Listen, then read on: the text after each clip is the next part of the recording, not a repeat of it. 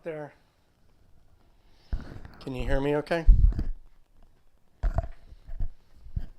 Yeah, there's volume. All right. Should I put it on my cap?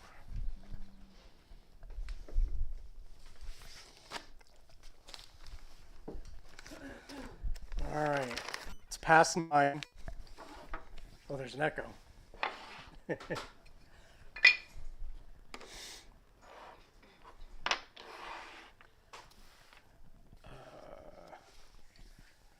All right.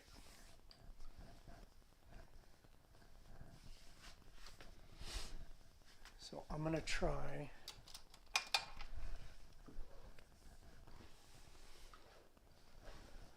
So I have to try to look at people over there because that's the online camera.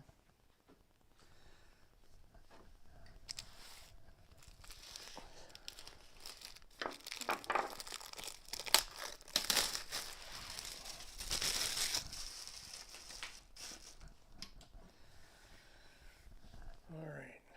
So John's on a phone call. Can you call John?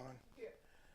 So we have, for those people that are online, we have 3 people here physically. My son is kind of overseeing the online streaming. Jared, our videographer, unfortunately, his mother had a medical emergency and had to leave. So we're going to do our best to keep this show rolling as best as possible for unforeseen events. A participant who was going to be here today was involved in a car accident and is not showing. So we're going to hope for the best because we haven't heard anything yet. So far, life is getting in the way of life for people. So over here we have Christiane, who's behind the camera. She's going to be walking around taking photographs on occasion or whenever at her leisure. So, which is fine. I don't want to have to think about that stuff, which is why she's here. And all right.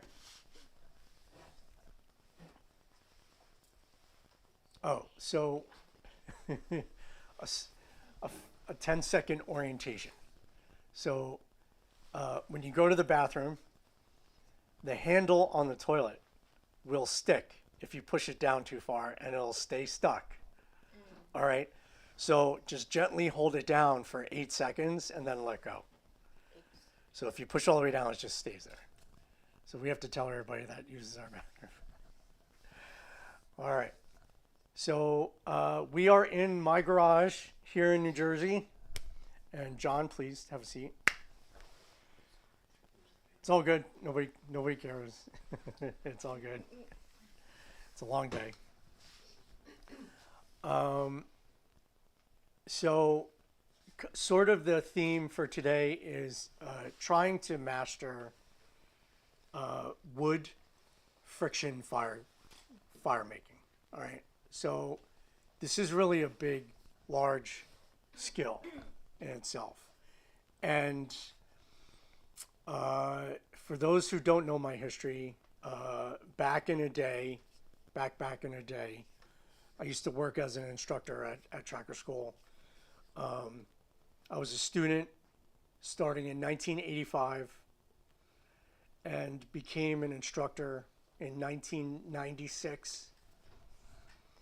I became senior instructor because the instructors left in 1997, so I was senior instructor. Kevin Reeve came on as director at that time. We got some interns and some caretakers. They became instructors, pretty good, very good people. And we ran the school till about 2005. And then I went on to be a nurse. So I went to nursing school uh, while I was uh, while I was transitioning from tracker to being a nurse, I worked in the office. I was the assistant manager, and my wife was actually the manager of the office, Raquel. So it was a nice place to work. So who was that? So so in 2005, I started working in the emergency room. I was in the emergency room till about 2011. 2011, I started doing infusion nursing in people's homes and ventilator nursing in people's homes, and I still do that to this day. It's one of my most favorite jobs in the world. It's a big difference between the chaos of the ER, which if you have a good crew is not a problem. And if you have a terrible environment, it's a terrible place to work. So, but I love my work now. I have wonderful patients. I have nothing to complain about.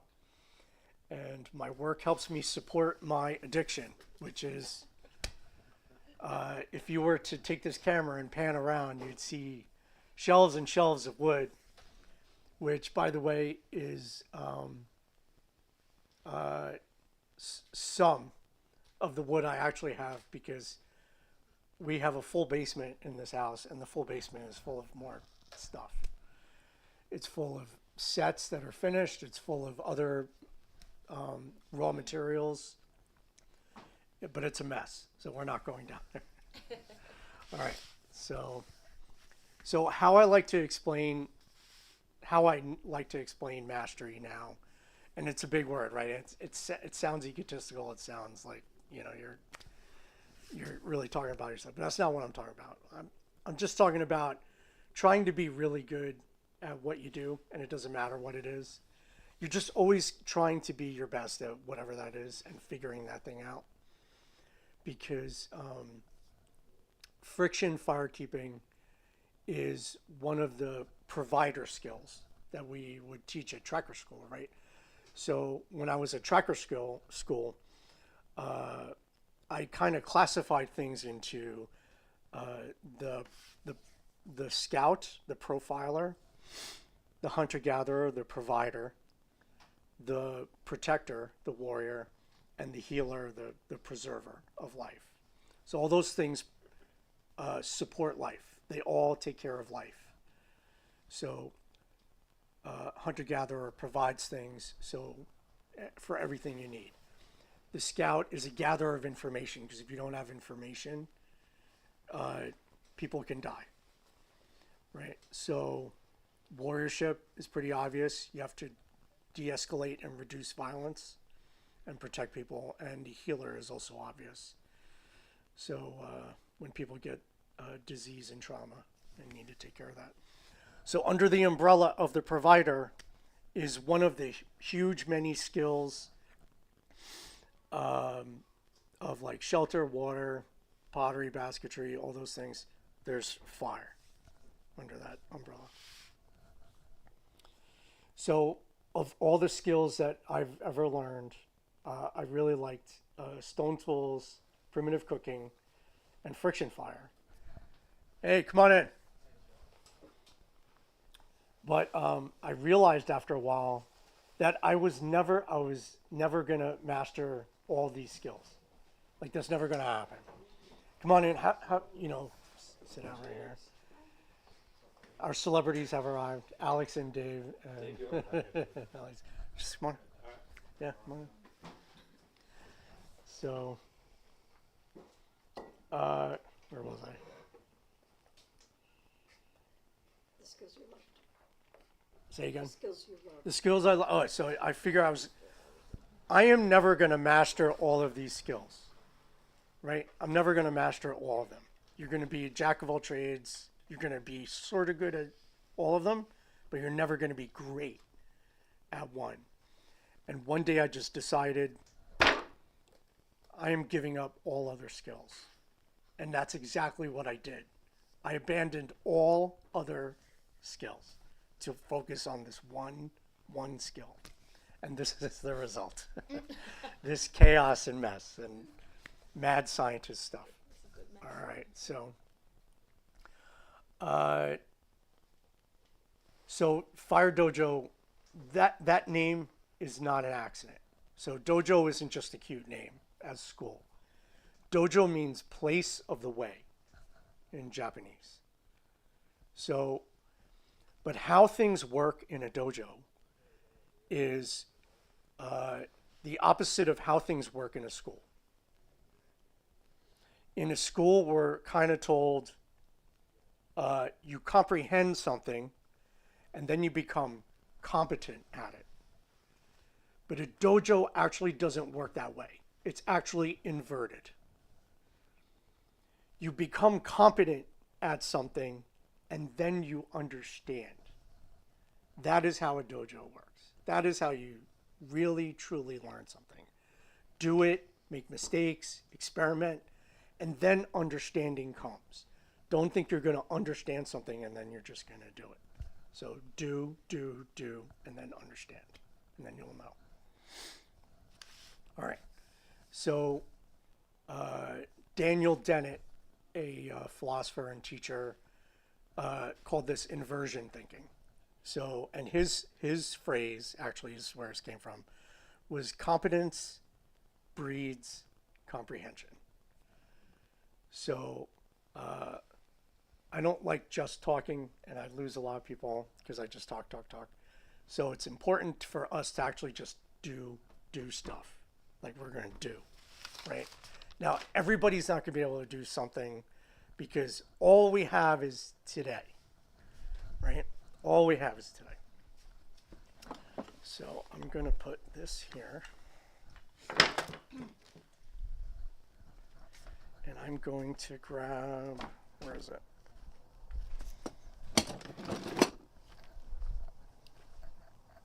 Malcho.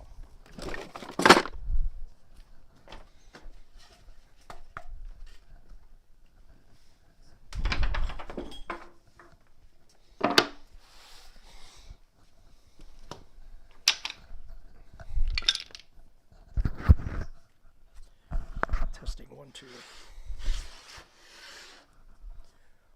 Where are you?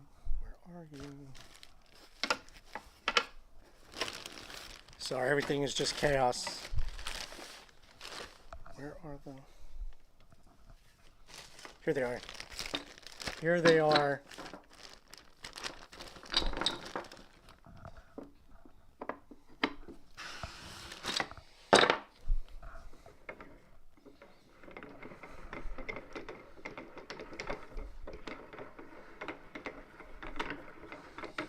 You can do it. You could do it. You could do it. You could do it. Where are you? No. This one? Alright. Let's do this way.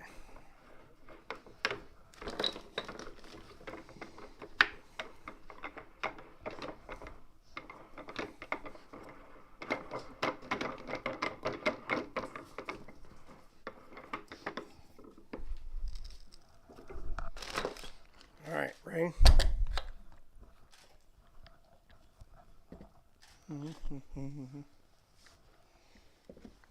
Oh. So you need magic foo-foo dust to help out there. Okay.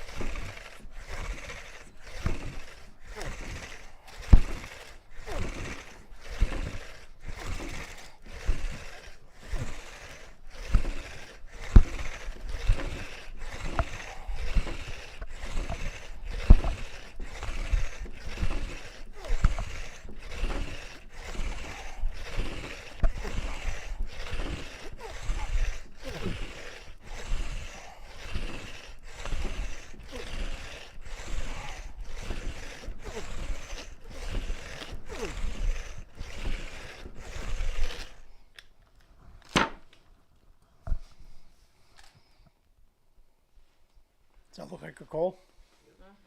Yes. Smells sweet.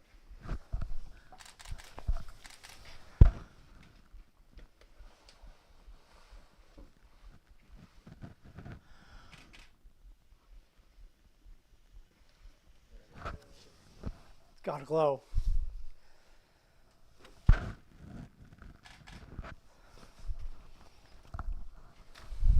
All right. What was that? I like that toy. What is that? It's a pulley for sure. That's really cool. Yeah, it's bouncy. Did I have to explain anything? Really? If you have some familiar with the method, right? Like, let's say you know how to cook, right? So if I just made a meal, you would sort of understand like how that happens. So if you have Dojo experience, if you have some kind of experience, you could see how I balance the variables out in different ways to make that happen, right? All right. So here's the problem with why no one can really master friction fire, right? Well, first of all, we had a saying in the dojo where because I trained in martial arts, we had a saying in the dojo, you have to be, it costs 3 times as much, like literally money. It costs 3 times as much money. You have to use 3 times as much time, and you have to be 3 times as stupid as everybody else to just keep going. You just have to be one of those people that are willing to just like invest everything into that thing to learn it. So I think I have more than proven with evidence that I am all 3 of those things, right? So a lot of these woods are very expensive, and I'm going to be pulling out other woods before I'm going to show you how expensive they are. I'm not trying to that's not what this is. What this is like I have such a thirst to learn how far this thing can really go that I'm just willing to just figure it out myself, like total mad scientist stuff. So the board, by the way, is Buckeye. Buckeye wood tree. So it's a solid board of Buckeye. So, and this is a mouth drill board. All right. So there's something that I now call the lost childhood. The lost childhood is that all of us, you know what? Just turn that box around and sit on that box, please. Because those things are indestructible, those boxes. That's why I picked them. So we now have 1, 2, 3, 4, 5, 6, 7. We have 7. Yeah, you guys, is there, I don't know if there's a way. Jake, can one of them sit? Is there any chair there?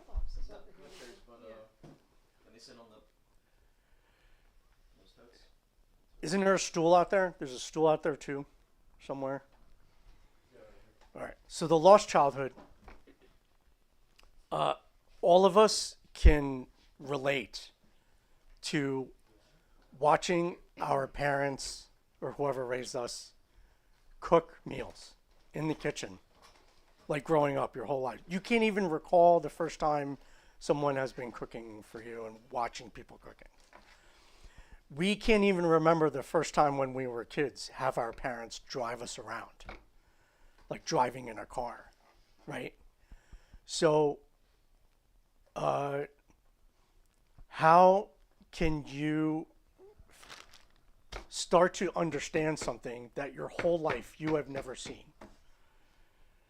Like this in the ancient world, in all the tribes, right? This was an everyday thing. Like you grew up with this. Like you wouldn't even be able to remember the first time your parents lit a fire to start cooking food, to stay warm, to have light. to smoke hides, to purify water. Like you just saw it every day. We don't have this. This is why this is really hard. And there was never a central place where you could understand all of the skills. What are all the methods from around the world? Well, all the ones you only knew were the ones from your culture.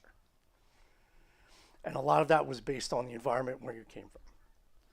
So a bamboo fire saw, you would have never seen unless there was bamboo. There's a reason why no one knows the fire thong method, because there's no rattan. You need rattan. You need to have rattan like everywhere. And if you don't have rattan, you're not doing fire thong. So a lot of it is very environmental. All right. And then there's the thing which I call the obsidian standard. The obsidian standard is that you should always be working with the best possible materials to start. It's not that you should be like, well, if I work with worse materials, I'm going to get better. No. This is because you have no understanding in your head what the best materials do.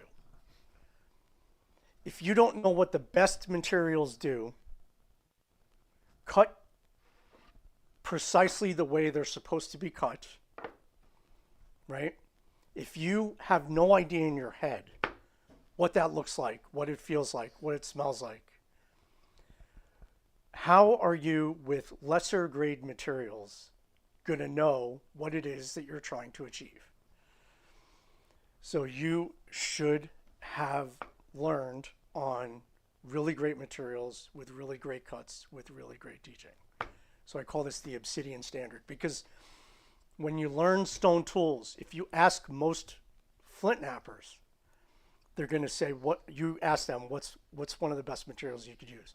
It's obsidian, like hands down.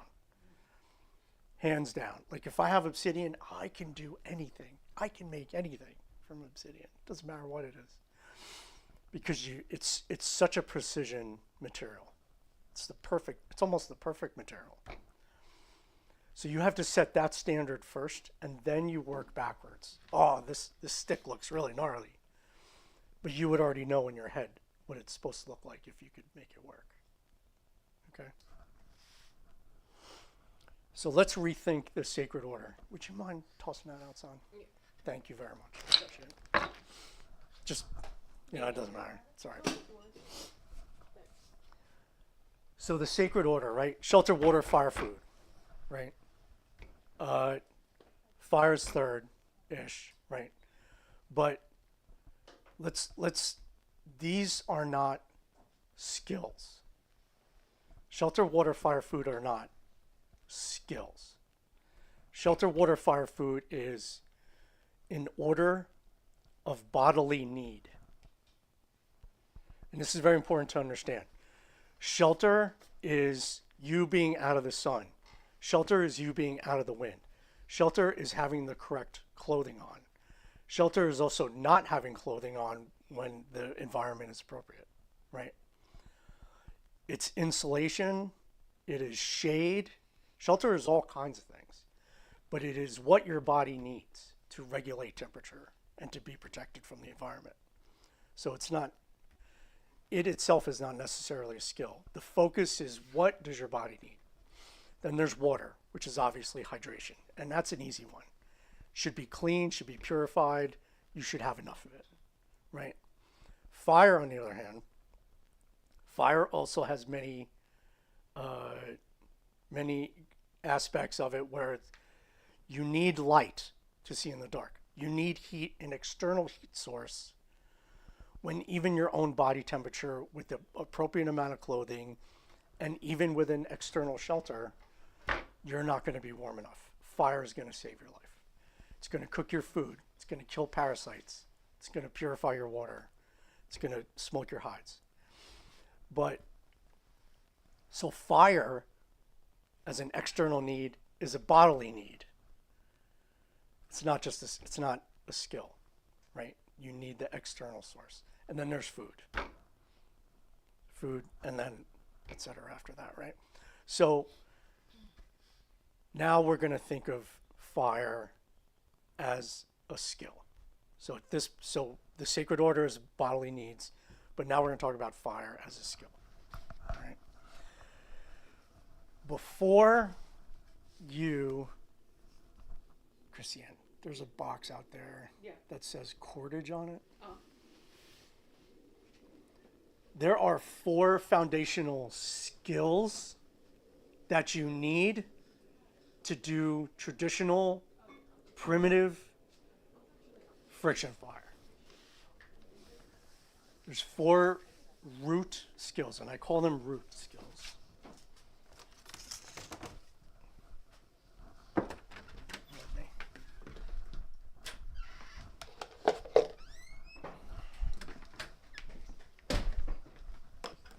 You're the best, thank you.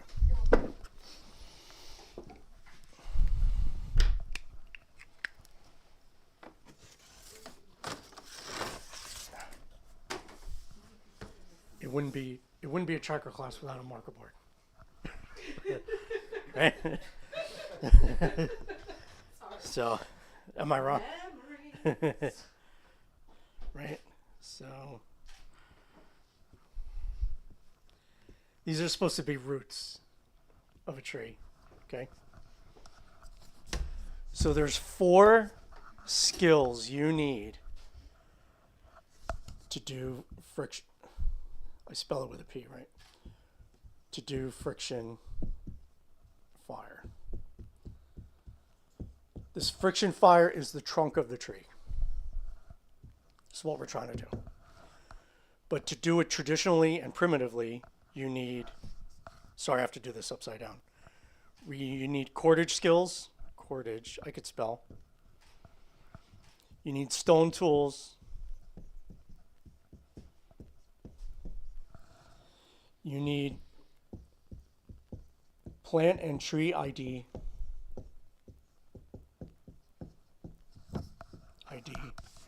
And you need woodworking skills. Woodworking. Working. I could spell. Okay. So, stone tools in itself is really huge. Like, this is a big, huge skill you have to learn. And again, we're missing the lost childhood. So now you've lost 2 childhoods. Not only did you need this to do this, you don't have this to do it primitively and to do it traditionally. Okay? Cordages is sort of easy, right? So, and if you have plant and tree identification, that makes this much easier. Especially if you're with cordages, you can also include animal hides and twisting intestines and sinews and things like that, right? But then without stone tools, you're not doing any kind of woodworking. No woodworking is taking place unless you have these stone tools down. Like, it's not happening. If you don't have the roots of this tree, you're not doing this traditionally and primitively. Okay? What is the answer to this problem now, today in 2024? It's actually this. This is the answer. The answer is modern woodworking. This is what I've discovered. There is no way I would be able to do all this without modern woodworking equipment. Modern woodworking takes the place of the stone tools.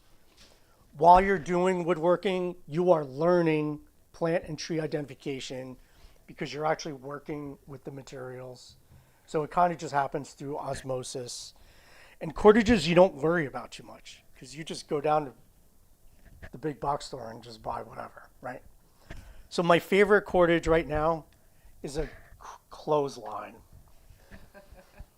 Forget the power cord. Forget the fancy cords. I know they all come in all pretty colors. You want a clothesline. Just a traditional clothesline.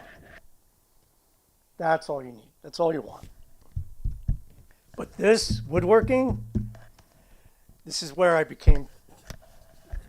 spend 3 times the money with 3 times the time and 3 times the stupidity. Right? You could make up for this here by learning woodwork, modern woodworking. Okay. So now, oh, there we go.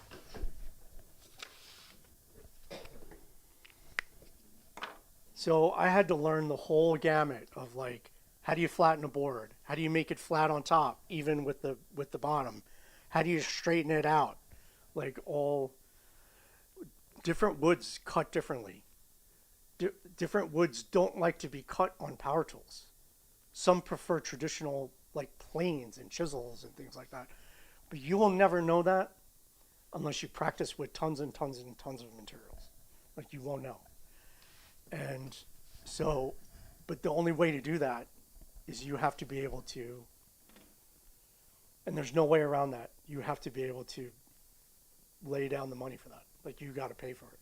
You got to find a way to, anything you want to master, it's just going to take money to just do, just for the materials alone, as well as the tools. All right. So today we're talking about wood friction fire making. Wood friction. All right. So I need to kind of clarify what we are not talking about. Okay. And I think it's that box. If I could borrow that box and you could switch boxes. Yeah, I'll get another box. You just, Thank you. that's why I didn't grab it. Yes, it is this one. Okay.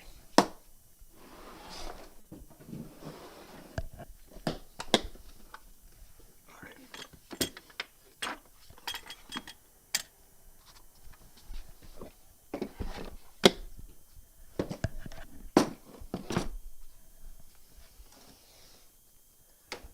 Because it wouldn't be a tracker class without marker pens.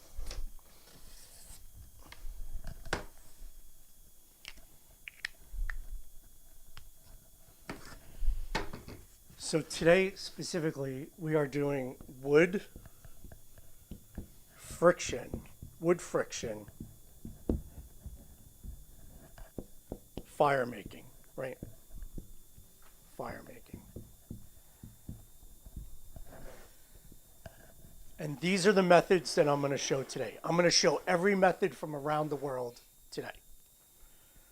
But what are we not doing today? It does not include a focused lens, right? So I call this FL. So we are not doing this. That is not this. So we are not doing this today. This is wood friction is not concentrating light down to a fine point and lighting something on fire. That is not wood friction fire making. That's a focused lens. We are not doing fire piston.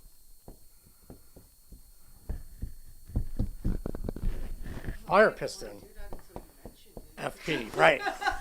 I know you want to do one now, Now I do, yeah. but we're not doing that. It's convenient. It is very Plus, it's convenient. just really interesting, like the vacuum and Yeah. And you can carry that. Oh. This is how they used to light pipes before the match. So with the invention of the match, people stopped carrying around fire pistons. Although we're not doing this today, I'm going to do one. Because it's really cool. I like the idea. Okay. Yeah, you can just carry it around. All right. You know? So, Did you make that yourself? no. So there's a guy named Steve Leung who I haven't seen for a very long time, but he made these. Oh. And what's really nice about the acrylic is if you were to turn off the lights and it was pitch dark in a room, you would see the flash at the bottom of the vial. Oh, Yeah. So that is cool. how does a fire piston work? Fire piston works through air compression. You compress the molecules of air down so tightly that it gets super hot from the molecules pushing together that it ignites a small tiny piece of tinder fungus, which I've shoved in the bottom of the tube, right? So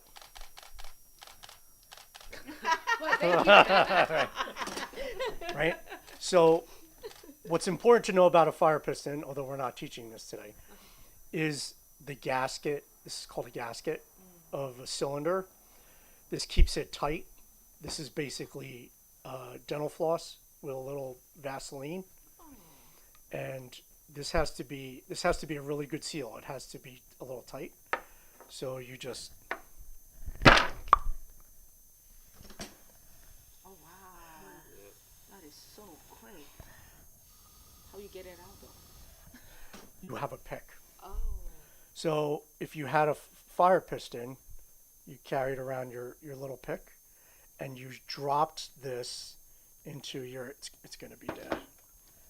You would drop this into your pipe, and now you can light your pipe. But you could see it was lit, right? So Is it only tinder fungus? I'll tell you what, that's the best. You could put like the charred cotton from like flint and steel. And guess what we're not doing today? All right. you can always ask for us. You could always ask, right? And what is this? Here's what we're not doing today. I have to keep saying this. This is what we're not doing. We're not doing flint and steel. So, do I have any? The one you go. Yes. I don't think I have my charred cotton. Oh, you said it's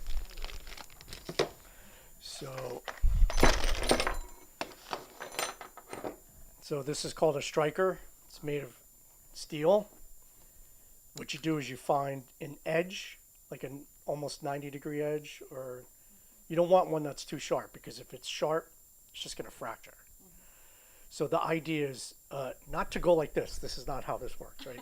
You have to slide. Oh.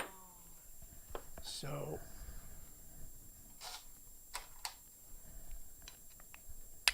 Oh.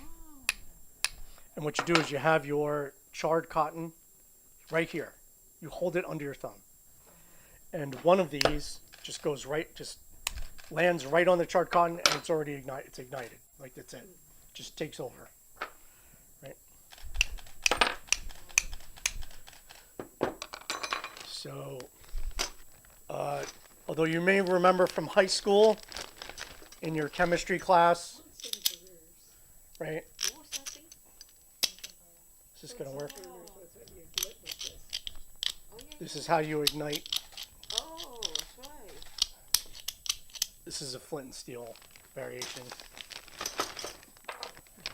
The lighter you buy at the store is flint and steel, right? With gas. So that's a mess, right? No, I better not use a permanent marker. So we're not doing flint and steel. We're not doing that. We're not doing fire piston. We're not doing focus lens. And we're not doing the fire roll. The fire roll. Also called the Rudiger roll. And you will see this all over the internet. It's like a fad, right? So you take some cotton. I'm not doing it because I'm already behind. You take a piece of cotton, you unroll it, you re-roll it into what looks like a joint. I don't know how to explain it. Right? So you take a flat board a perfectly flat board, and you put it there, and you put another flat board on top of it, and you roll it between two flat boards, and then you break this open, and it's ignited on the inside. Inside. On the inside. You just got to pull it open because it's in there, and there's your coal. It's coaling inside. This is all over the internet. Just YouTube search Phyre roll, and there will be hundreds of thousands of videos of people doing this. So it's like, but that's not what we're doing today. We're not doing that today. All right? That's not what wood friction fire is today. So those 4 things we're not doing. Because I have to explain to people, like, how come you're not doing this? It's because I don't do that. So would you mind? Thank you. But they're cool though. It's cool, though. It is cool. They're all awesome. Why don't I do them? Because they're not challenging. There's no challenge to those whatsoever. All of them. Use the magnifying glass. Oh, I got it. Did the roll. Oh, I got it. Oh, piston. I got it. All right. What else is there? There's this. I'll spend the rest of my life doing this, and I'm still figuring this out. Like, this is my Sudoku. Like, I will do this forever. So, all right. So that's what wood friction fire making is not. So what is, okay, so this is really, let me clarify this because people ask this all the time. Why is it called PhyreDojo?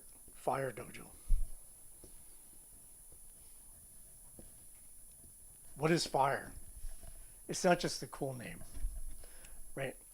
Phyre to me means this is a life-supporting fire. So, did it make you warm? Did it save your life? Did it kill parasites? Did it, did it give you light when you needed it? Does it support life? That is a fire. So it's not like there was a fire at my house and my house burned down. That is not a fire. That's just fire. Right? So my car caught fire. That's this fire. This fire makes life better. This saves your life. So it's PhyreDojo. That's why it's called that. And if you Google it, you'll find me, and you won't find hundreds of thousands of friction fire people. Okay, so that's that real quick. So, all right, so let's continue with friction fire. All right, so we have our 4 roots, right? So from a modern point of view, focus on the woodworking, right? Because by the time you get really good at this, you're 90 years old and you're not even going to start doing this because you can't master it. All right. So I have this evolution tree of friction fire making, right? So this is the trunk of the tree. So with this, you can do this. Here, the tree splits into 2. So on one side of friction fire are your axis or your drill methods on one side of the tree. On the other side of the tree are your linears, your straight lines.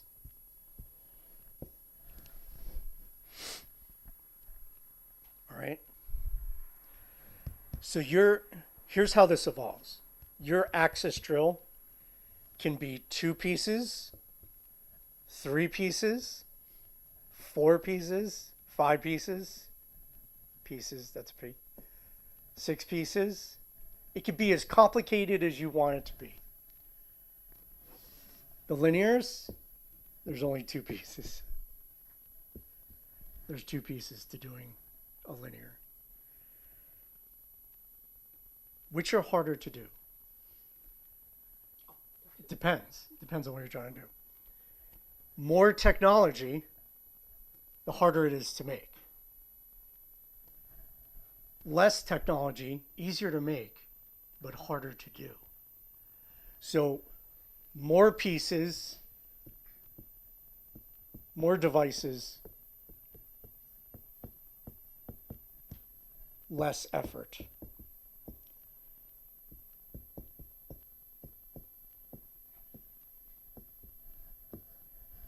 And then the equal opposite. Less devices, more effort. And that's this. Less devices, more effort. Here, more devices, less effort. Okay. So here's what I learned the hard way teaching these workshops over the years. Which should I probably demonstrate first?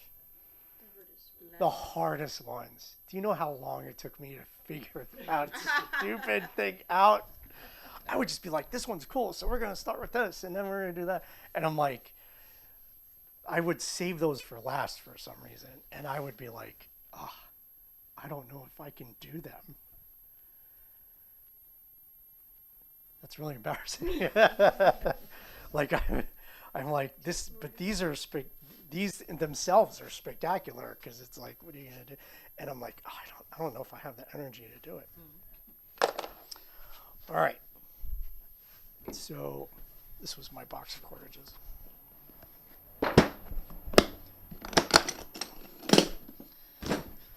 So going backward real quick, right? Rawhide makes really good cordage. If you want to practice twisting, things like that, raffia is excellent, right? When you start practicing your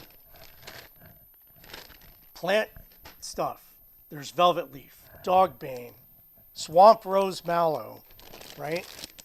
What else? There's others. Anybody here have back-to-back?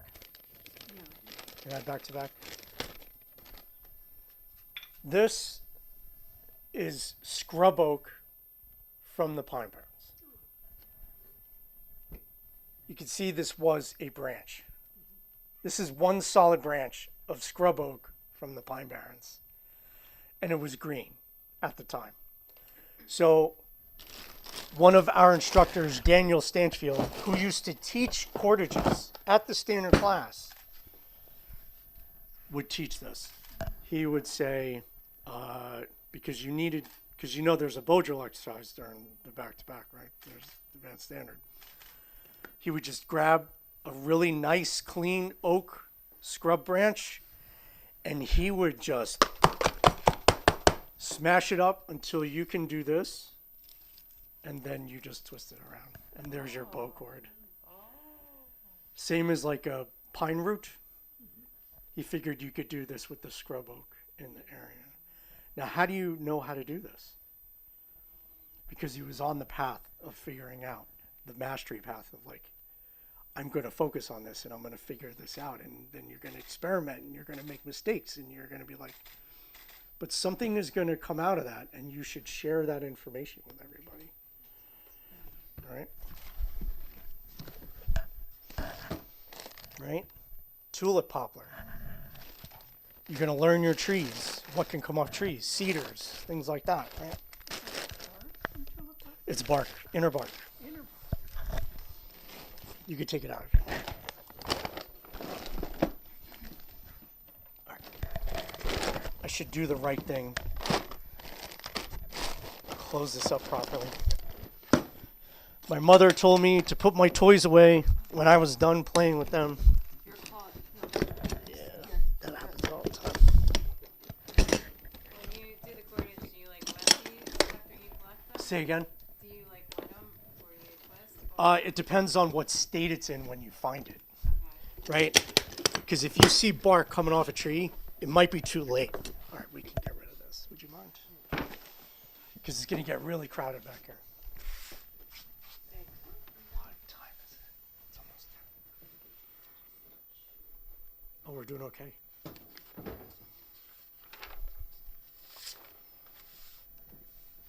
All right. I'm going to give everybody these. Just hand them out. These are called coal cards.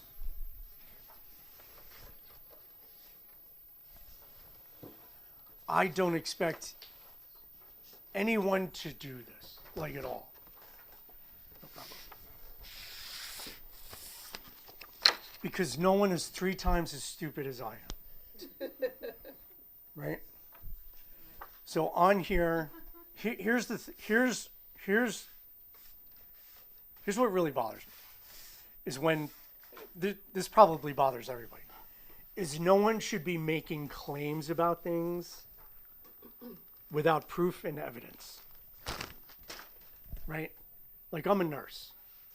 Like, don't talk to me about this heals people and this heals people. I want to see that it heals people. Like, I want evidence that this is actually going to work. I worked in the ER. And if that stuff could work, it would be here in the ER. Like, we would save lives with it if that was true. So if it's true, let's see it. Let's see it happen. Like, I've learned over the years that you just have to call shit out. Like, if lives are on the line, you can't let misinformation happen. Like, it's got to be nipped in the bud immediately. So I try to bring that standard to firekeeping, because either you're going to get a coal and the tribe is saved, or you're not going to get a coal and the tribe is dead. So which is it? Is it going to work? Is it not going to work? So there's really one way to find out whether it works or not. Do you get a coal? Yes. Do you not get a coal? No. Can you just fix something to make it work? You experiment. Does it work still? Yes or no? Like, just get brass tacks. Just get right down to it. So this is what I use now to, when I get a success or something like that, or even if I have a fail, I write down when it happened. Did I get a coal? Did it fail? What method did I use? What materials did I use? And a note at the bottom. And then I put it next to what happened, right? Like this happened. This happened. This got a coal. I got mullein on Western red cedar. I would write that in there, and I would take a picture of it and I would show it, like, live. So you've probably seen some of the posts that I do, right? I don't do a coal card because and stuff like that. Actually, those last ones I did, I was at a patient's house, and that's probably not a good idea. So, but I have really great patients, and they're good people. So, all right. Every method. What is every method?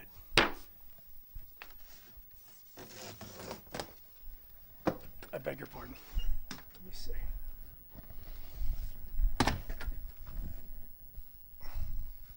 My eraser.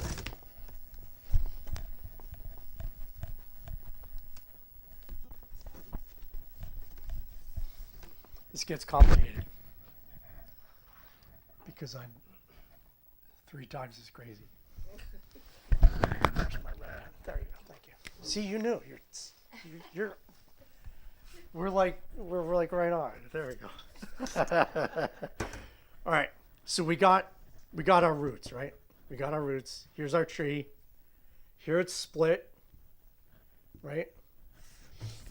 So we have fire plow, fire saw, and fire thong. We have 3 linears. Okay. Actually, that's wrong.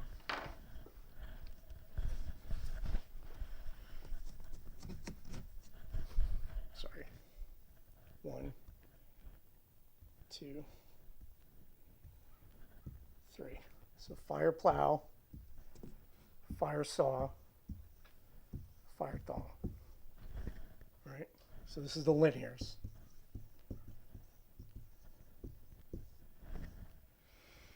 All right. I got to get myself psyched. All right. think it might be that box. Which one is that? The one you're on. It says fire plow on it. I can't see. Yes, fire plow. Fire plow. See? Yeah, I just keep sitting on the box. That's it. No, they're there for a reason. They're there for a reason. Yeah, I know.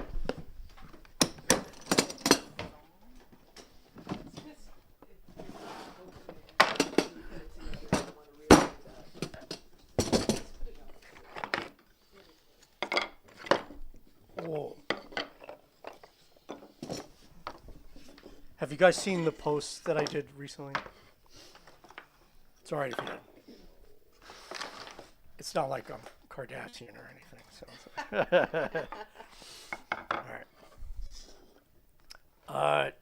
So these are the actual sets that I did earlier. I need my sanity, Christina. Wow. I need my sanity. I know you can't. Sorry. I don't want that.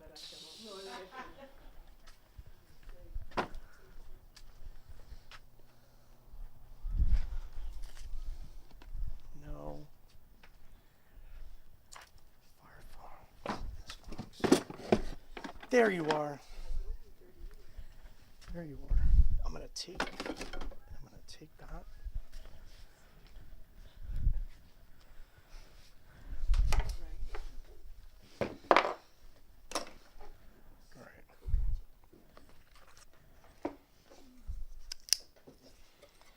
All right, so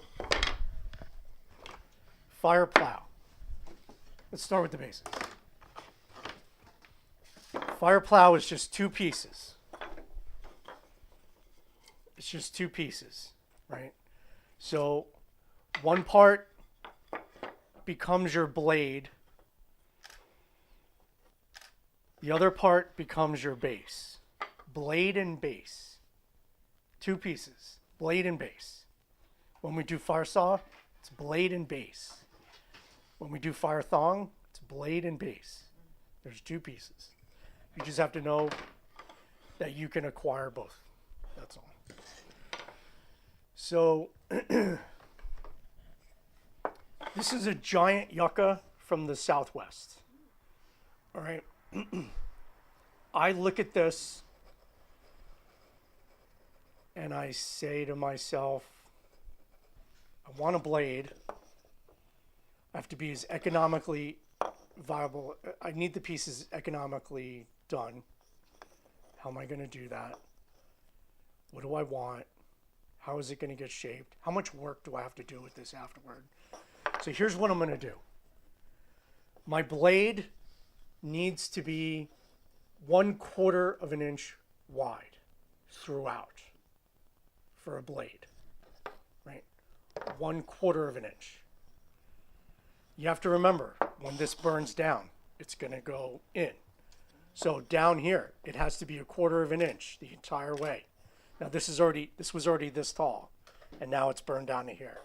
So you have to keep that in mind, right? So I want a blade. What if I just made the whole thing a blade? So what if I did this? Let's use this. Let's use reclaimed spalted oak.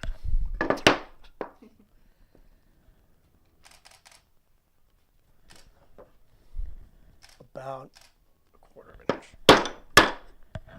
Right, I'm just going to show you before I do it. So about 1/4 of an inch. So that's how you do it. After how many failed attempts?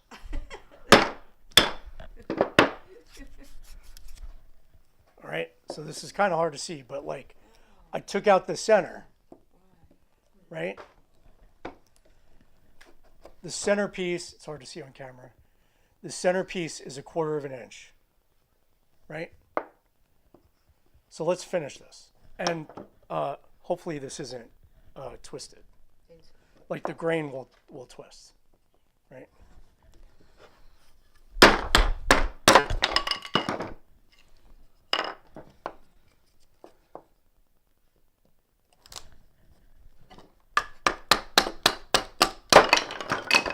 oh, look, there's my blade. And look, 2 bases. This is really the problem with Fireplow. It's not your blade.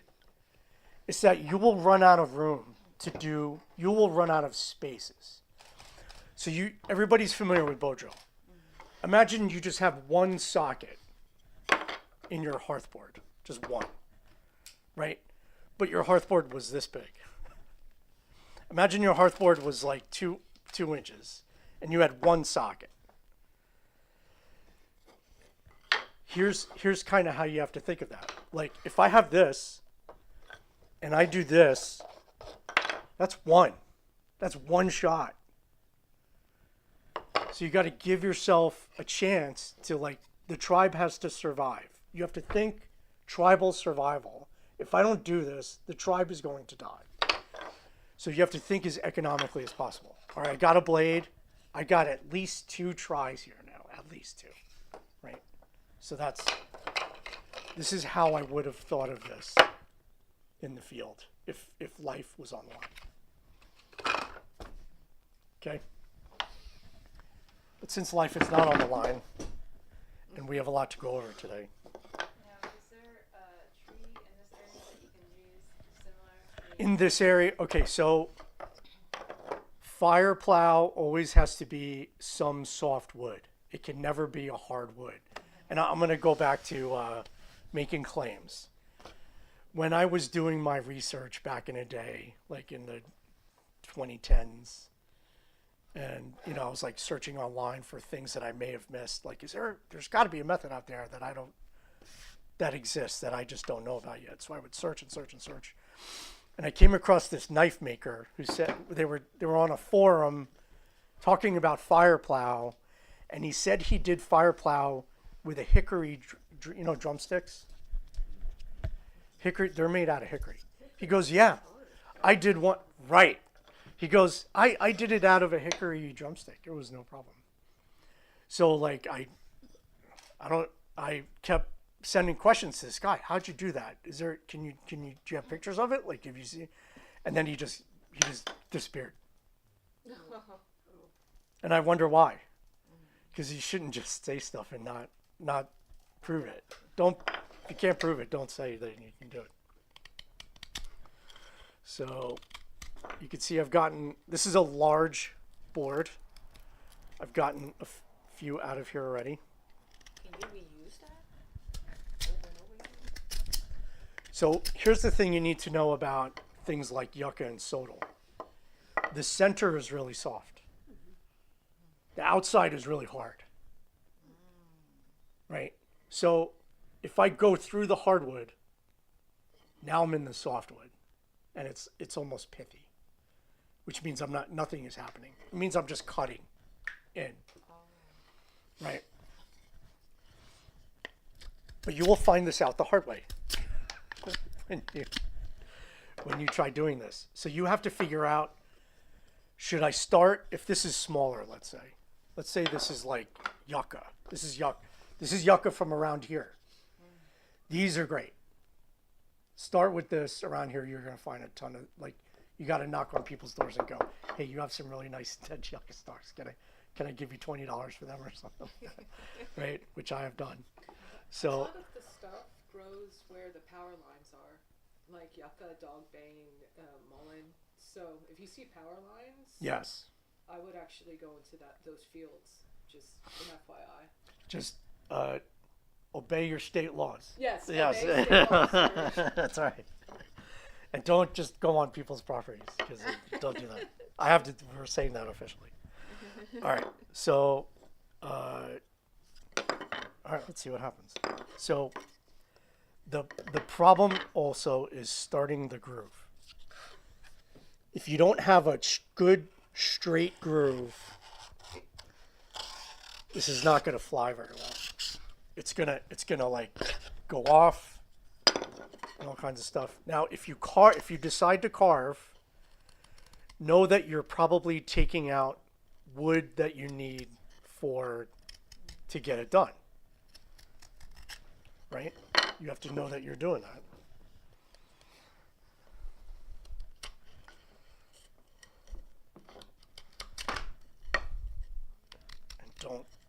slice yourself open in front of everybody.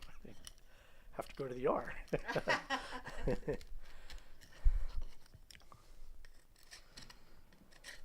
All right. See, now here's where you lose people. I used to teach like tons of like Boy Scouts, Cub Scouts, school programs. I did that all the time.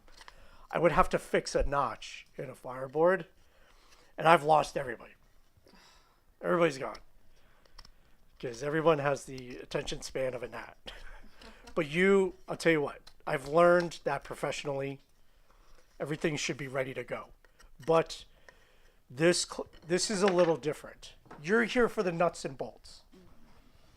You're not here to be, impressed and to just know, here's what happens. You want to know how the sausage is made, right? You want to know how the sausage is made correctly, too. You want to know what spices go in. All right.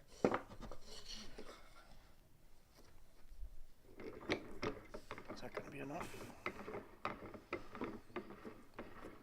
I knew it. I knew it. I knew it. Did you make this table? No. Harbor Freight. Yeah. Actually, this is a standard workbench that is this high, Oh, and I just cut the legs on it because everything I do is like Japanese style, and like I do a lot of kneeling. So like I like working like this. I don't like working like that. Like, that's the other workbench. All right.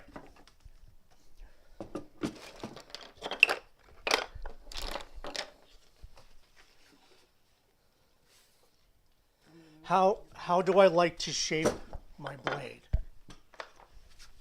All right, so this is a 1/4 inch. Make sure everything is flat. Everything is flat. The shape that I like. I keep losing stuff. I swear I'm ADD. I swear I am. So here's a blade, right? Here's a blade. You start off shaping it like this. Just cut the corners off.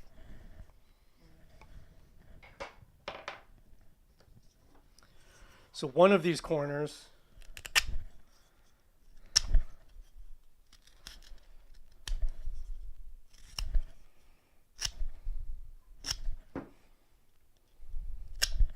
make sure everything is flat, square. Okay.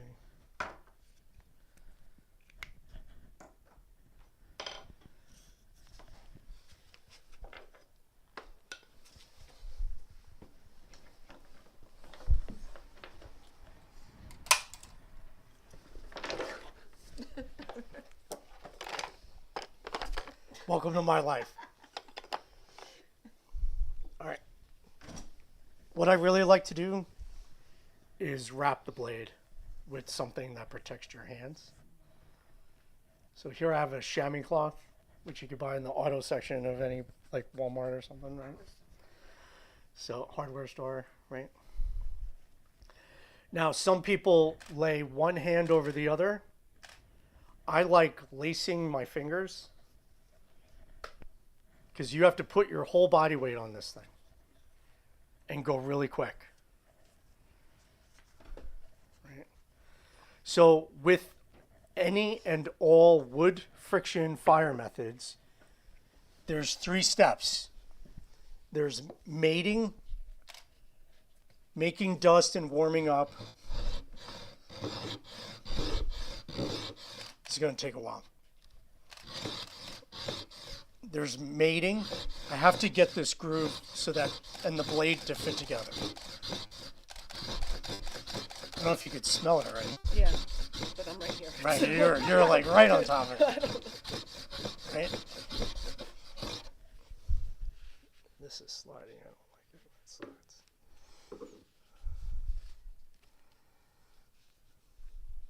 When you don't like something, even in the middle of the method, stop what you're doing. and fix whatever it is you're doing. You have to, don't be one of those people, which me included, just like, I started, I gotta go, I gotta keep going. Like, no, stop. When your bowstring goes slack, stop what you're doing and tighten your string. Like, just stop. If you see that your spindle is a little wobbly while you start bowing, stop. Fix your spindle. Stop. Stop the madness. Okay. Make more than one trip with the groceries. That's right.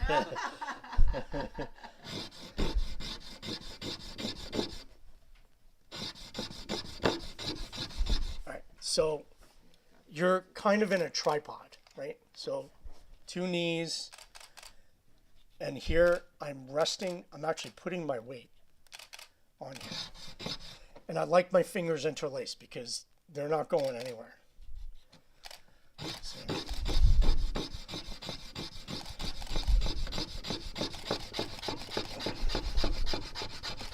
So what I like to do is make sure that the groove is a little wide.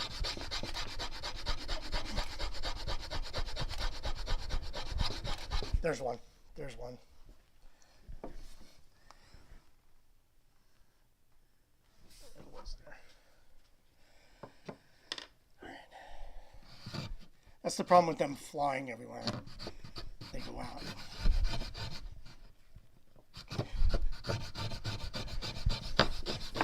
You want to try to start and stop in the same place so that dust piles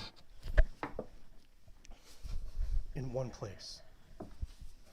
Oh, I can smell it now. So, again, this is large yucca from the Southwest. Did you buy them, though? I ordered them. You can buy anything now.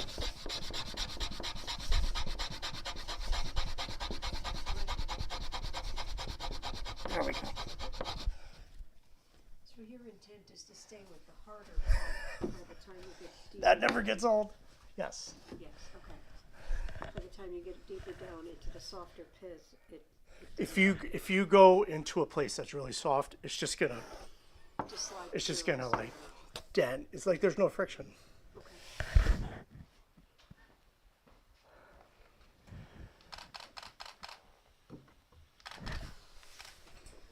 And if you blink, you'll miss it. Yeah. I've told people that. I'm like, listen, if you turn away for a second, you're not going to see it work. I got All right.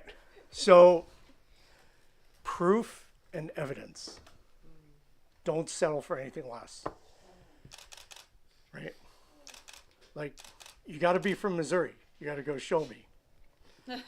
You got to go, does it work? Does it not work? So that's only one use. You cannot use it again. I would, all right, so I would carve a new groove. You mean This is the problem. It's one of the problems with this method is like, if I cut this out, can I maybe, like, I would have to turn it, use this side. Is there enough wood in there? So,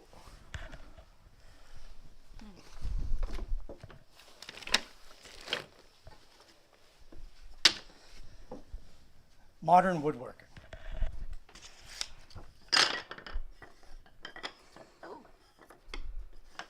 Here's what you would want to do. in advance? This is how you practice. And what is this wood? This is Buckeye. Same as that base from before. Right? So you have to consider your time in like making grooves, being economical with your materials, right? So everything is just laid like here I could just practice.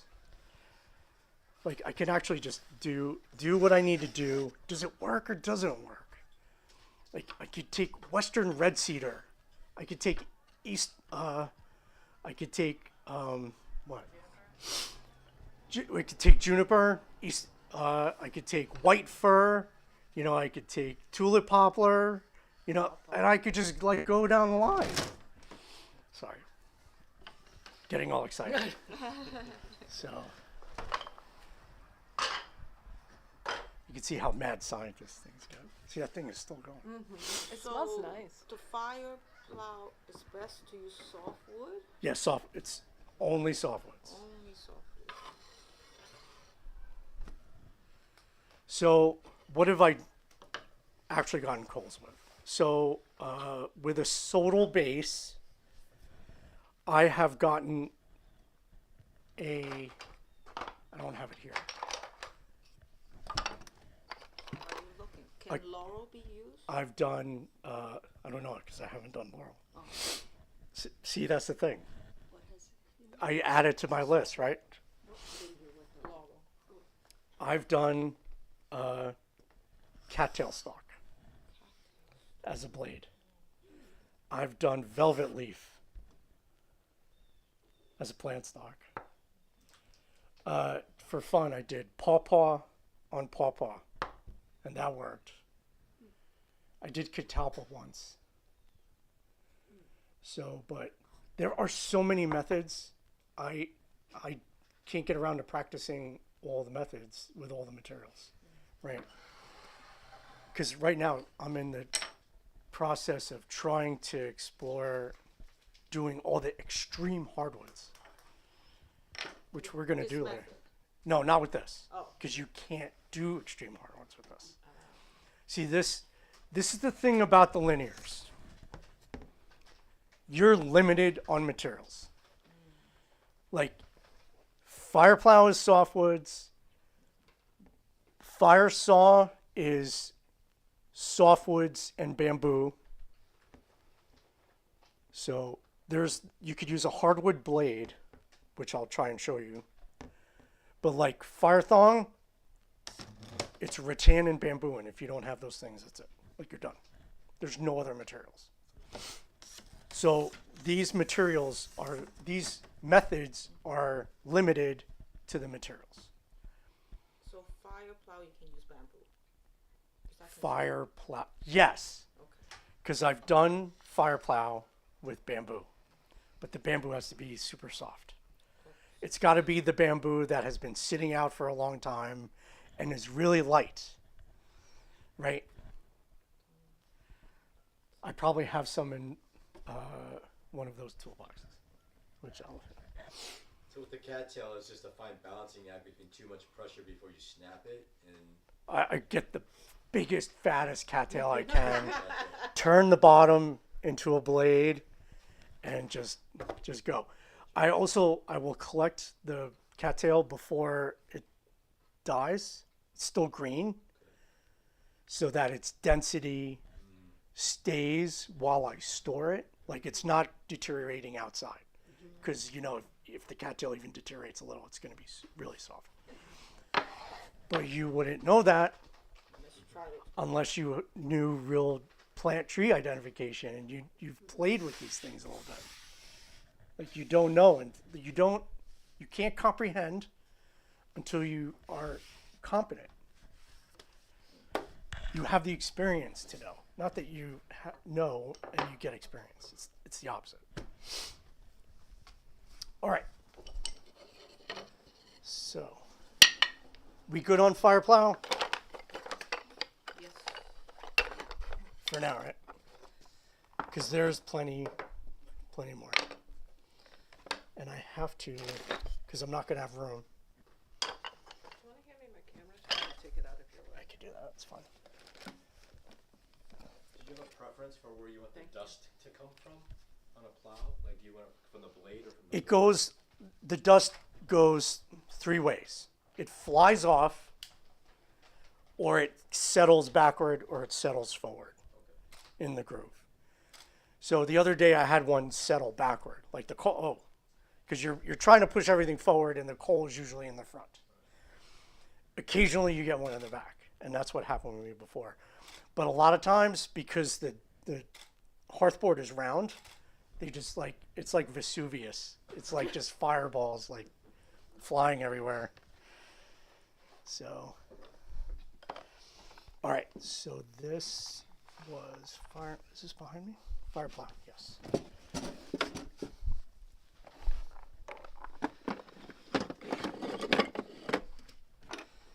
So, as you can see, I've begun the process of like having personal fire boxes ready to go. Each one is supposed to be set up for a certain method.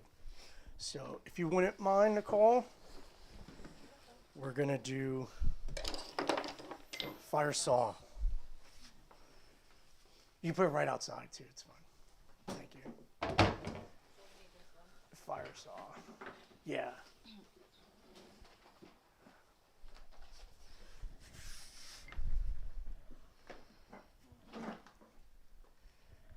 Thank you very much. You're awesome.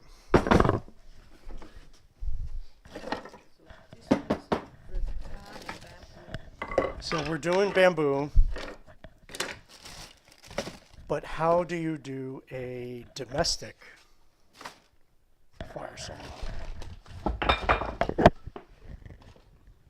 Along the Delaware, there's a lot of wild bamboo now. Is there river cane? It's river cane. Or is it bamboo? No, it's bamboo. It's bamboo, yeah. It's because people around there about 15 years ago started to plant bamboo without recognizing they needed That it's invasive. So all along the Delaware, in Hunterdon County, and in Bucks County, in Pennsylvania, there's wild bamboo. There's places near Princeton, Mercer County. Yeah. You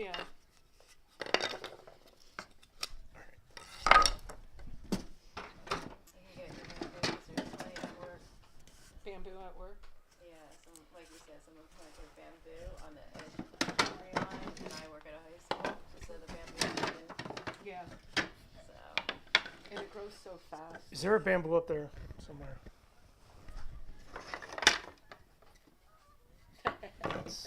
Okay. It's too thick. So I'm going to, all right, let's just do this. All right. So you go outside, you go to your bamboo grove. You know, your bamboo grove that's like right over there, Along the Delaware Right. River. right? So what you're looking for is a piece of bamboo that has been that has died a while ago and has been sitting outside. So it's no longer green. It could be green, but it's like it's dead and dried, right? It's no longer live. There's no moisture in it, all right? You're looking for something that is at least okay thickness, like O, 1 inch? okay, about. Like if you can get your 2 fingers around this, that's what you're looking for. So bigger is better. So like a middle finger would be better. Like this would be great. Your middle finger, right? Here's what's really key. Wall thickness. This wall thickness is really key. You can't just have any thickness of wall. It has to be about 1/8 of an inch in width. So like if you pull out your, I packed it up probably. You pull out your primitive calipers and you measure, like, oh yeah, that's about 1/8 of an inch. That's perfect. So you're looking for bamboo that's about 1/8 of an inch. You're looking for bamboo that's about 1/8 of an inch wall thickness. So you're not looking for that. Wow, that's a bamboo. That is too big. That is too big. That will never work. All right. You are looking for a section that is about the length of your elbow to your fingertips, approximately, or like your bow on a bojo. Okay. You are also looking for a section. So these are called nodes, N-O-D-E-S, nodes. This is where the branches of leaves come off of. You're looking for a section where the middle is between two nodes. You don't want a node in the middle.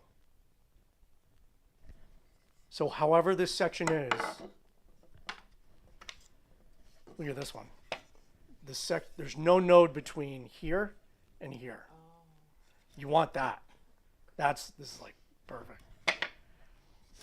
You want a section like this. I'm sorry, that's wrong. Like this, right? In between two nodes, if they're there, or no nodes between there. A node in the center will just get in your way, so you don't want that. But you have to know that through experience, by making mistakes. So what do you do with this? You want 2/3 and 1/3. It's very easy. 2/3 and 1/3. Right? So I'm going to sight down here. 2/3 and 1/3.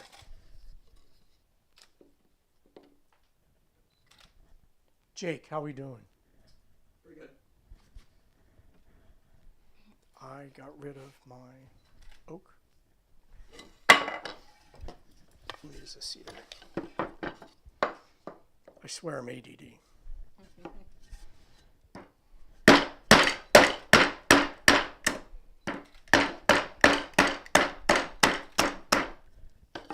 Oh, that didn't go well. I think it's because it's a bevel blade. That's right. This is just an example of what I'm doing.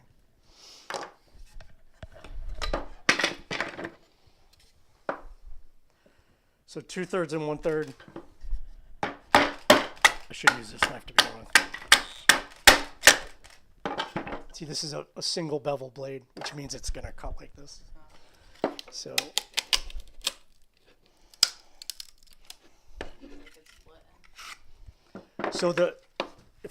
if this is really nice bamboo, it's just going to do that.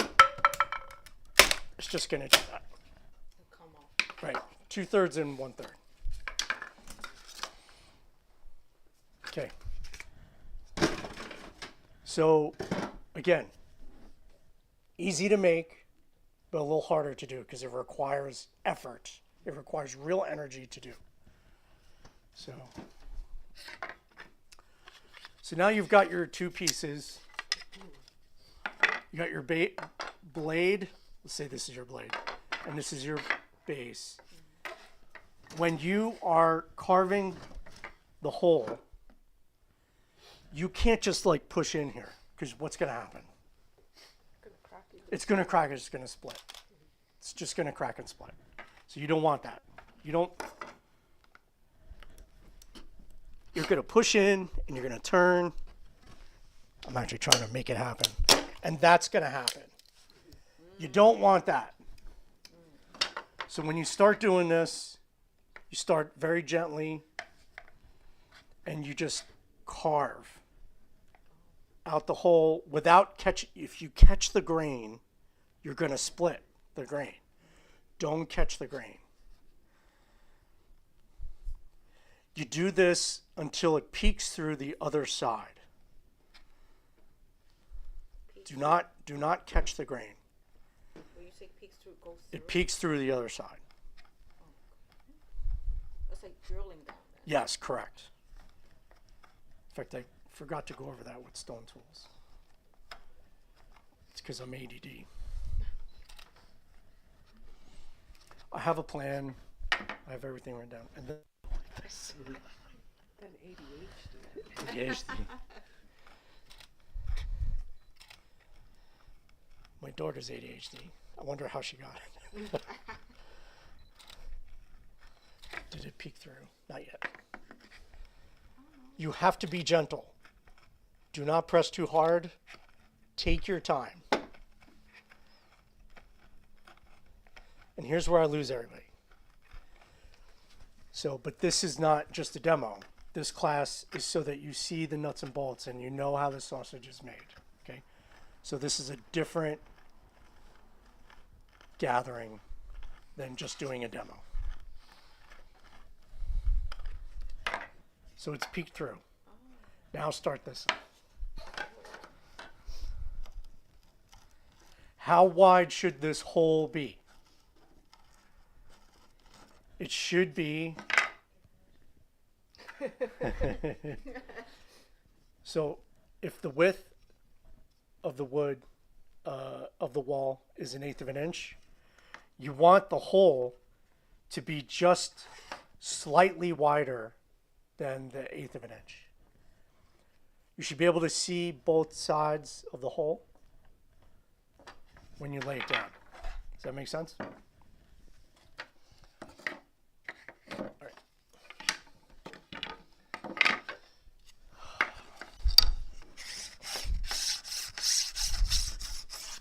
Now your blade, you got to get rid of the splinters. I don't know if anybody knows through experience how sharp freshly split bamboo is, but it's like a scalpel. Like it's really sharp. So you have to get rid of the edge and you have to get rid of any splintering.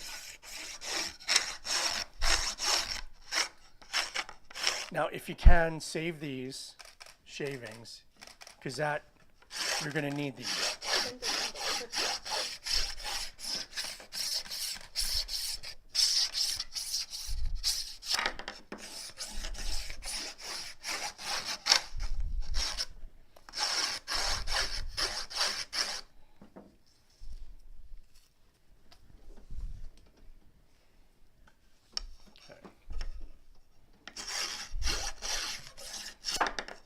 Keep doing that.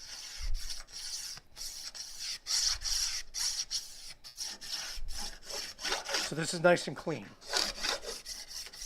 All right, this, you need this. You're gonna ball this up. You're gonna make a little bamboo fiber ball. This ball goes right under the hole that you just made.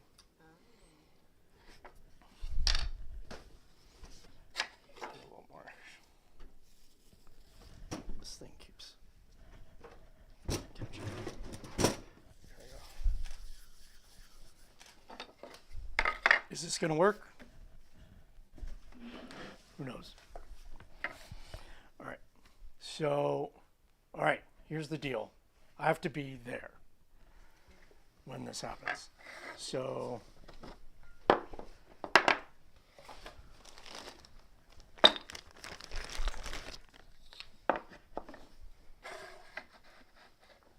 that gonna fly?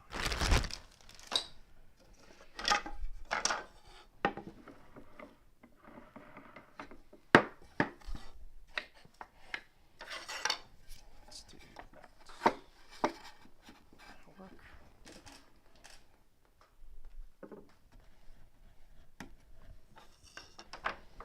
So I was supposed to mention with fire plow, you have a stability problem, right? Like you start doing fire plow and your base is doing, right? So you're gonna have to learn to secure, like stabilize. Put this against a tree. Your knee or something is over here. Like you have to. The method comes from like Samoa and the Pacific Islands, and they have big, huge like saplings of the stuff that they use for it's called hibiscus, and they get big, huge pieces. So they just lay this down and they just sit on it, and they just go like this. Yeah, I'm sure there's video of it. So, all right. So this is this gonna work? Who knows? Will I try again? We'll see. All right. So the problem is I'm gonna go there because I have no choice to go I'm there. gonna go over here then. All right. So also with this, a stability problem. Yes. So what I've done in the past when I'm outside is I take sticks and usually you have a lot of bamboo, right? I go like this and I'll pin it to the ground So, yeah. All right. So the trick here is I like to put my fingers inside. If your fingers are down here, you go like this. So imagine this was concrete sidewalk. I would be going like this on concrete sidewalk. Like, it makes you cringe, right? So you have to get your fingers in the blade like that. Right? And then you're on top like this. Or like this. Or there were days where I would dig out a groove in the ground so that I could actually get a good grip on the blade, and my knuckles would just slide in the groove, like out of the ground in a trough. So,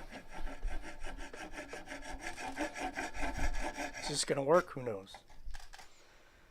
All right. So I could see the hole on both sides. What is the purpose of the fiber? The fiber actually goes like this. It's holding up the coal, even though the coal should actually be stuck inside the. Quick question. Yes. Put a piece of wood underneath that, just because I feel like, yeah, like you said, you're getting your knuckles close. It depends on what you have to work with, Okay. right? If you have everything, yeah. In fact, I have a workbench, which is just crazy just thinking about it. So these are all linears. So the fire plow is linear this way. With the saw, this is perpendicular, right? We're going perpendicular, while the other one was straight edge along this line. So they're linear. You have to keep your line as straight as you possibly can. It has to do the same three things. It has to mate, it has to warm up and gather dust, and it has to ignite. So all those three things. Right?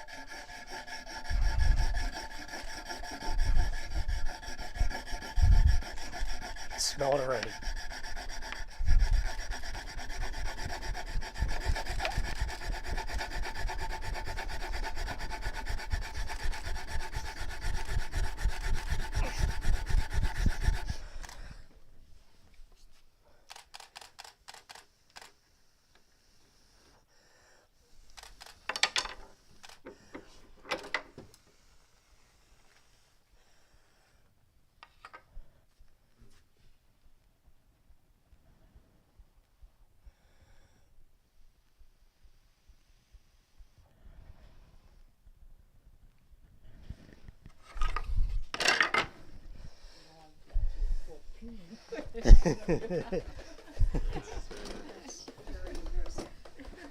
Proof and evidence. I'll get my bum.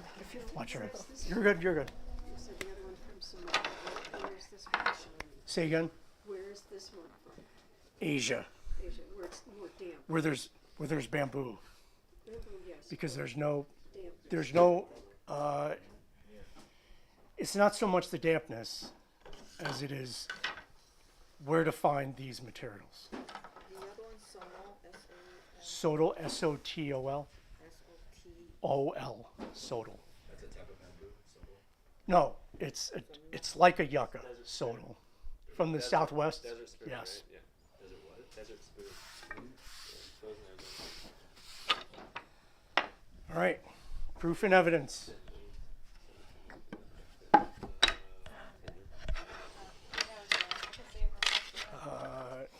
Any questions on that? I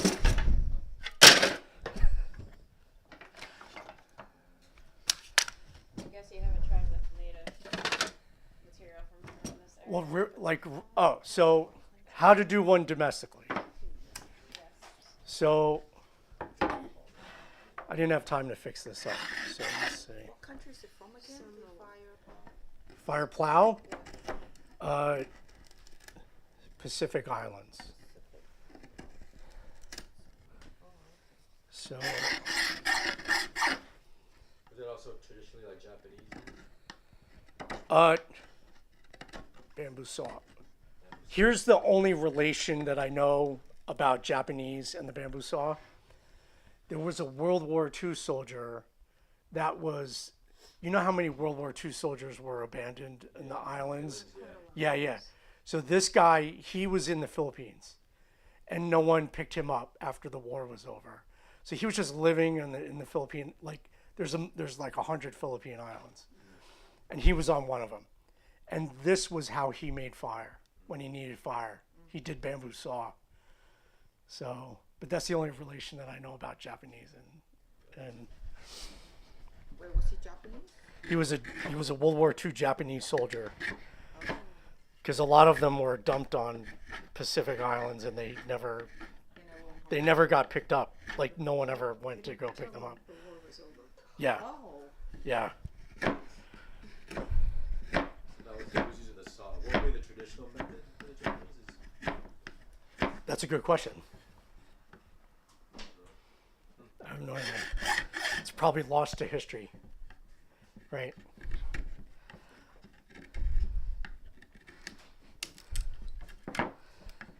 So this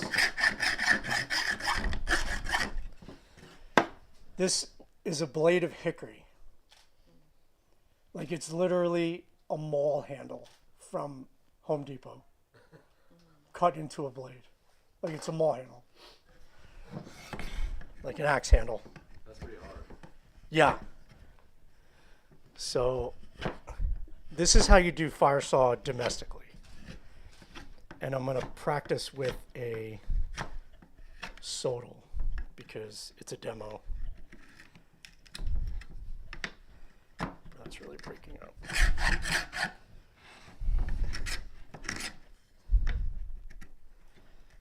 Watch me slice my hand open. Yes, please don't. So one day I was doing a demonstration of stone tools for a college class because they were talking about Native American culture. And so I'm there and I show up and I start doing the stone tools and I shove an obsidian flake right into my thumb. Oh, that was so much fun, let me tell you. And I'm talking and I'm in front of everybody and I just wrap that baby up and what do? I just keep going.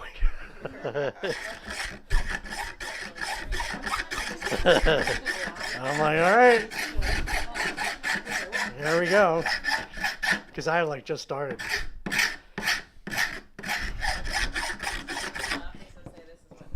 Maybe I could just flip this thing.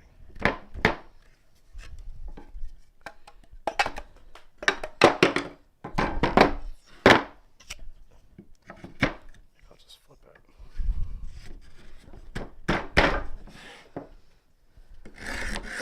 See how long it took me to figure that out? Do you know why? Because I'm 3 times as stupid. That's why you need to be 3 times as stupid.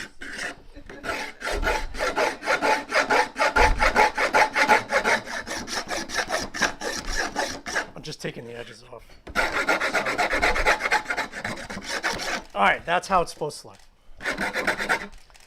So you need a stable. Let's do it this way.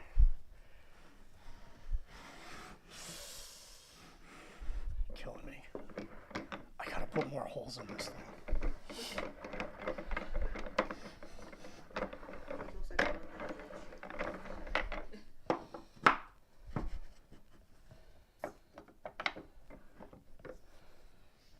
I wish I had this thing when I was doing demos with kids. It would have made my life so much easier. But you learned that through stupidity. Okay. Fire saw. Now, do I have... Excuse me 1 second. Because I am...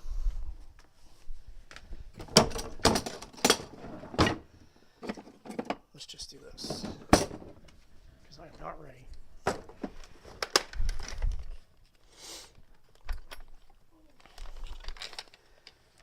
do I want?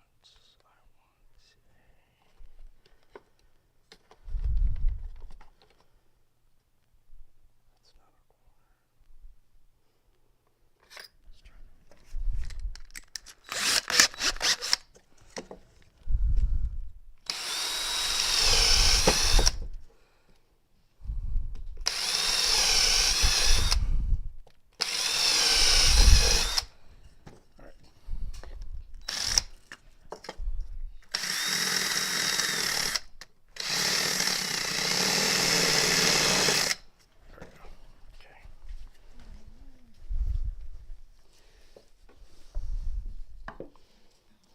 good?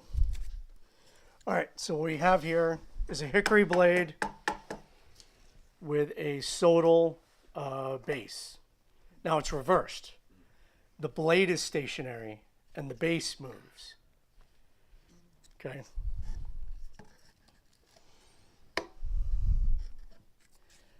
Now I'm going to try.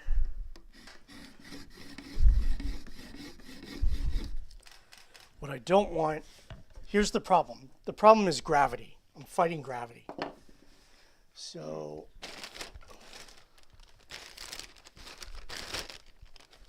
I'm going to take it out.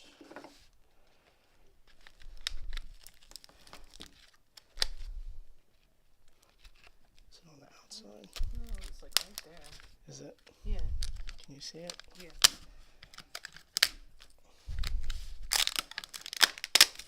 It's right here. Nope. Right. Welcome to my life. As I say. There we go. Yeah. That works, right? What is that knot? There's a tale about that. Alexander the Great couldn't get the knot, and then he just cut it. You just cut it. There's a name for that knot. It starts with A Gordian. Gordian. Thank you. Is it Gordian? Sounds like my life. Oh. I don't know if this is going to work.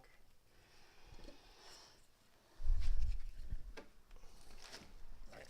Try not to cut myself. There we go.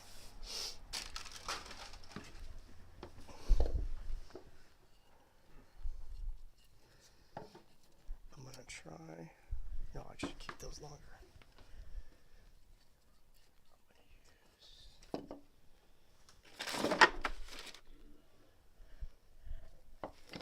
It's like, what is he doing? Nobody knows. I probably should. That's gonna. What I want to do is make sure the dust doesn't fall out. So this is really weird.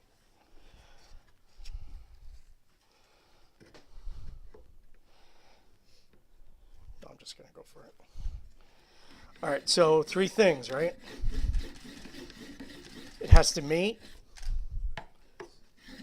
has to warm up, and create dust. Where does the dust go?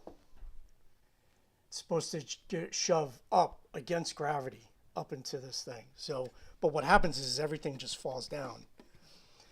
If the blade and the hole do not match, the dust just falls out. So, all right. Now, like your bow drill, you got to use the entire length. Don't go like this. That's really bad. You wouldn't do that with your bow drill, right? Same thing here.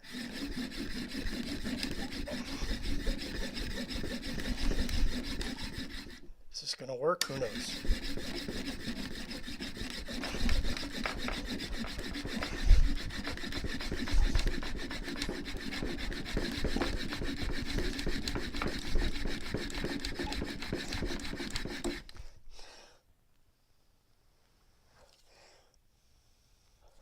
Nope.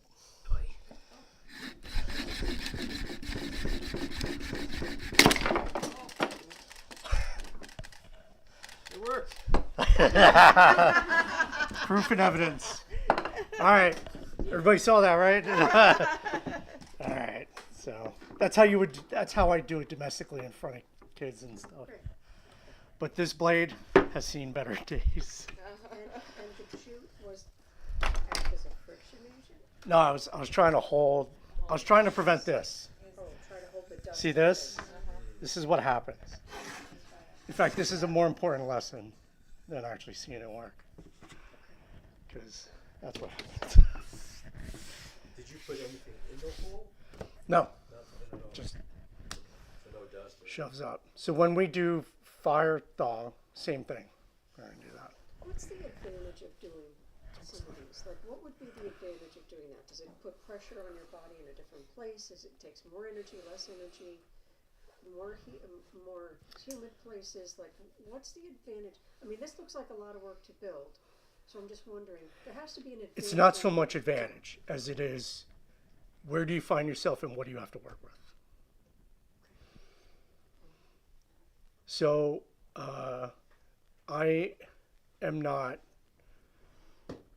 just an Aborigine in Australia where they do hand drill, fire saw, and I think maybe fire plow on the edges of Australia.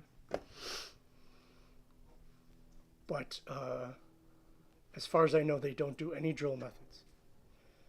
But why is that?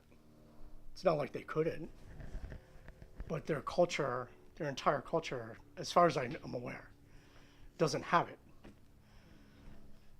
So a lot of it also is, how did you grow up with that? Like, what did your people do, right? Because all along the Arctic area, the Inuit people, all of theirs are drill methods. And there's a reason for that. Because you can't do any of these in the Arctic region. Okay. The materials are not there, and the temperature is too low, and the moisture is too much. You can't, it's not. So it's where you find yourself and what you have to work with. And that's how every culture developed their methods for making fire around the world. Just look at where they were. Bamboo saw, Asia. Fire thong, Asia. Which we're going to do. Let's take a break. All right, we're going to take a break. People have to use the bathroom and need a drink and eat bites of food or something. Joe, you kept repeating. Did I hear it right? Well- Is it mate, warm up, Mate, M-A-T-E? mate. To mate it together. So it fits, it's got to fit together. And then just warm up, gather dust and Two is gather dust and warm up. It's together. or just It gather. happens at the same time. It's warming up, it's making dust. And the third thing you're looking for is it actually gets to ignition. Okay, so just gather. How we doing? Is there any chat? Oh, because thousands for I didn't you know, know it's chat or one of, anything. yeah. Okay. Yeah, of course. Here it says it's streaming though. Okay. I don't want to touch anything. So, is this guy still making those fire pistons? I haven't been in contact with him for 20 years.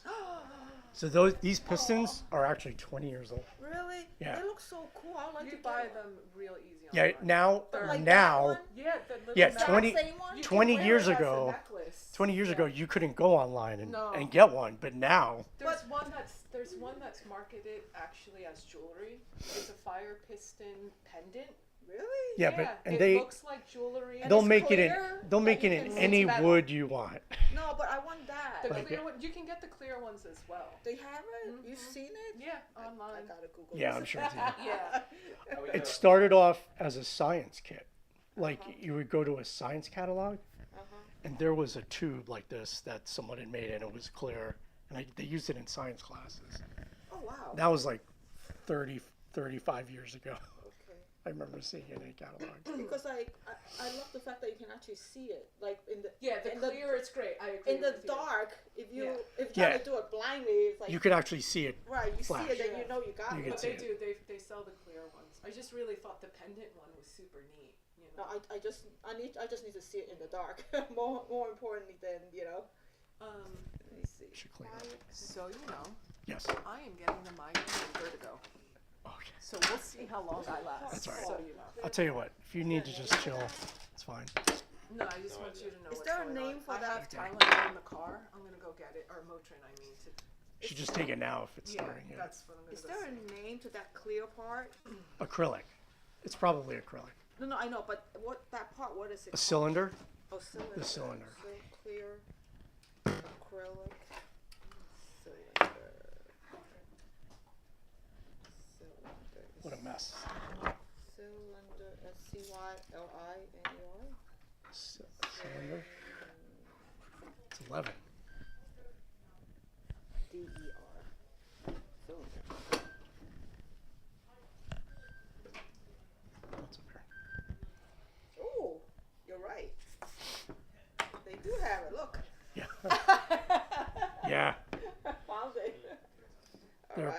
actually popular. Okay, be a new toy here, yeah. Oh, but this is in pound. It's not sold here. Mr. Lau, long time no see. Hey, oh my God, how you doing, Mark?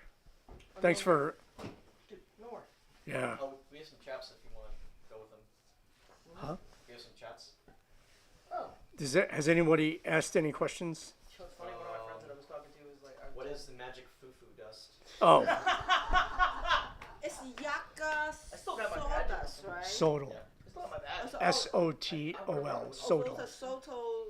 They're different Is plants, the name but of they're the channel they're Fire? they're similar. They're the My same. friend asked if I could send it. 'cause So- thought I think you still got had it online. You said that all that dust.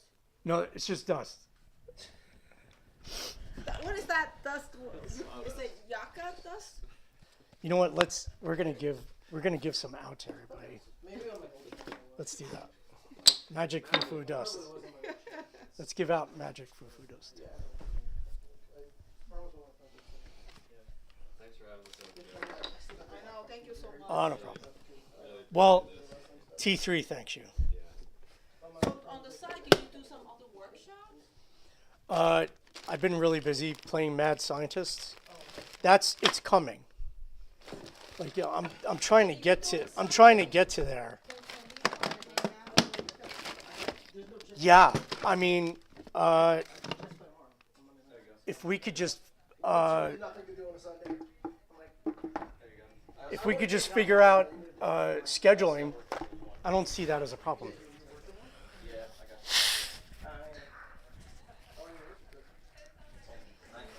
I mean, if you're gonna be mad, share the madness.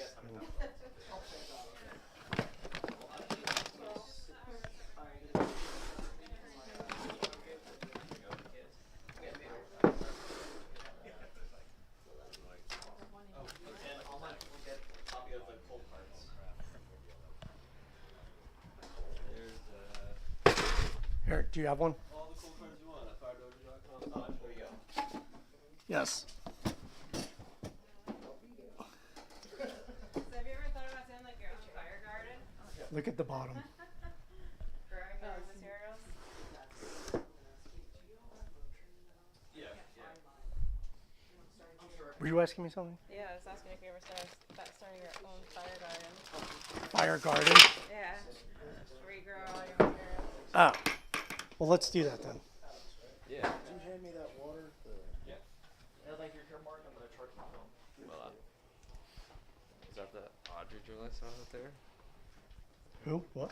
That pink? The pink contraption. What's it called? The Alexa drill. Alexa. That's actually it. I had to take it out to get something else out. All right.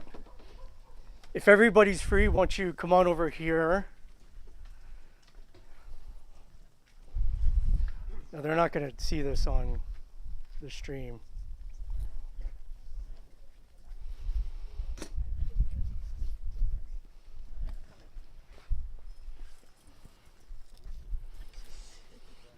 Yeah, I'm gonna cut those up because I want the bamboo.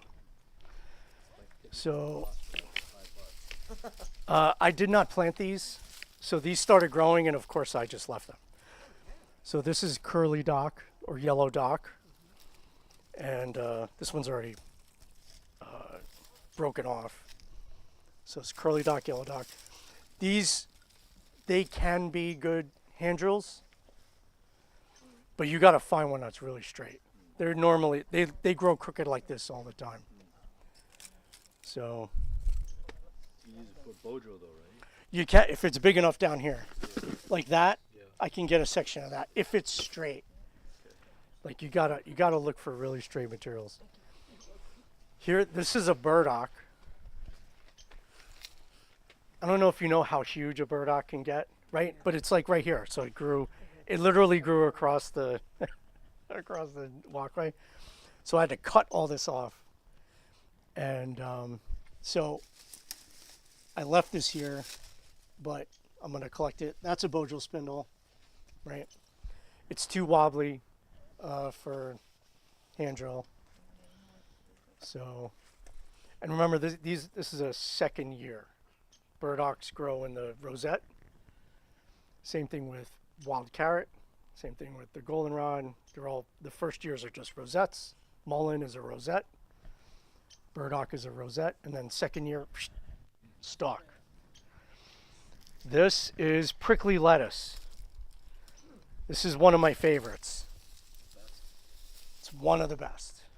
This is one of the best. Yes.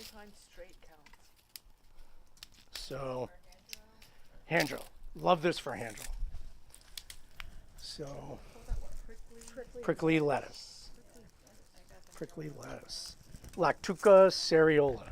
I love it so much I know its Latin name. So, but it's been dead a while. So, and this is a bull thistle, which is too small. So my minimum size is 3/8 of an inch, and that's going to be smaller than that. So I don't like it. So I just grew it there to show you. I just left it there because people are coming over. And so if this was a little bigger, perfect. But I think it grew late, which is why it's small. Yes, right to your right. So, everybody good? We're going to start up again.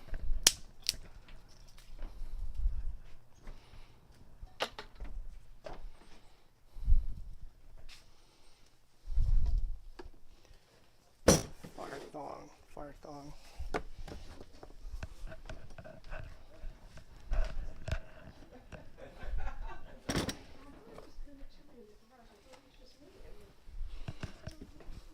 Oh, I wonder why I'm warm. Well, you did all work out. I know that's You why. did like at least 3, 5 hours of work. Yeah, exactly. Oh, these are the dust. Yeah. Yes, yes. If somebody wants to take my seat for, I'm not gonna sit this round, so if somebody wants to fill in there. take that. Dave, do you want to swap out or No, I'm good. Nicole? I'll be right back. There's the calipers.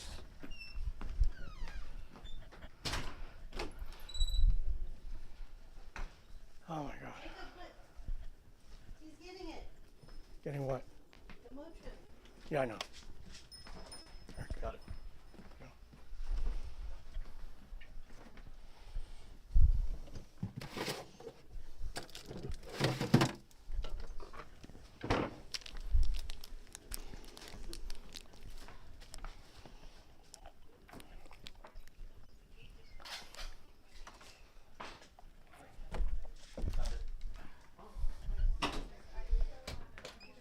The good box that I like is Which way you going? you get at Home Depot, it's like $16.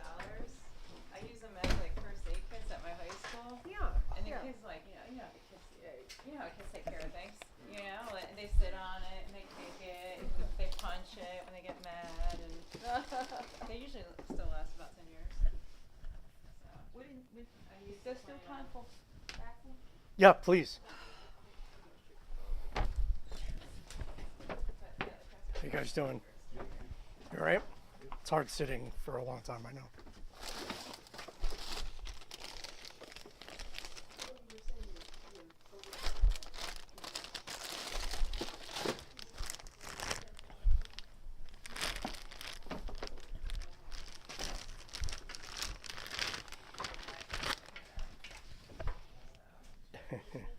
Oh, my bum's in your mouth. It's alright, don't worry. Oh, my life. My life. You said it's been about a year. yeah. We're having to go down fairly frequently. So. Yeah. How about you? Alright, so we're gonna give out magic foo-foo dust. Alright, so this is Spanish cedar dust. This is Port Orford cedar, one of my favorites. And also one of my favorites, Eastern red cedar, which is a juniper. It's not a cedar. And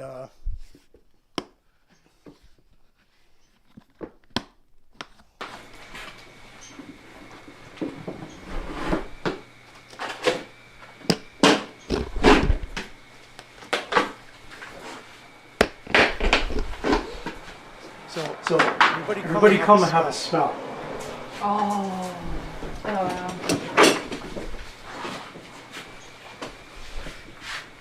It's gonna. I never drink for a while. Right? This one smells kind of like This is Spanish cedar from Central America.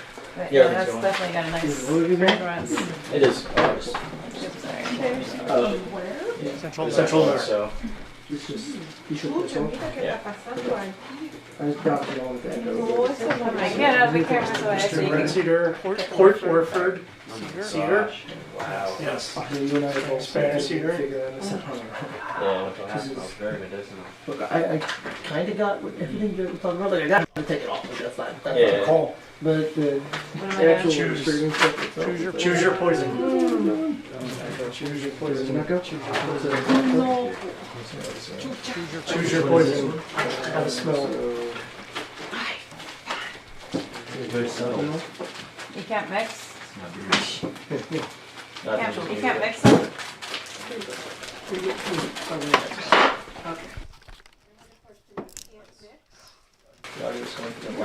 I don't care. You can mix it if you want. No, it's alright.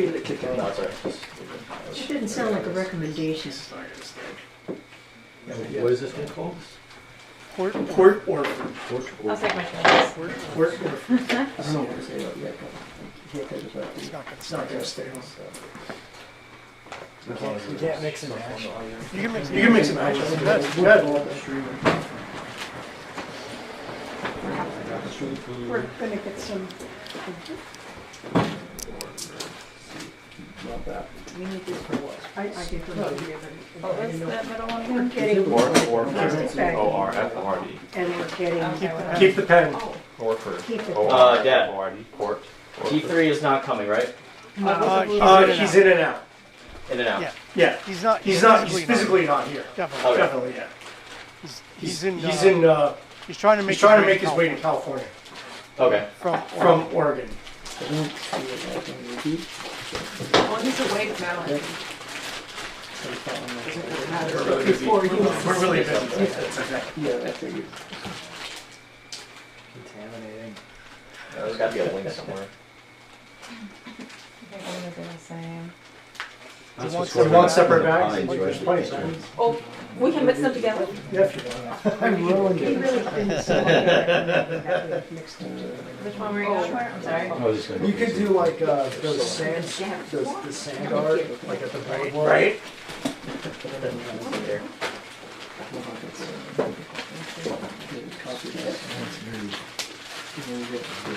Maybe this gives you a little bit of an idea of the wood that I go through.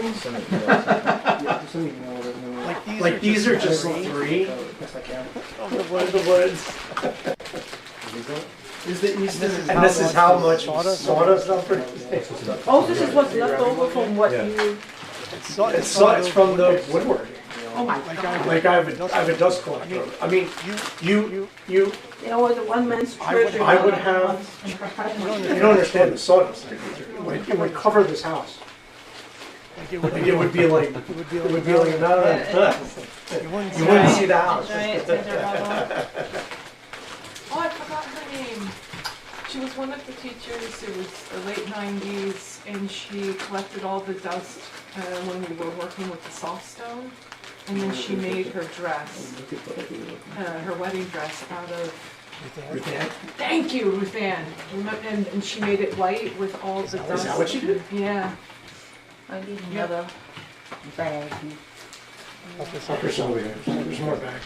Anyone I feel like I'm making more medicine than I don't know. I don't know the point of this. The The only thing I use this for is for raising up the notch. Okay.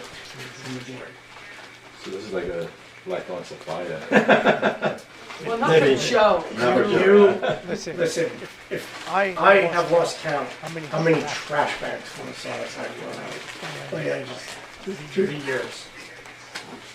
one day One day I threw out 3 trash bags full of Yes. sawdust. 3. So I'm noticing different textures. Like some are a little bit like fluffier and drier. Some are seem a little bit It's how they cut. sandier. And then When you're doing the woodwork, it's all cut differently.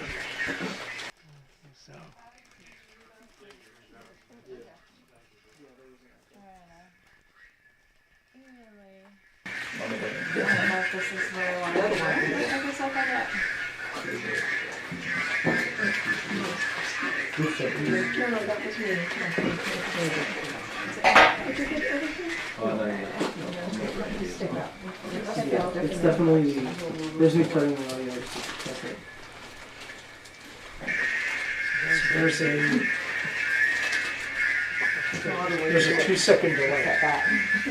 Exactly. I usually have Ziploc bags in my car and access when I don't have them in my car. So just I have a source from my car yesterday. I gotta start selling this. I know. You know, you're joking. This is what Etsy. Do you know that? Yeah, I'm sure you can. Do you know in Sweden? You can get anything you want. Do you know what's a really popular thing to sell and people make money off of? What? Moose poop. It's like a Norwegian, in Norway. I'm not kidding. What do they do with that? I have no freaking idea. What's that? That's so Moose weird. poop. Like moose poop gets sold Why? in Scandinavia. Cute I don't humans. know. I mean, Yeah.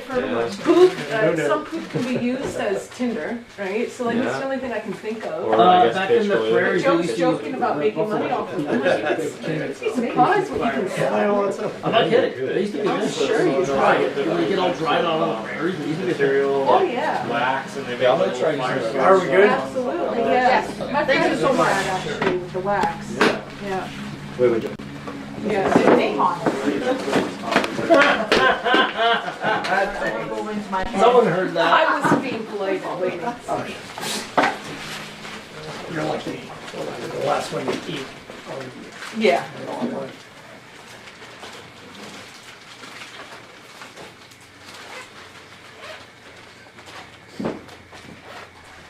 I should probably be getting some. I want to see if I can. Yeah, people do sell the sawdust. I'm good. Yeah. You take this and fix it. We'll fix it? Now there you're good, but So it's just Go gonna ahead. here. Not too much my bad.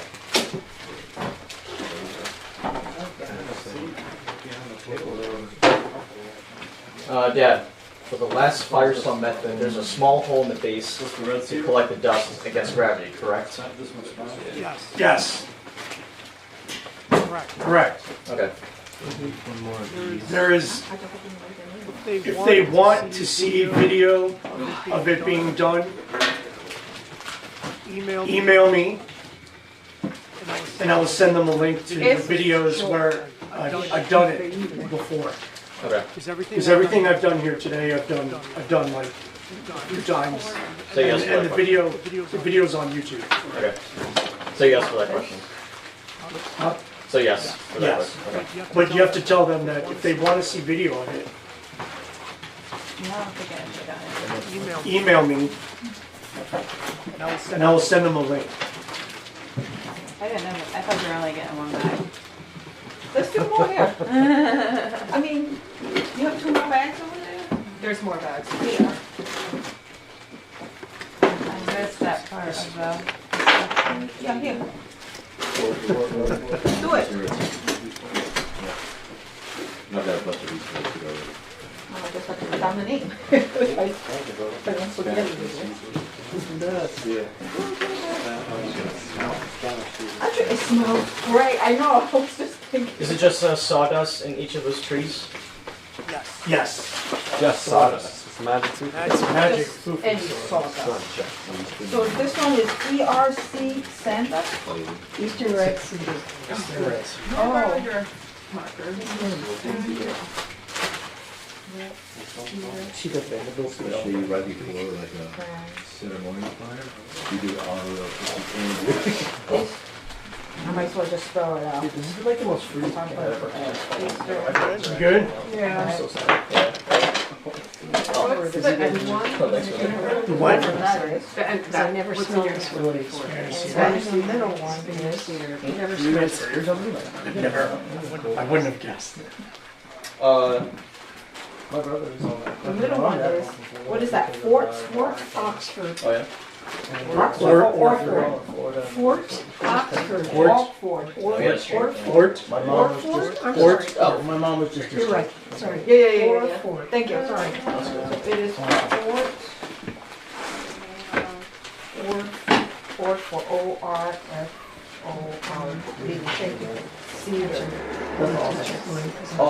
awesome. Mom, I told my mom, she's like, oh my gosh, is he okay? I'm like, yeah, she's okay. She don't want to get in the bag. Yeah, we slept over. I have so much stuff. Oh, do you? Well, we weren't going to sleep over, but. Right here, Everybody had Spanish, like a single bag. Spanish here. That's That's this one. Yeah. Oh, no, Just wait, one white ball over the Spanish. this is Spanish Like, here. Yes. took it like straight on. I got it mixed up. Shut the whole thing, yeah, okay. Never mind. Sorry about that. So if you nurse it a white ball, Could you do me a favor? Just throw them out. yeah. That was pretty good. It's just so pretty. Even if it's, you know. Recorder in. But So this one is Jared woke us up Spanish. at 6 in the morning. Yes. Like, we saw the NICU outside.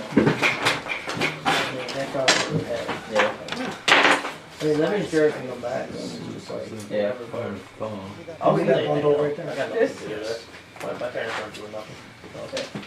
Well, like I work at one. But at the same time, if he's like, if he wants to just, you know, play with his mom and take care of her, it's not too bad. Do it.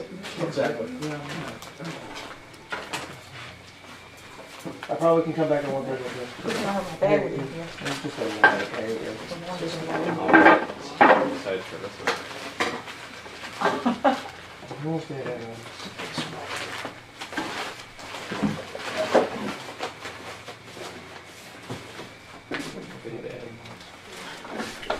Comes in handy. I got my goodie bag. I apologize to anyone when I'm taking photos. One, I get into photography. Typically, I try not to get in people's spaces. It's perfectly But I'm okay. having vertigo today, so my body awareness is off. So if I get in your space, I don't mean it, I'm sorry. Just tell me like, hey, you're in my space, and I'll move. No, we're up close and personal here. Yeah, feel free to get into my space if you need if you We're need to. It's perfectly all good. fine. All right, I just wanted to point that out.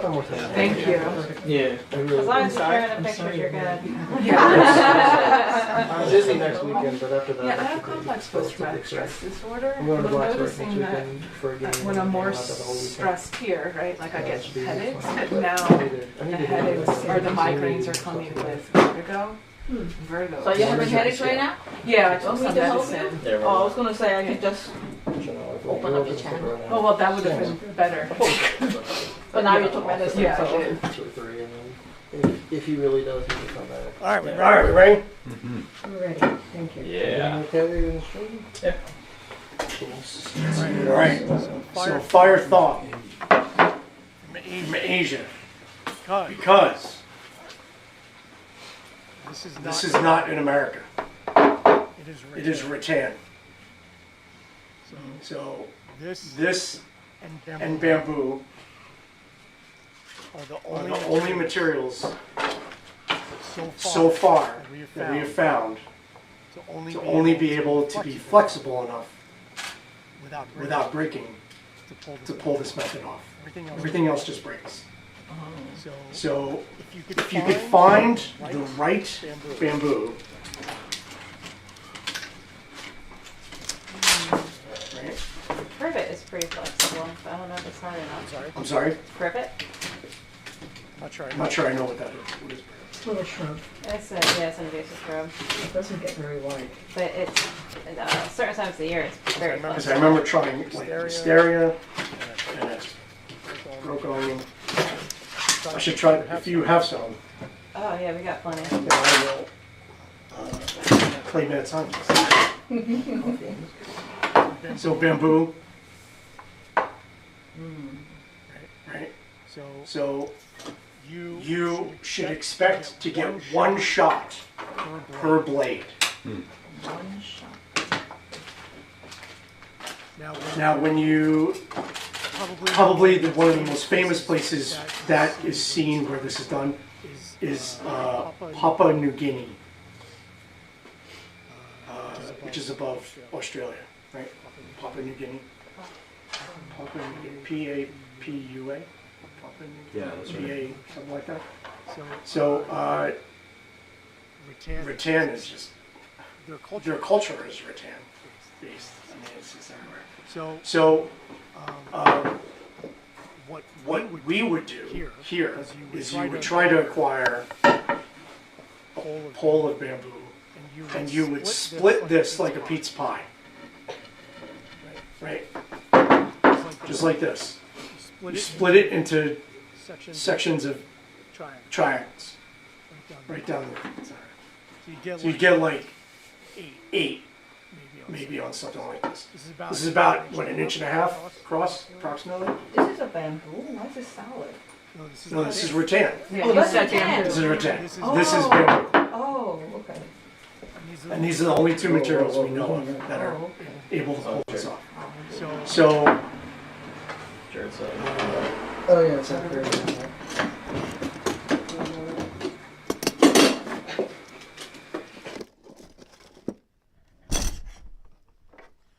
So, same as the bamboo saw. Here's what I like. I like a section that is 18 inches. So these are 18 inches when you're working. 18 inches, cut at 18 inches. When you cut it at 18 inches, same as the bamboo saw, you do not want a node in the middle. You want a clear section in the middle, however you can gauge it, okay? That's what you want. Just to feel it? Yeah. This is a touching museum. This makes Please touch. this makes a good weapon. It is. That's the other reason why. Yes, those are what collie sticks are made out of. Oh. And they are what the scout staffs are made of. And guess how the tracker acquired the rattan for the scout staffs? They transported? Oh, you did. Me. You mean all that scout classes when we had to You know how old those things are? I was gonna say, yeah. They've lasted forever. And you know what the beatings those things have seen? Okay, so here's what we want. Here's our triangle, right? On the end, when you're looking at it. We want this, we want the outer skin with a little bit of wood on it. We want about 1/8 of an inch from the outside. So we look at the outside and we go about 1/8 of an inch. And I try not to go to the R. Right? Do not cut oh my God. Right? And just work your way down. The other thing you want to do is we're getting rid of this triangle. So we're going to pull away.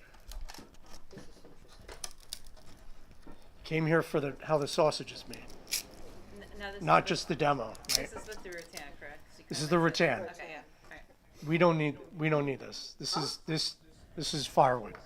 Okay, so we don't need that. Now you have sort of a flat piece, right? No node in the middle, and now you have a flexible piece. Now notice you have to be really careful about how equal this is.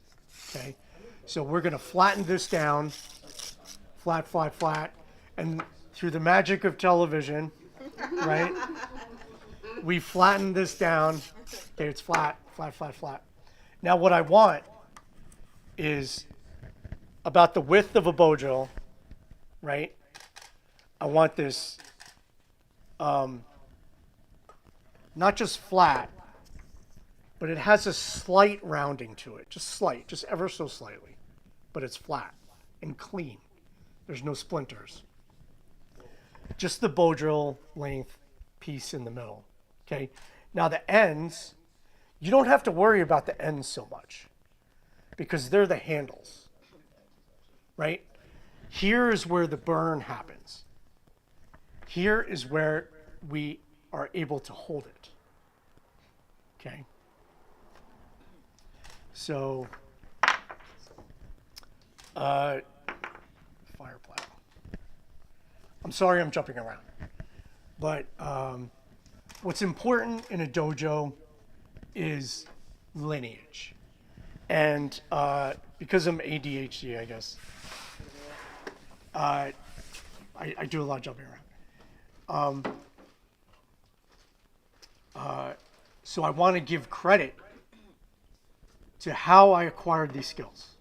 That's very important. Like I didn't come up with any of these methods, right? I got them from somebody somewhere.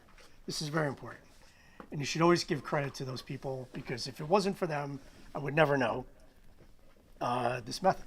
So fire plow, Daniel Stanchfield, if you're out there, Daniel, hello, who was one of the instructors at Tracker School back in the day. He went to one of those winter count rabbit stick events, the primitive technology events, a long time ago.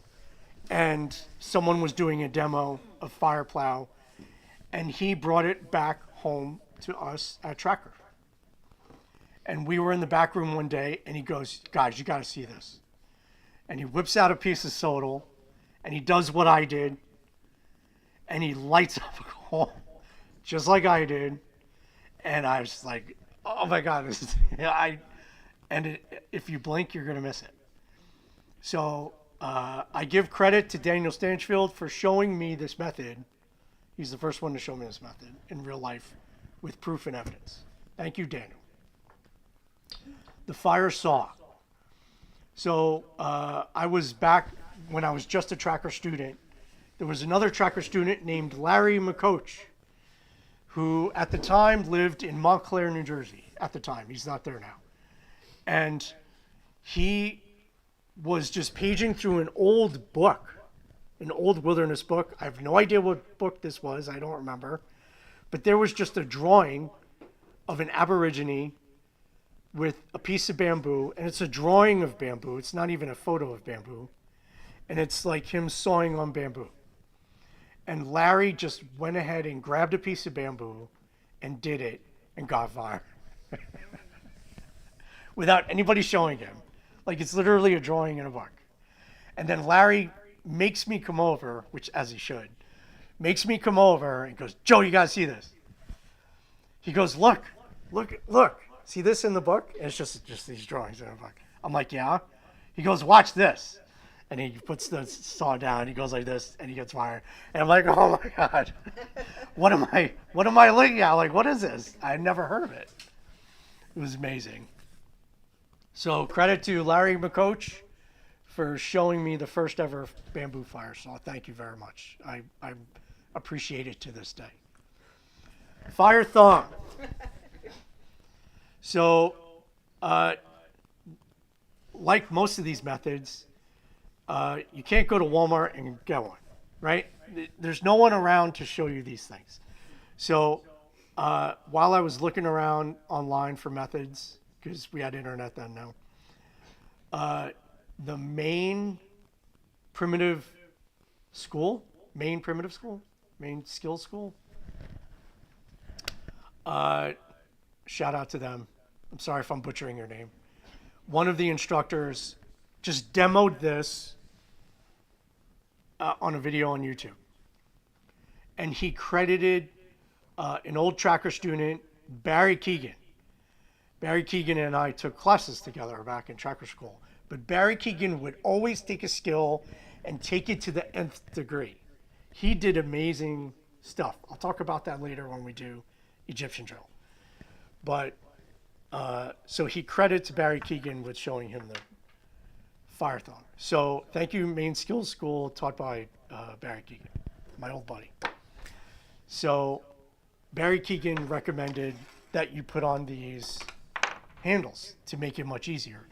Because if you don't put the handles on, you're just holding on to this long piece. And all of this is wasted after this breaks, because eventually this is going to break.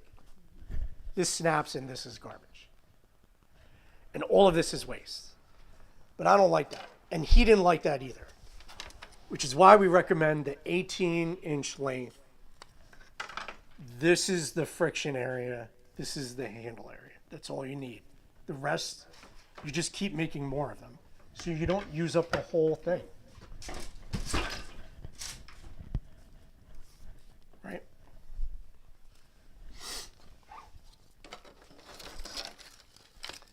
All right. Now I'm not going to do bamboo because we got to keep moving. I don't know whose this is. We'll just move that over. All right. The traditional method of, you good? Yeah. That's all right. the traditional method of doing fire thong, a blade of rattan, and a split stick. So the split stick, this is broken, by the way. This happens to be a piece of sodal, right? It's sodal. It's split. Now this part is broken, obviously. And you wedge it open. You wedge open the split with a little rock or a little piece of wood, which is what this is, all right? So I'm just gonna hold that wedge in place with this primitive traditional hairband. Right? Very, very primitive, very traditional. Now, the split is the notch. The split is the notch, okay?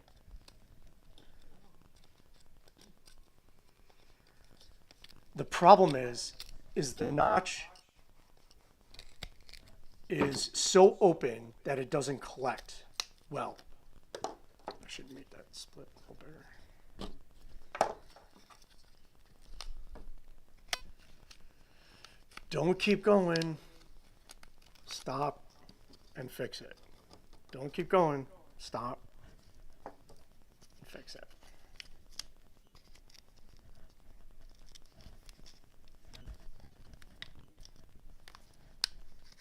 I'll just leave it. All right. Now I'm just making sure that this splinter is gone.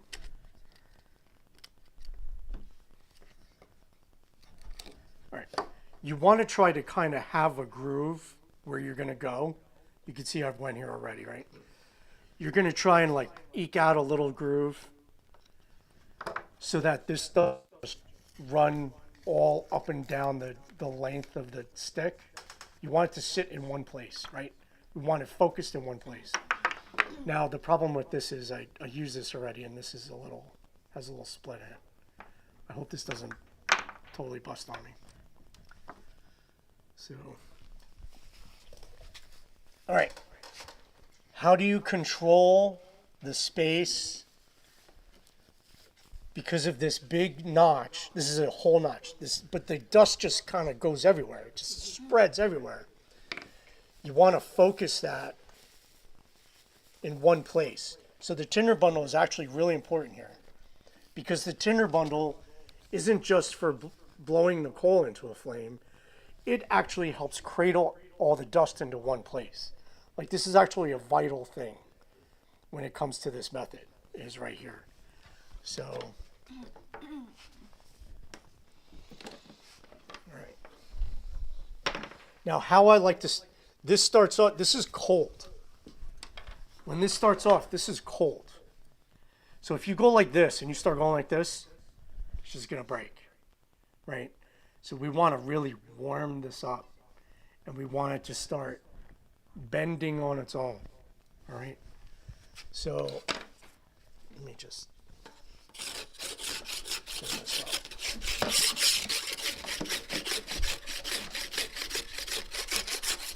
I want to show you what that looks like. Okay. So this is cold, but I don't want it. I want it to relax so it doesn't bust.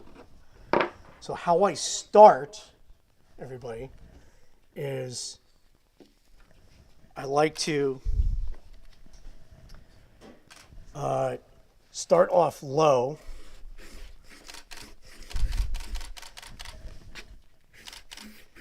And it's important that you get the whole length. If you go like this, that's the same as bow drilling like this. That's the same. And you can't do that. You have to do the whole length of the blade.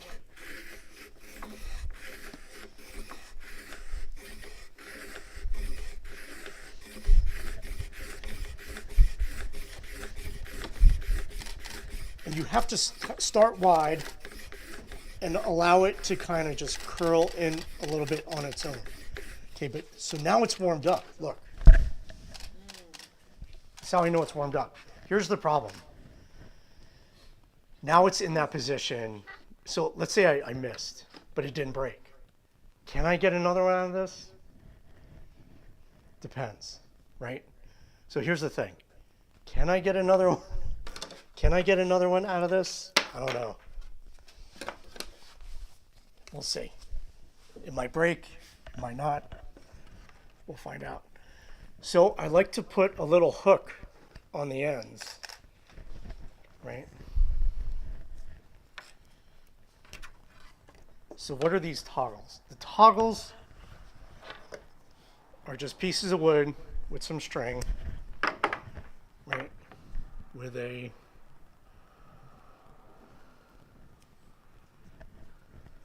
loop. And tuck the knot through the hoop.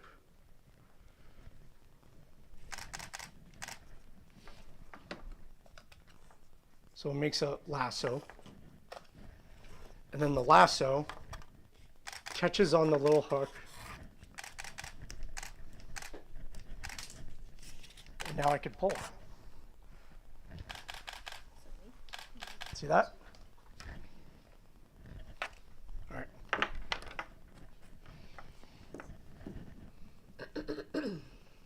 So we have our lasso. This is from Barry Keegan.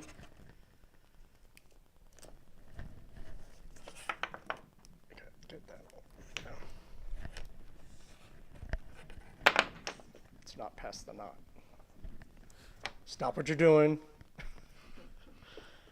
and fix it. Make more than one trip.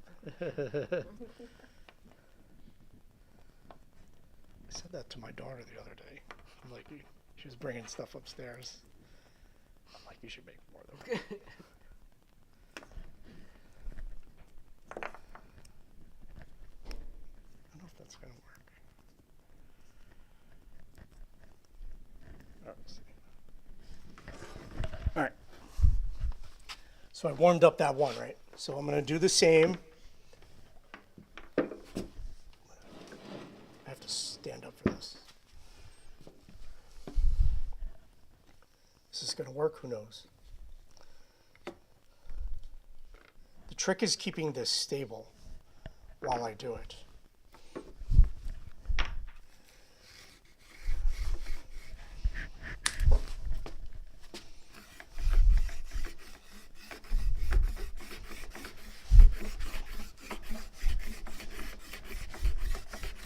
Start wide,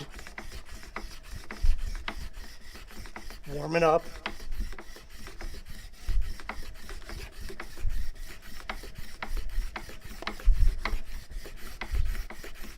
It's already smoking. That's not what I want. I want to be able to lean on it.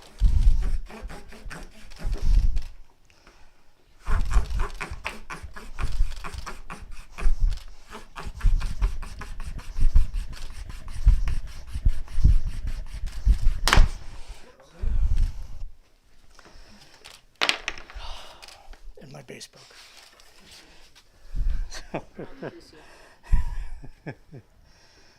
Welcome, my wife. All right. I'm determined. So is there a length at which the baseboard has to be longer and it just goes back? Hold on one second. Cordages. Hand drill. Fire plow.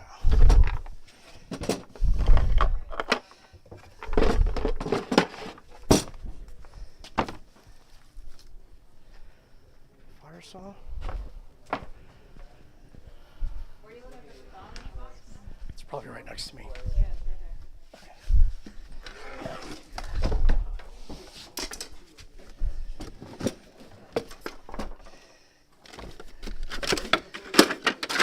there. You. I want you.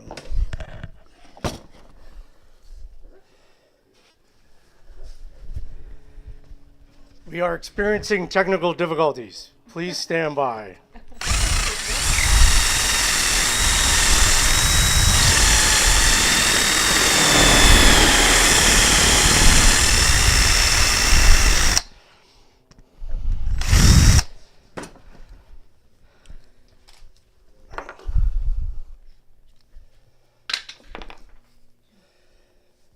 So I'm going to use the sodal that I was going to use for Phyre saw domestically.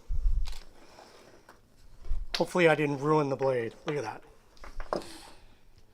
See, it's stuck in that position now. See that?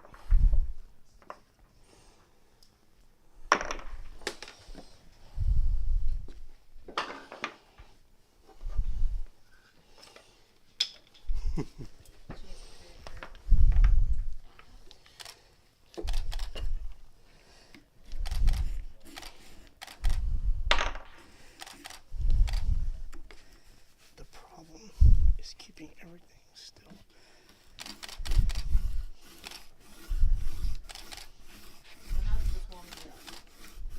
Right, I'm mating it because it hasn't. This is the first time this base is with this blade.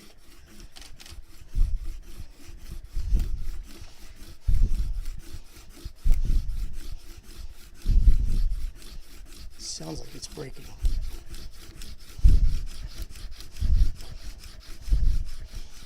All right, I think it's. The problem is you can't let it get cold. Looks like it's breaking.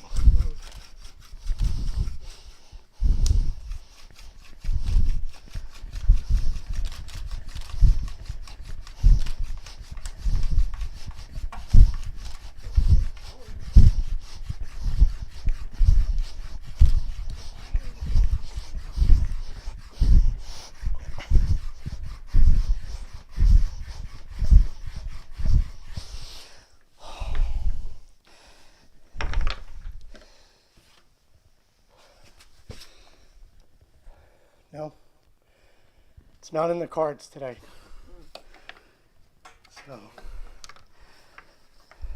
So this is a different way of doing it. Can that hole be used again, or? This is gonna break. Oh, I see. That's not good. It's burned off. So I could do more holes. So if that doesn't break, eventually you get a coal. I can just see that. Yeah. All right. So there's a lot of video on this for me. So if you need the link, just send you the link. So, but there's no proof and evidence there though, right? I didn't get it, right? I didn't get it. But I'm stupid enough to keep trying. But not today. So, all right. Time is it? Almost 12. So I skipped over something because I'm ADHD.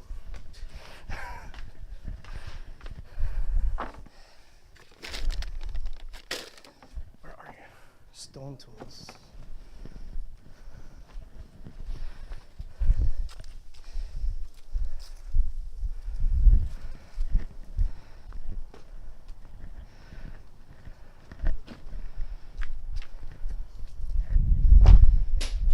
Anybody see a box that says stone tools? What kind of tools? Stone tools. It's not that one. Egyptian. Firebox. Extra. Crutch drill. Towel drill. Right? Where's stone tools there? Towel drill. Crutch drill. Gouge drill. How's everybody doing, by the way? Doing great. Anybody need anything? Ball friction fire. 4E. What's that down there? What does that say?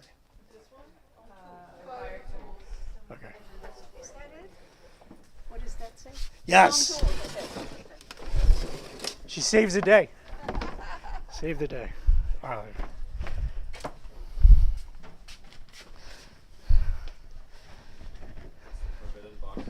Oh! That one is heavy. Is that stone tool?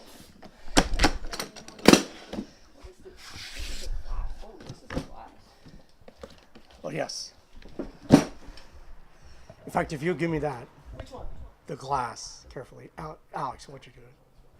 You got it? There's a bottle bottom in there. I mean, there's an arrowhead in there. Oh. That's an arrowhead, yeah. Okay. In the bottle bottom. So. Did you use that, what do you call it, the nail? And then you went with that. It can do it for such a big one? I just thought it was real bottle. Copper is best. So copper nails. Oh my god, this thing is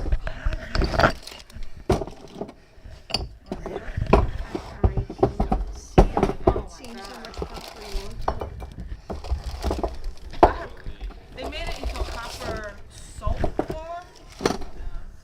So when, after you wash your hand, you don't need sanitizer, you just use that. Okay, it's not, I don't know if it's copper, but it's a metal soap. Oh, yes, yes, yes, I think so. But you can use baking soda too. Oh, I didn't know that. Thank you. Baking That soda down takes there. off almost any Well, I smell. didn't throw my back out, so good. Is that obsidian? That whole entire thing was just a stone? This is, I'm not sure what exactly it is. It might be rhyolite. All All right, so This one is. So is that copper just a bullet, is what it is? A box? yeah. Oh, this is Yes. All right, so stone tools.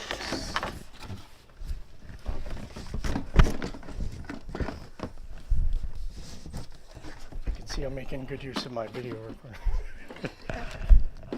Because I can't do two things at the same time. Is this on and I just moved it like that? No, it's not on. It's never been on. It's never been on. It's up here. So, That's what I thought. no, but that one's mine, and I can never make a recording for myself. It just never happens. All right, so stone tools. I know we're jumping around, I'm sorry. So, no. All right, black's gonna have to go. All right, so stone tools.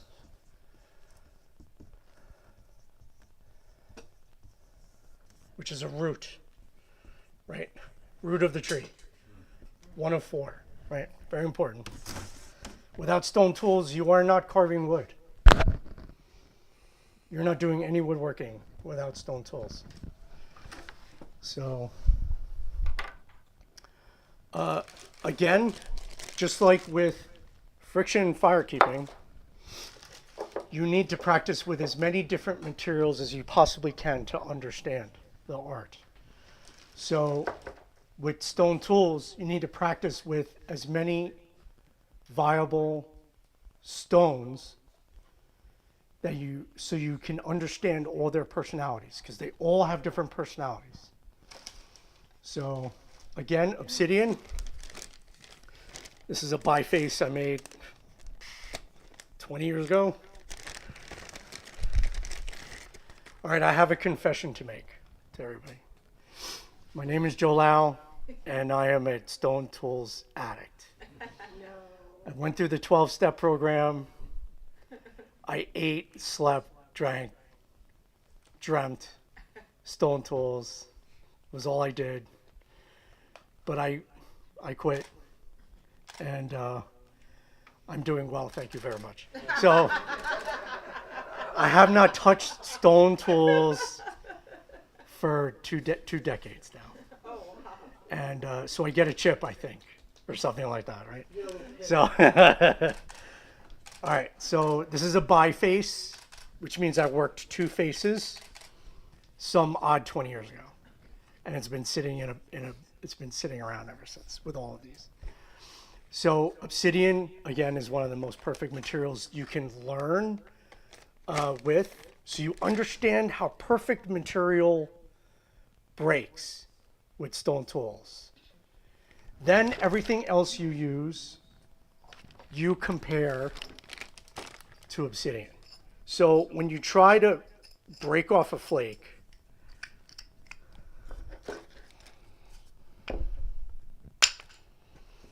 and you try to knock off a flake, you're using your body memory of how obsidian breaks, And if the material is really good, it's going to follow those principles. But you learn that off here. Okay? And this is called a concordial fracture, right? So I keep this together to show people like how that came off. All right? It might be rhyolite or a basalt. Same thing here. I found my platform. Whack. And another concordial fracture comes off. Look at that, that's really nice, right? It's even got an edge on it already. Okay. This is a hand axe, small one, that I made. So this is like, what's the word? Paleolithic in style. This is one of the oldest tools, Paleolithic. So there's Paleolithic, Mesolithic, and Neolithic ages. And the hand axe is from the Paleolithic. So I didn't like taking pieces and turning them into arrowheads. I made plenty of arrowheads, mind you, but like, I didn't like doing the fine work. I mean, I did it all day long, don't get me wrong. Like I sat there all day, made arrowheads, and then I would just give them away. I'm like, here's an arrowhead. Because there's another one coming along in a little bit. And if I had everything I ever made, it would probably be as much as this. So I liked doing this is called, so this is what I really like doing. This is called percussion work. I really like percussive work. Like I would take a spall that was like this big and reduce it down to something that looked like an actual biface. Like I love doing that. And then I would get it to a biface and I wouldn't want anything else to do with it and I would just give it away.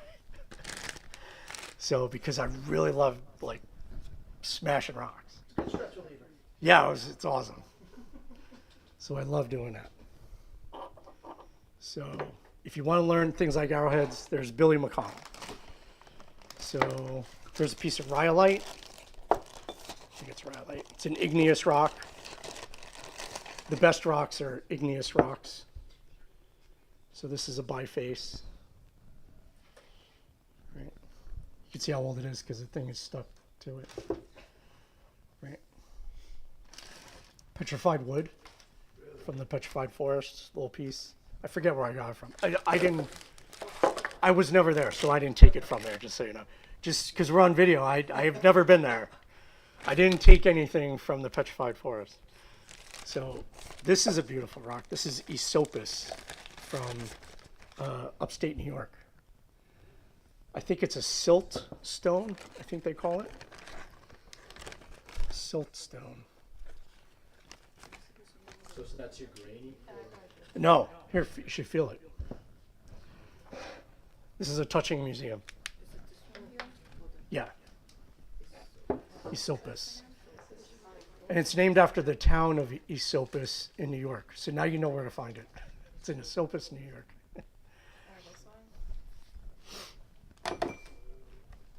I don't know if anybody's ever seen me with a big, huge obsidian boulder on the tracker webpage. I post it every once in a while. Sometimes Billy McConnell is there, but it was like the first California standard classes or something like that. So these 3 tracker students, they went to Glass Buttes in Oregon, and they brought back like a trailer load of obsidian boulders. And there was this one round boulder that was this high. It was literally this high. The whole thing is obsidian? Yeah, like it's just obsidian. It's pure obsidian throughout the whole thing. And none of them wanted to break it open. And so they all came to me and they went, Joe, do you think you could break into this rock? Because once it's in half, you could do whatever you want with it. It's this, the problem with entering obsidian is if you do it wrong, you've shattered the inside. The entire inside is just shattered glass. What you want is just one clean fracture and it comes apart. So if you don't do that right, so I'm like, yeah, I'm gonna try. So I had this copper billet I had one that was bigger than this. It was actually like two inches in diameter. And I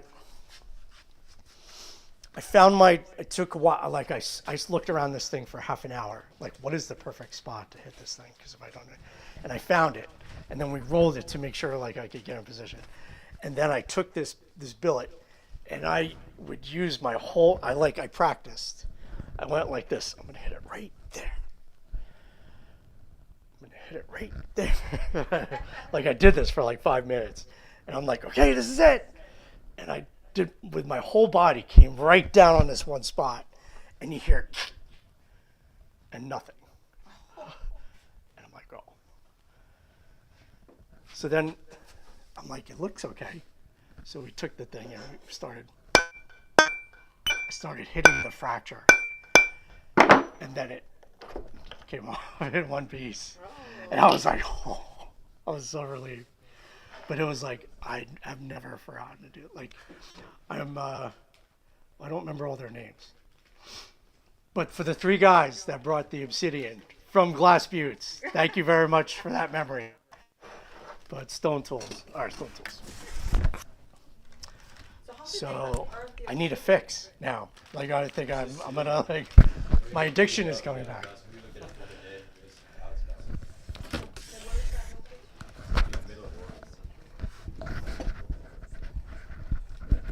Here's what you need to know about stone tools. Sorry, guys, to close book. Here's what you need to know about stone tools. 1, straight edge.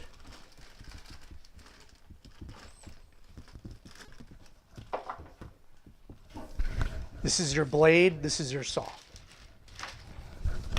Straight edge. So that's this.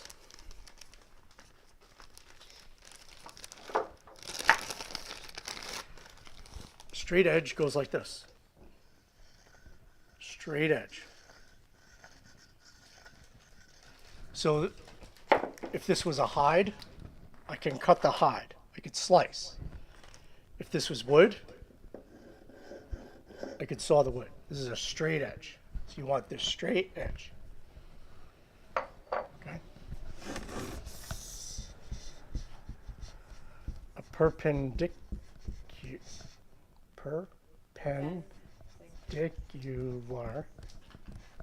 edge. Perpendicular edge. So what is this? It's not this way, it's this way. So these are your chisels, these are your axes, your adze, A-D-Z-E, adze.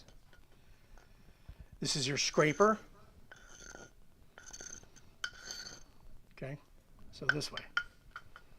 Chisels, adze, axing, scraping. 3 is piercing. Piercing. This is your dart head, your arrowhead. This is a wedge. It's a wedge to pierce in. You're drilling, which means it goes, right? So this is going this way, but this is going this way, like it's spinning as it goes. So drilling, right? Drilling.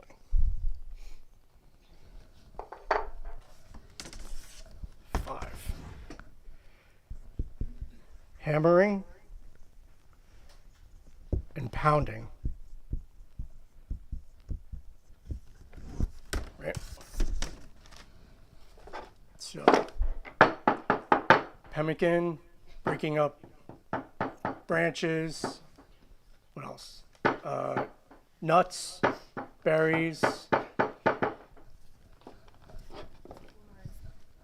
Hitting other rocks. Right? Yeah. So anything that's percussion striking. And Lastly,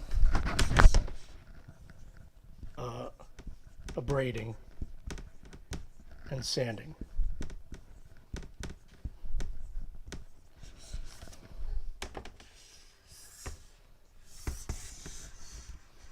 Have to do the flourish. So, abrading and sanding.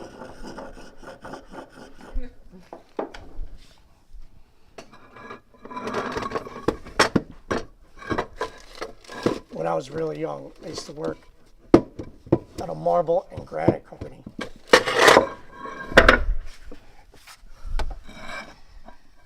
And they made sinks and countertops and things like that. So this was the sink in the sink countertop, and they just went in the garbage.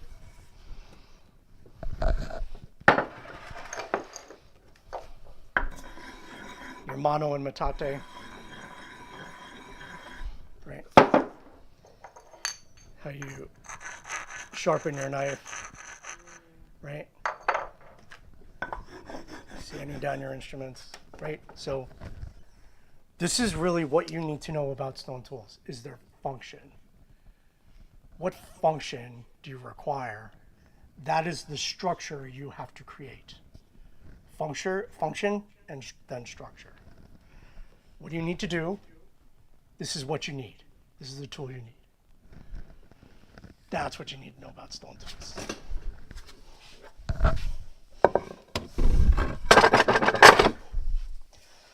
Okay, I gotta put my toys away. And it's time for lunch. So, all right. So everybody knows that we're going out, right? Mm-hmm. So we're going, it's literally 5 minutes from here. Everyone have the address?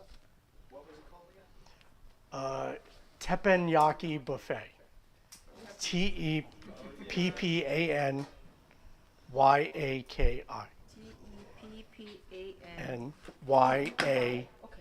Yep. Yep.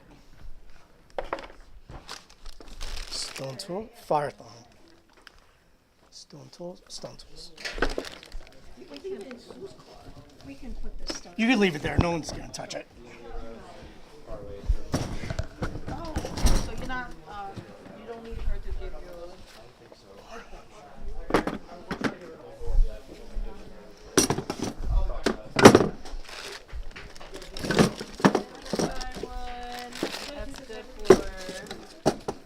Petrified wood? Yeah, is that good? Do they sell this? It depends on how pure the material is. Do they sell this online? You can get anything online now. You just gotta. So what do you I don't know how to search for it. Somebody gave me that in 1998. So I wouldn't know where. I don't even know where they got it.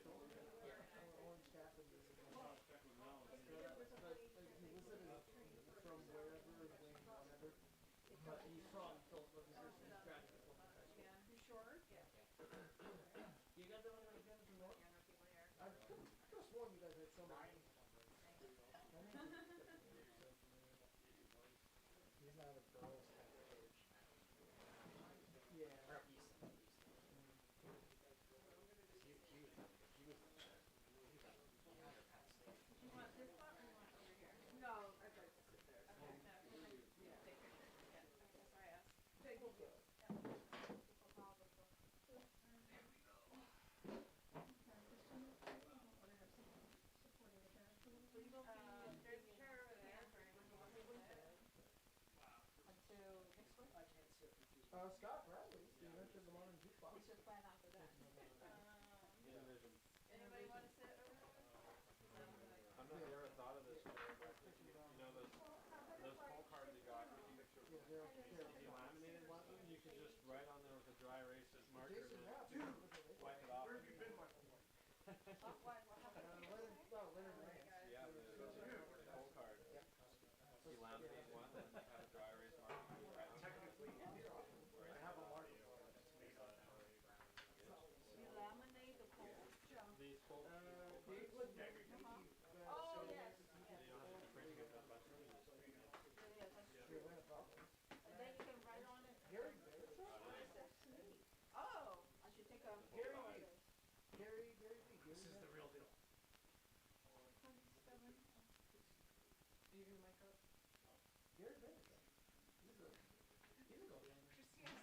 Purposefully, but I don't know why. Testing 1 2.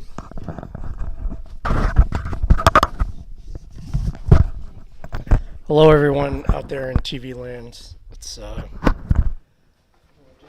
we're about to continue our chaos. So all right. So we hand draw. Oh, hand draw. Yes, we are. Ta-da. All right. So, firekeeping is the trunk of the tree. It branches off in two areas, linears and axis drill methods. These are the methods. We've gone over the three linears: fire plow, fire saw, fire thong. We are now beginning the axis drill methods. Okay? This is where things get beautifully complicated. Okay? So we start, so all of these are two pieces. Hand drill is, I have to do this upside down, two pieces. Right? So what I want you to think of every method as is a clan in a tribe. So the methods we go over. So there's the fire plow clan. There's the fire saw clan. There's the fire thong, fire saw, fire plow clan. Now we're going to do the hand drill clan. Then we're going to do the mouth drill clan. Then we're going to do the bow drill clan.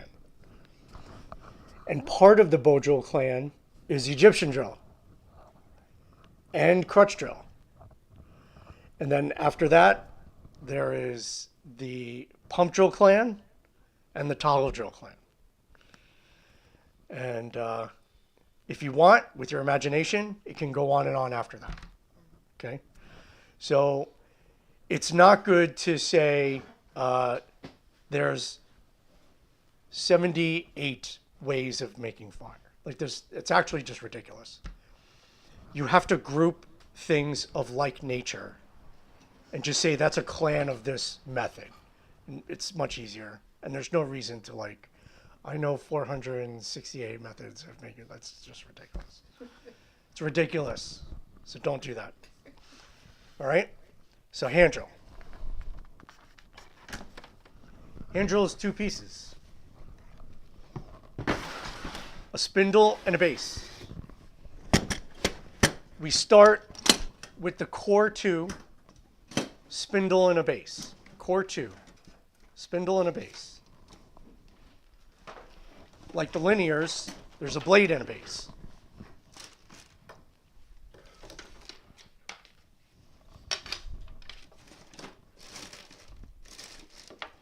I think.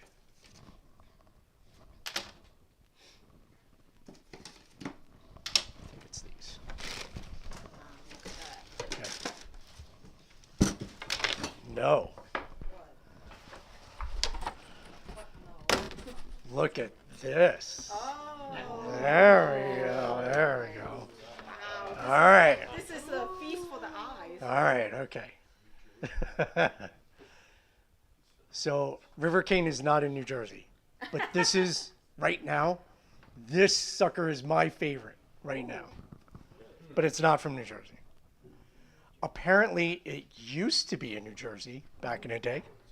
I think it says River Cane used to be in Jersey back a long time ago, but it's not here now.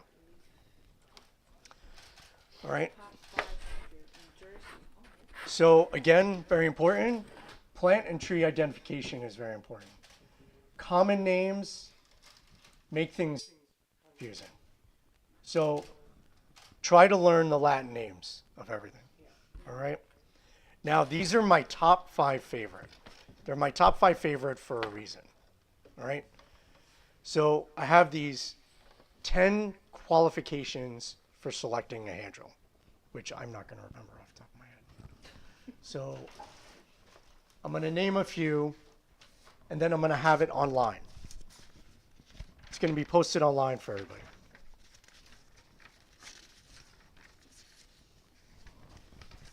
All right. Teppanyaki. There we go. All right. So one of the qualifications is you have to be able to find a lot of it. You have to be able to drive around and go, oh, there's a lot of that, and there's a lot of that, and there's a lot of that. Well, there's a lot of prickly lettuce. There's quite a few velvet leaf. There's tribes of giant ragweed, teasel, and horseweed. If you drive around at least northern New Jersey, you're going to find these. You're going to see these, right? And depending on the time of the year. They, a lot of times, are very easy to work. So there's not a lot of branching that you have to remove. It's very cylindrical. They're all fairly straight, depending on how they grow. They get to the size that they need to be. So a really good hand drill is between 3/8 of an inch and a 1/2 inch. For you metric people, that's about 10, 11, 12 millimeters, approximately. This is what you're looking for. When you strip the bark off and you clean everything off, it should end up being 3/8 of an inch to 1/2 an inch, somewhere in between there. My favorite is 7/16 of an inch, which is right in between 3/8 of an inch. Like, we're getting nerdy. We're getting geeky. Like, here's what I recommend. Listen to all you people out there in streaming land. Go to the big box store. Go to where the dowels are. Find yourself the 3/8 inch dowel, the 7/16 inch dowel, and the 1/2 inch dowel. Now these are usually poplar or oak. Doesn't matter because you're not making fire with them anyway. Just buy one of each, and I want you to practice spinning these inside of a base, right? And see which one feels the best for your hands and your style. And then after a while, you're gonna look eventually at stalks, and you're gonna know this. It's like Goldilocks. This bed is too hard. This bed is too soft. No, this bed is just right. This oatmeal is too hot. This oatmeal is too cold. This oatmeal is just right. You got to find your Goldilocks size. So mine is 7/16 of an inch. This river cane. So from Lee Fuller, if you're out there, brother, thank you. He got this in West Virginia. This river cane.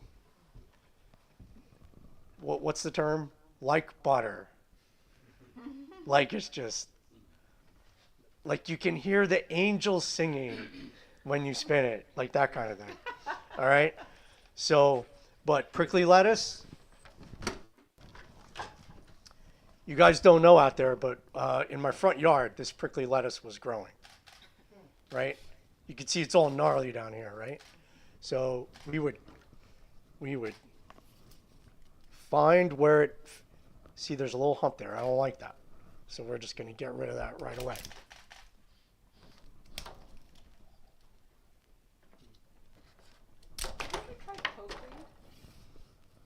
Funny you should ask. Yeah, I'm really curious. I'll get to that though. Is it too soft? All right, so I like a spindle to be from 18 to 22 inches. If you go like 24 inches, it's really tall. Like you can't get on top of it. You want your body weight a little bit on it. So if it's too tall, you're like this. So when you're kneeling and you're on top of it like this, it should be like right at your heart. It should be heart level. So you have to try to have it at that size, whatever that is, if it'll fit.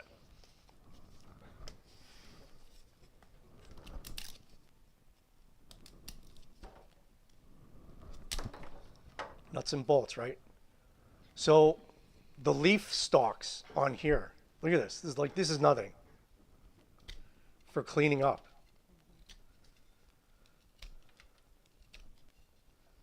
I just have to scrape the bark off these. I love prickly lettuce. This is a prickly lettuce. Okay. Another important thing when gathering spindles, I'm very sorry. I'm just making it rain. Just making it rain. Everybody signed a waiver, right? All right. All you streamers out there, you signed a waiver, right? Because you might get hurt. So, what makes a good spindle? It has a large lumen. A lumen is the hole inside of a cylinder, right? So the inside of the stalk is pith. So technically it's sponge, like it's nothing. It's the wood wall of the stalk that really matters, right? It is the fact that the stalk is hollow that allows you to do hand drill. Keep that in mind.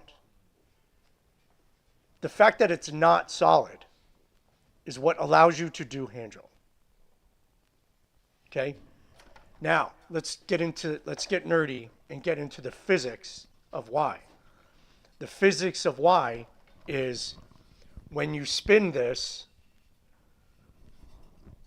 when you spin something in a circle, what moves the fastest? The outside, the diameter. The diameter spins the fastest, technically. you could see my, if you look at my elbow, it seems to be moving slowly. But if you try to follow the tip, it's actually moving very fast, right? All of the friction you want focused on the outside diameter. This is where really the friction is taking place. Now, everyone who has ever done a bow drill, ever, right? What happens to the bottom of your spindle when you're done? What does it look like? It's round. If it's solid wood, you're a bow drill spindle. When you're done, it's round. Why is it? It could start off flat, but why is it round now? Same thing you were just talking about. The edges are moving faster and burning faster. Right. Yes. All the friction, because it's burning faster and hotter and more on the outside than it is on the inside. Now, if we're critically thinking, what does that tell us about the center? Not doing much. Not only is it not doing much, it's cooler, and the center of the spindle, so you're trying to press down, right? To create the friction when this thing spins. The center of the spindle is actually doing this. It's actually in your way. All of that surface area that's in the center that is spinning slower is actually impeding and is in your way. And that is how a hand drill is able to work, because there is no center. And that's how we are physically, as humans, able to spin this to make a call, because of the structure of it is designed to be able to do that. Okay? Getting nerdy. Is there an optimal wall thickness for a hand drill? This is how crazy and stupid I am, right? Right? I said you have to be 3 times as stupid. I've said this multiple times. So, what is the optimal thickness of one of these stalks? What did you say? 7/16? No. That's the diameter, right? The wall thickness, if you take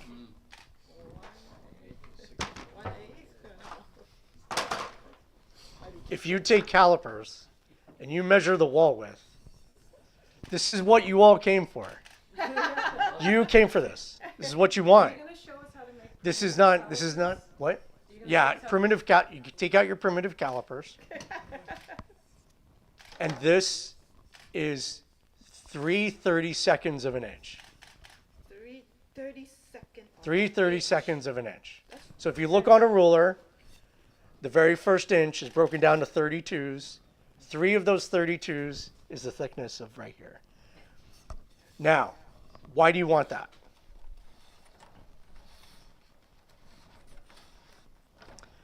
Because if you have the qualifications, which I discussed before, it's arrow straight, it's the right length, it's the right diameter, it's the right wall width, right? And it's also not green, right? And it's not wonky, right? All those things. That's what makes this a floatable hand drill. All right? Now, if you were to show up today for this workshop, I would want you to walk away with this only. Like, if you couldn't learn anything else this entire day, I want you to learn this. There are only 2 types of hand drill. There's hand drill you could float, and hand drill you should not try to float. There's hand drill you should float, and hand drill you should not try to do. Like, oh, that looks like a hand drill. That doesn't mean you should hand drill it. Okay? Here's my point. You want to follow the Obsidian standard. You want to know exactly what is a near perfect hand drill stock and look and find and use those only. any other drill that you find and you try to spin, all you're doing is hurting yourself. Throughout all the years, have you heard, oh, you gotta, you're gonna get blisters. You gotta build up your calluses. This is bullshit. This is all bullshit. You should never harm yourself and your hands, ever. If you are, okay, so all the methods we're gonna cover today, this is the only method that's gonna harm you. And that harm, you will have caused yourself.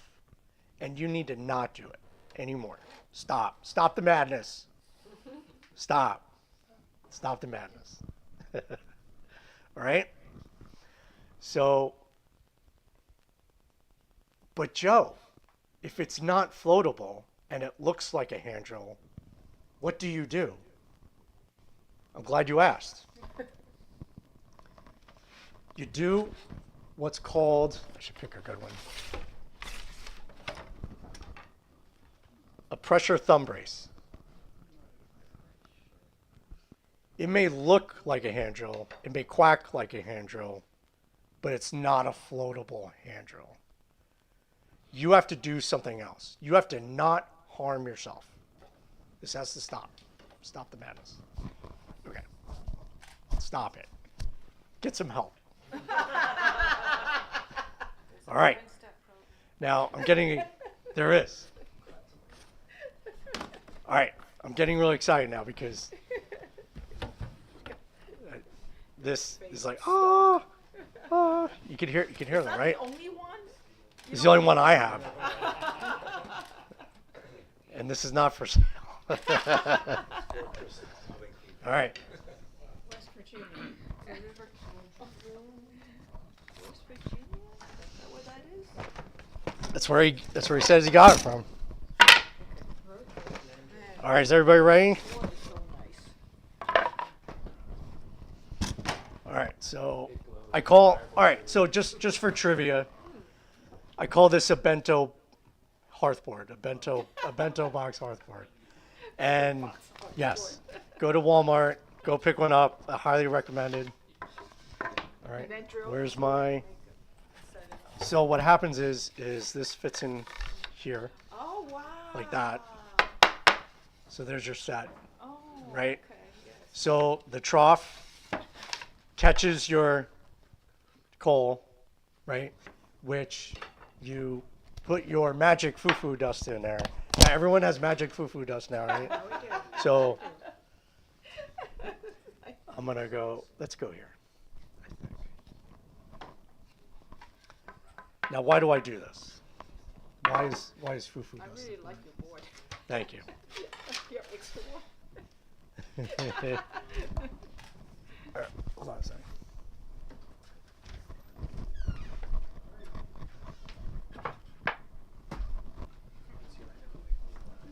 You could look at these. Oh my God! I feel like I'm shopping. Look at this. Oh my God. Yes. Here. Wanna look at Router. it too? Wow. See, only a woodworker would know that because people don't know what a router is, right? So, Wow, this all looks. Are they for sale? Like, where are you? This is not a commercial, by the way. oh It's wait, not a it is commercial. for sale, right? It is. This is mine. Where's mine? And then you can put the stalk in between. Oh, I thought I lost you. All right. So, I'm not going through the process of carving the socket and doing the notch. Okay, I'm not doing that. Should I do a fresh one? I'm gonna do a fresh one. All right. So I'm gonna go here.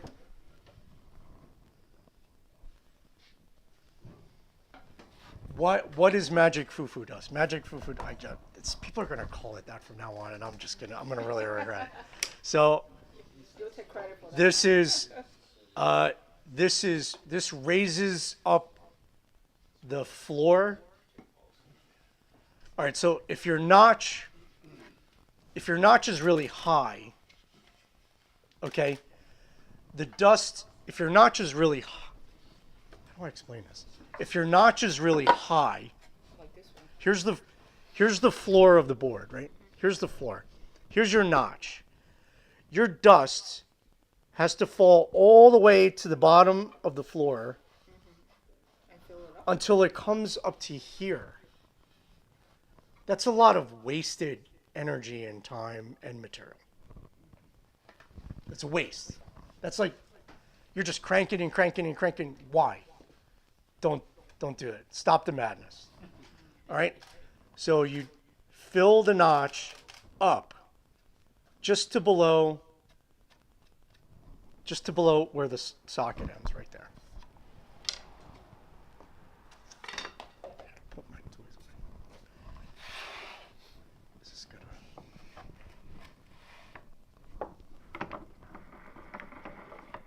No, that's not gonna work.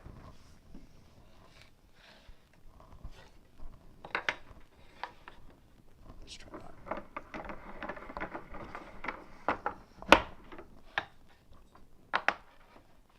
Oh, there we go.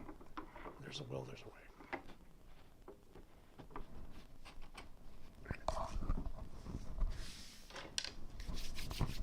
Now, always protect your hands. Where are you? Where are you?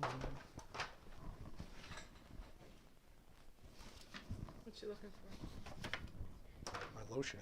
Oh. Oh, so you Hair can- oil. It was right here. 2 seconds.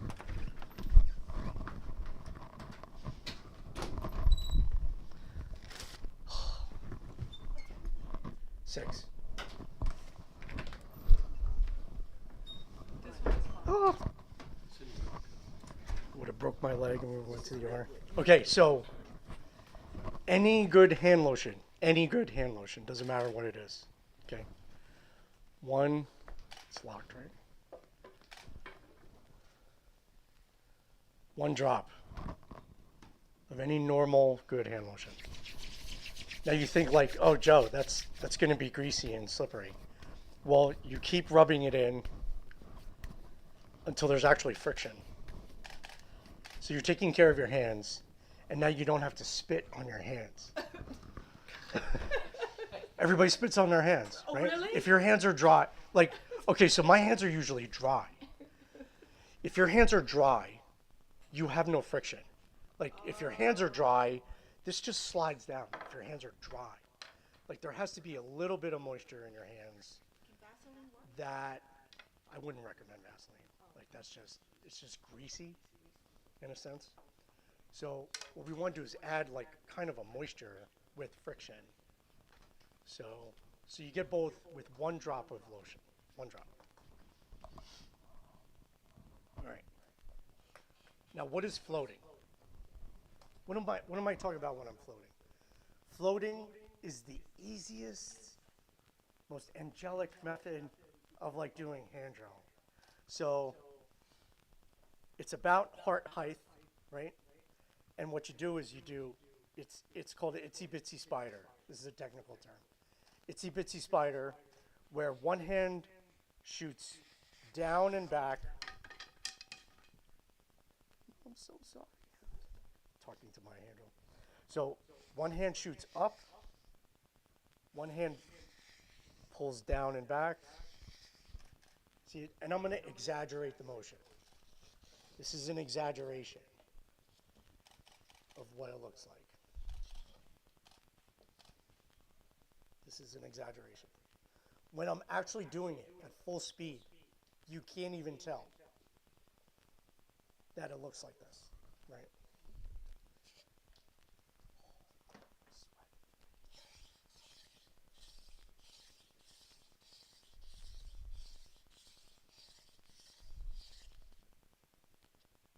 Now there's three things I have to do, right? Made it, gather dust and warm it up. That's actually, it's 2 and 2. And then ignite, right? So this is the hand motion. This is what it looks like. And you don't have to go down the stalk. You just stay right here where you're comfortable. Yes. All right, so here's what it looks like when you're.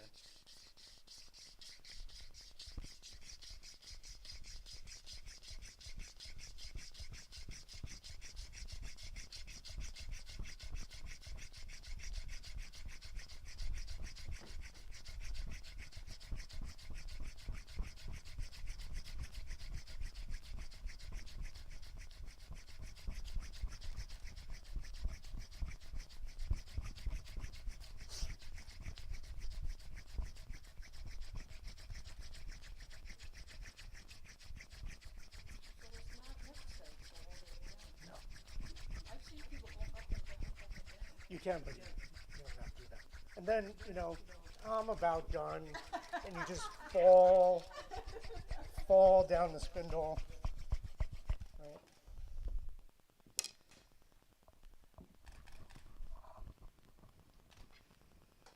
But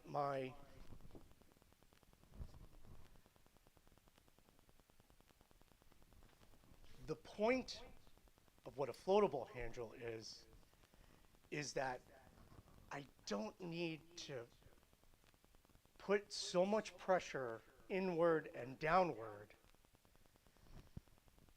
because what's happening is you want to put pressure and your weight and your pressure down here to cause friction.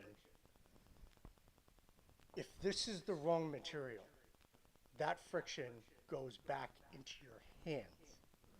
It doesn't go here. It goes here, which is what ruins your hands. So why do you want to do a floatable hand drill? Because all you need is not pressure, but speed and rotations. All I did was speed and rotations. So I'm not doing this, right? So it's like one turn, one turn, one turn, one turn, one turn. I'm doing 1, 2, 3, 4, 1, 2, 3, 4. Like it's turning like a bunch of times. This is rotations with speed. Causes that with the right material. Hear that out there? You have the right materials to do that without injury. Or what? Or gloves, yeah. Although it's hard to do with gloves. There is my proof and evidence. Okay? How do you get it off safely? Ah, so you have your tinder bundle. And you can just go like that. Okay. Usually we put the leaves underneath. Alright, smile. It's my birth announcement. It's a birth announcement. It's a coal. It's a coal, everybody. What'd you do to the feet, like elastic, you just drill holes in? Yeah. I can't flip it upside down, but yes. You can look underneath. Yeah. Thanks. So you can put the You can't get them at Walmart. The board. You can get the. I got the elastics at Walmart. do you have another board like that? Just the two? We'll talk. We'll talk. All right.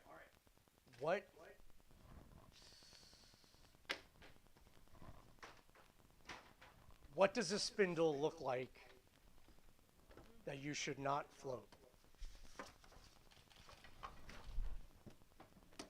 I think I have one in here. That is. Oh. Here's a Portuguese.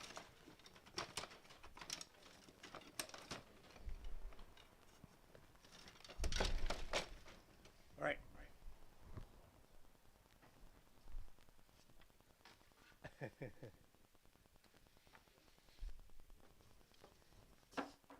may not be easy to see. Coal to nickel. See, even this, see the, I don't know if you could see the differences between these. No, it's hard to see. This is straight. Not that's the very end. Oh, the very end. The very end. You have one? The wall is thinner, the wall is thicker, right? Now, with experience, you would look at this and you go, this is floatable, this is not. You're like, I would look at this, this is a horseweed. I would look at this horseweed and I would go, I'm not floating that. I'm not doing it. Because it's not. You couldn't make me try to float it. That's the focus. Horseweed. No, I asked you about focus. I'm going to guess it. Yeah, we're getting there. Yeah, sure. Is it because there's no hole? It's not hollow enough? The wall is too thick. It is not hollow enough. And that difference is the difference between injury. That is the difference between you not doing hand drill for 3 to 4 weeks and you being able to still do one every single day.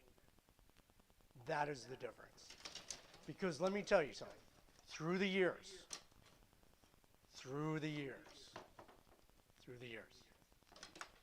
there's been plenty of times where I would just like, I'm just gonna keep going. I'm just gonna keep going. I gotta go.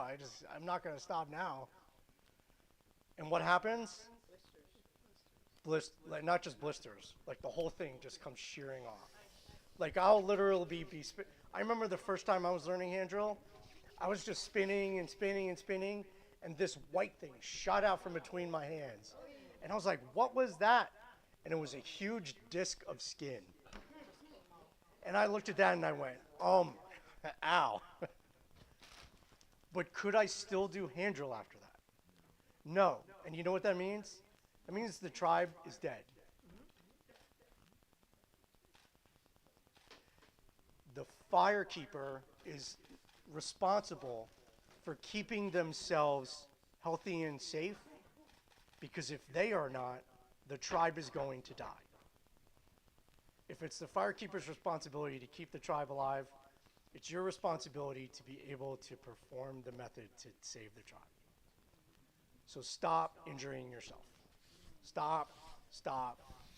And I want everybody here to like get on Facebook and say, this is a public service announcement. Do not keep going on hand drill if your hands are injured. Just stop. This is very important. So friends don't let friends keep going with hand drill. This is it, right? They don't let them drive drunk, and they don't let them continue doing hand drill and injuring their hands. So stop. So these ones, that doesn't mean everyone you find is going to be like this. But your chances of finding one that is floatable are going to be these 5. Easy to work, easier to find, floatable. Large lumen. Basically arrow straight, depending on what you find. I don't think I've ever seen one.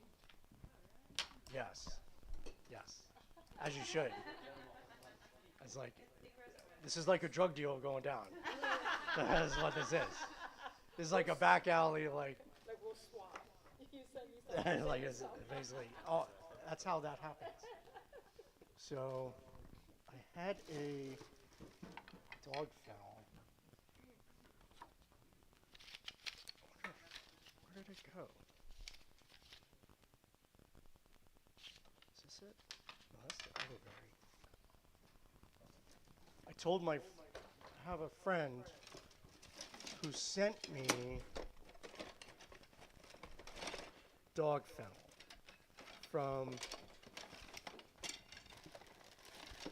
South Carolina? What did I do with it?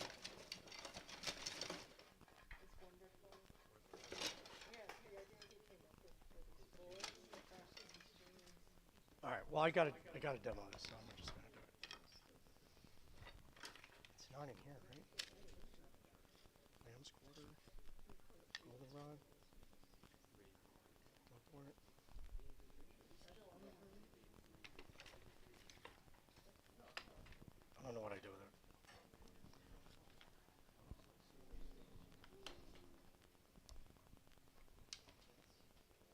All right, so here we have a giant ragweed, but when you look at it, like it's on that list, right?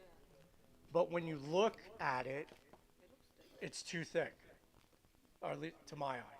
To my eye, it looks a little thick. So I don't want to spin this or something. Queen Anne's lace. I'm trying to pick a good one. Oh, let's do, okay. Evening Primrose. Or should I do the mugwort? So many choices, so little time. I know. All right, so I'm gonna take the board. All right, so let's put it this way. I found a spindle that I don't think will float well. Here's how I know for sure. I will try floating it once. If it doesn't go the first time, I will not try to float it again. Like if it didn't go the first time, that's it. That was the test. Because I'm not injuring my hand after that. Should I pick a new one? We're gonna pick a new one.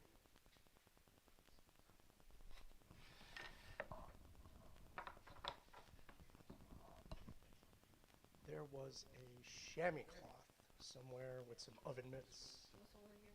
Not that. That. There we go. We need that. This is very important. Later. How do you make a pressure thumb brace? You go to the auto section and you find a chamois for like $15 or something like that.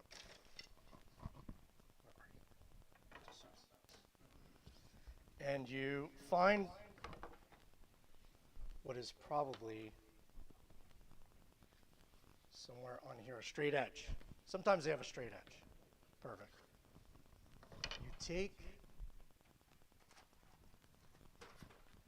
You take a 12-inch ruler and you lay that ruler on the edge of the chamois. And then you,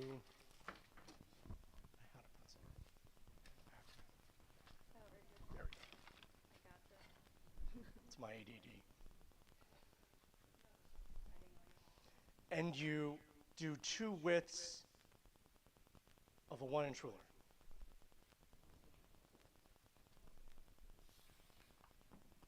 That's it.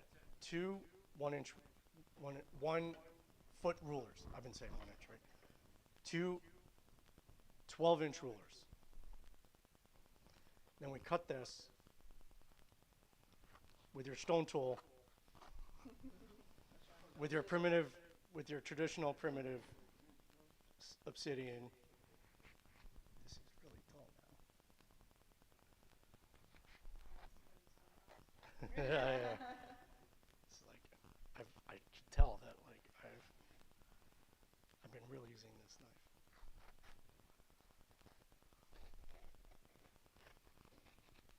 Okay. All right. Now you fold it over. I usually do this with scissors.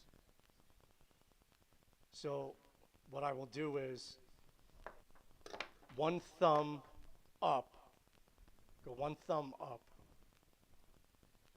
and this is where you cut your thumb line. It's very easy. So now I would do this with a scissor. I would just fold this over and cut that out like that. But I don't have a scissor. So we're going to use our primitive obsidian Japanese kiridashi knife. There we go. And I didn't have to go to the order. All right. I'm going to put that there. It's right here. It's right here in front of me. All right. And this is your pressure thumb brace. I got a little bit more. I guess I have fatter thumbs than I thought I had.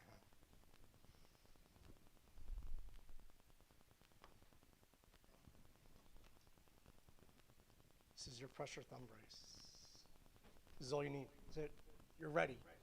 You're ready to do hand drill and not injure yourself for 3 to 4 weeks. This is it. Okay.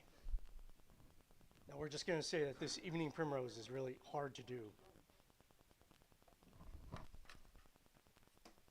Fresh new notch, right? Fresh new socket, never used, right? So it has to do 3 things. It has to mate, warm up and create dust, and then it has to ignite. Now what's nice about the chamois is it just cradles around the top, even if the hand drill stalk is a little fragile.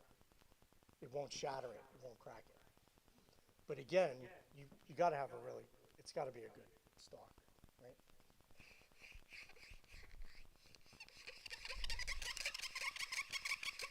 Squeaking means you don't have enough pressure. Squeaking means you need more pressure. And see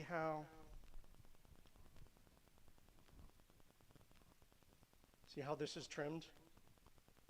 Because these corners are catching in my thumbs. So many use mine. Because it's mine. I'm going to use mine. Which is ready to go. It was here, right?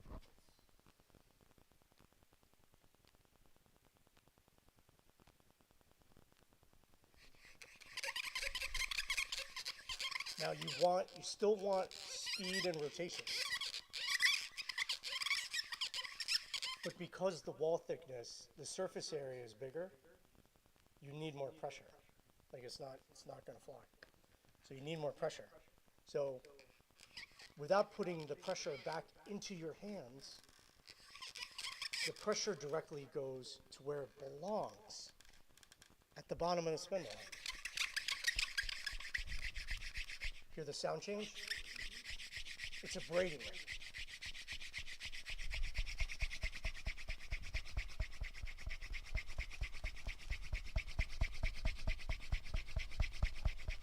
And now I can lean on this like all day.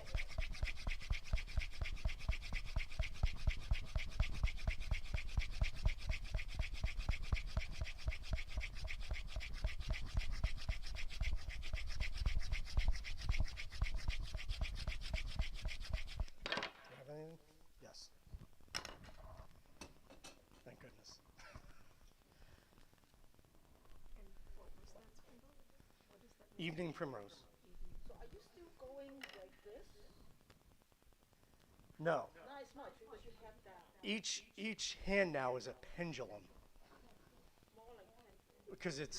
because there's a fixed point at the top. So really, I just have to kind of go across.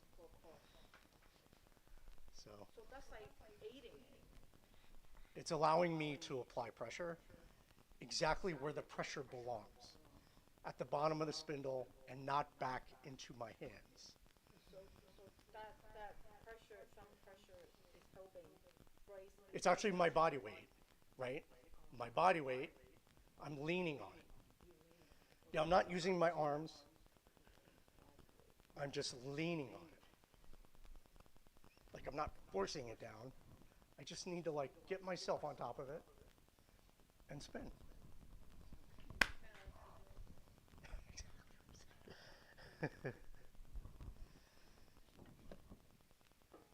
Proof and evidence. Okay. How many types of hand drills are there? 2. What are they?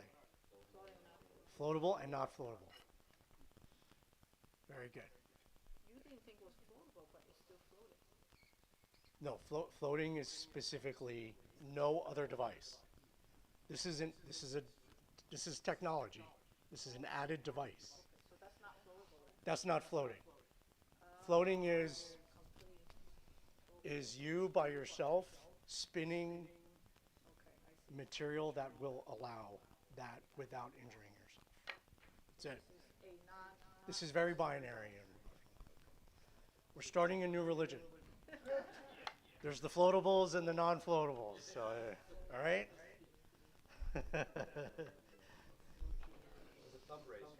Pressure, okay, so here's the thing. As I started learning all of this stuff, I go, what is that? So I had to come up with all these names, right? I'm like, what do you call that? All right, this is a good lesson. I'm glad you asked. This deserves a new board.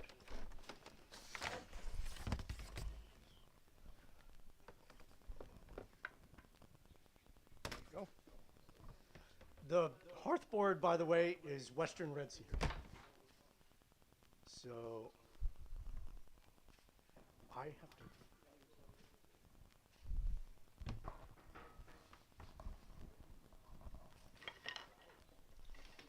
have to stop putting markers down and like not finding them.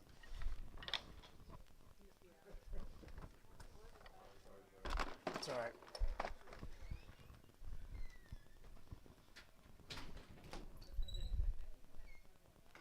Excuse me. Sorry.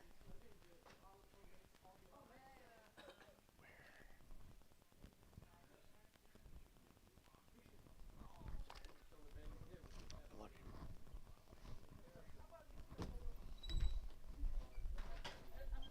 Okay. All right. You are the sacred marker holder. That's okay.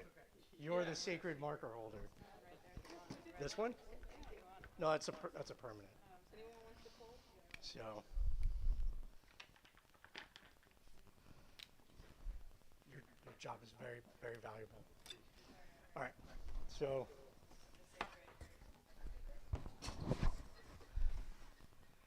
let's do it this way.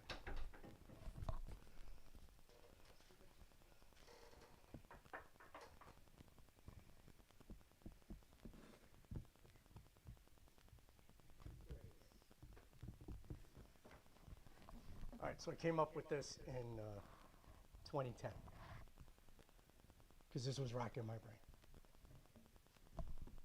Pressure thumb brace. Pressure, where is it?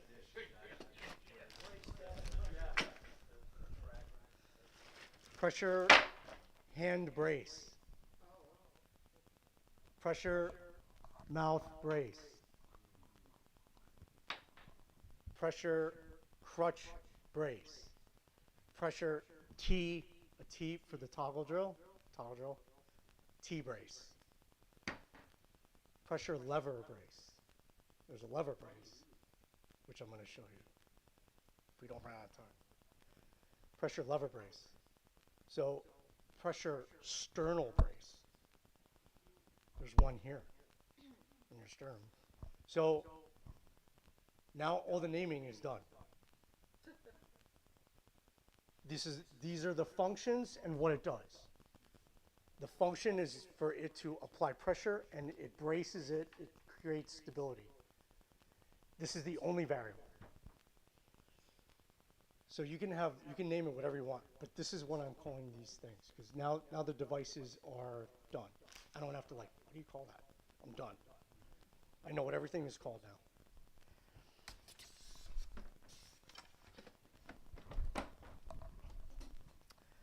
Right. I'm just gonna show you these and we're moving on. Evening primrose, right? Daisy fleabane. Now, daisy fleabane up here in Jersey is very hard to find as a hand drill stone. That's less than 3/8 of an inch. I don't like this, but I've gotten a coal from it because I put on some of these you'll see a star. If I put a star on it, means I got a coal from it. So this is really whacked. Smart weed, and this one through time is is bent on itself. It looks like the Elder Wand. Wingardia Leviosa. There we go. Smart weed. Leviosa. I don't know. Queen. This is really rare. Wild carrot. Yeah. Now, no, as a handle spindle, this is really hard to find because you have to find a unicorn behind a guardrail on some highway that no one ever goes down. And it grows this big, like the stalk. So, like, I saw this and I'm like, you're mine. And, like, there it is. And I started, so I got it. Chicory. This one's really wonky, right? But it worked. Fireweed, which is not from around here. This was a trade from somebody, I don't remember who. She was very nice. She goes, I'm going to send you some fireweed. And I'm like, you're the best ever. Moth mullein, which is a mullein, but it's a different species of mullein, or family of mullein. Goldenrod. Goldenrod is one of those ones that I don't like floating. It's the late plants, the mugworts, the goldenrods, the late flowering thoroughworts, purple loosestrife, all of those woody old ones, and the loom, there's practically no lumen in them. There's no pith. All of those, if you're even going to try hand drill, you're going to do a pressure thumb brace. Like, do not. Do not try to float. Lamb's quarters. Lamb's quarters is usually pretty thick.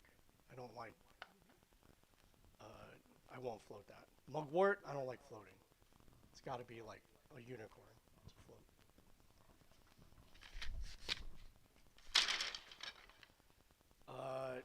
Not many people have heard this one. Cocklebur. It grows in the cornfields. Occasionally you could find a really good one. If you find one in an open field, it has too many branches. It's no good. If you find one in the corn stalks, it's nice and straight with no branching. Yes. Canada lettuce. Right. This is Lactuca canadensis. And they tend to be very fragile, so you got to be careful where you find it. The curly dock, which is outside. This is one of the curly docks. Hackelia, my nemesis, my mortal enemy.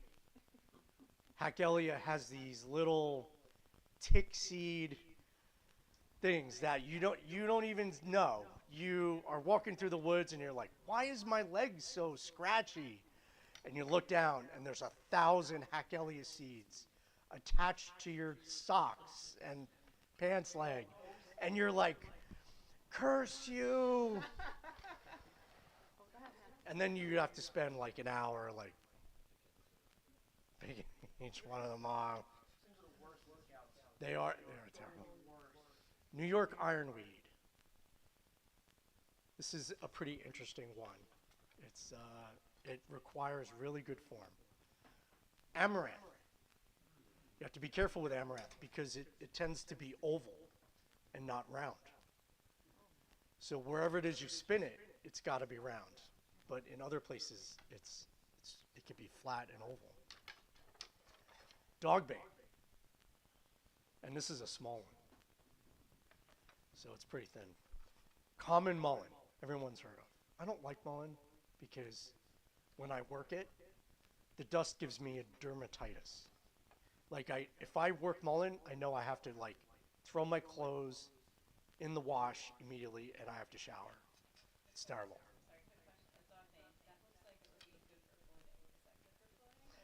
It depends. So it's, see how, okay, so this is really thin. Here's what this tells me. This is really thin, which means if I do rotations, I'm going to get even more rotations, and it's going to go even faster. That's a good thing. But it's really woody. Like, it's just like a hair more than the 3 30 seconds. right? And I don't like that. So it may make it up in speed and rotations. So you know, you would have to just like try it. You have to experiment. Yucca, this one's a little wonky, right? They tend to grow pretty wonky, yuccas. And you see these holes? This happens a lot with yuccas. So there's an insect that lays eggs inside the yuccas. And then what you'll do is you'll collect the yucca and you'll put it in your garage. And then you're gonna come back and there's gonna be all these holes in your yucca. And I can only imagine what it's like to be a yucca. Everyone's seen the movie Alien? Imagine being like, you're in the movie Alien and these things are like busting out of your chest, except there's like 3 dozen of these things busting out of you. That's never gonna leave your that's that visual. Cattails, but you gotta find really big fat ones. Can't, because you strip them down, strip them down, strip them down, and then you have something like this. So you gotta find the biggest, fattest ones you can find. Bull thistle. Because we have it in the field. They're terrible. I'll tell you what, these things make you earn.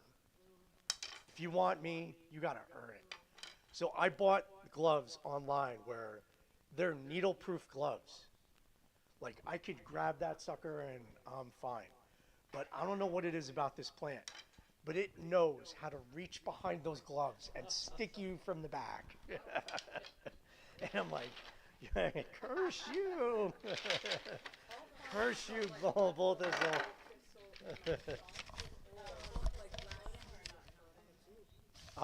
Usually floating. But why is it not on my list? Because of the 10 qualifications. It is a nightmare to prepare. And that's why it's not on the list. Bull thistle. Now teasel, even though it has a few spines, not a big deal. Bull thistle, on the other hand, you have to be a masochist to want it. Oh, I forgot something. Elderberry. This is like an Excalibur of like handles, except they're shrubs and you have to go find the shrubs and you have to legally like be able to collect wherever that thing is growing. So you can't just like go into a park and like start hacking away and stuff. I'm sorry? Swamp mallow. Swamp mallow can be very finicky. It's so soft. It is so soft.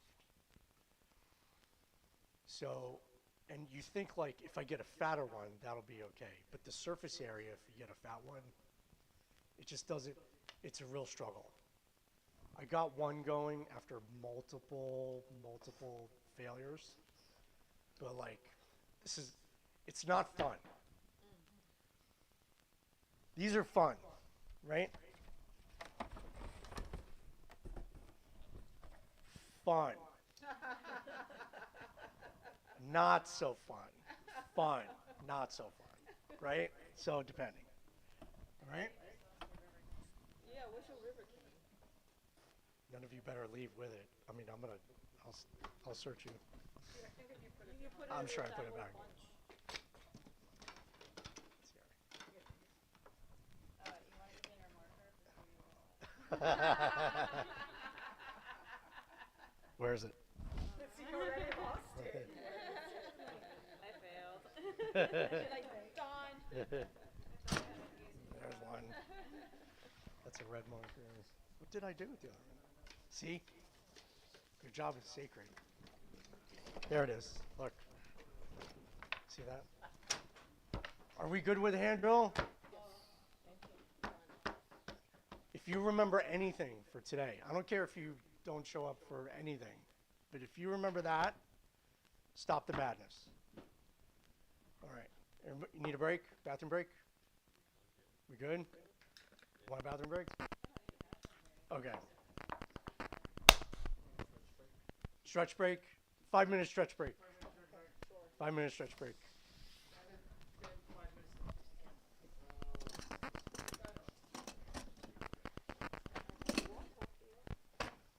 Help yourself to fruit and water.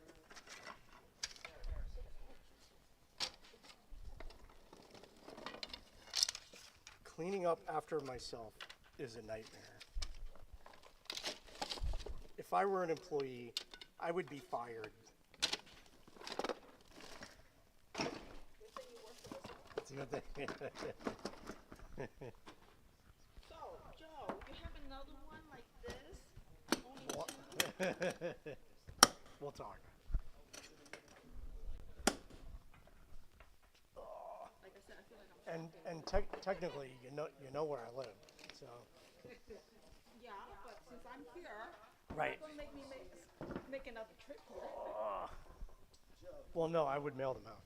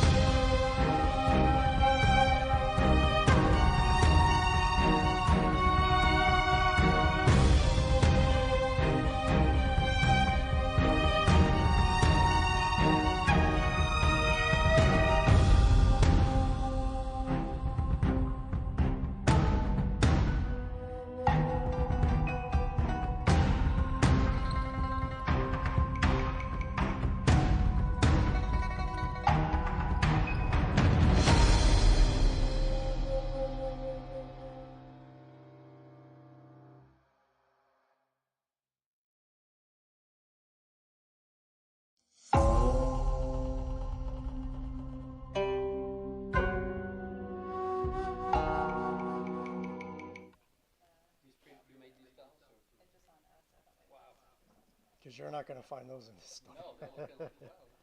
You good? You guys good? You okay?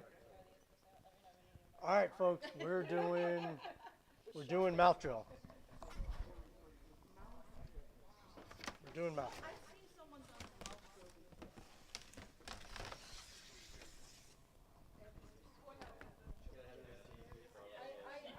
Marker. Look at that. Marker. That's fine. All right. Hand drill. 2 pieces. But pressure thumb brace, 3 pieces. Right? So black, please. Right?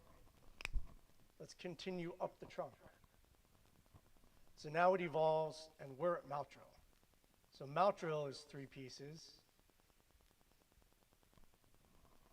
There's a spindle, a base, and a pressure mouth brace. So now we're at 3 pieces. Okay? So we're going up the tree. This trunk of the tree. Thank you. Because your job is sacred. All right.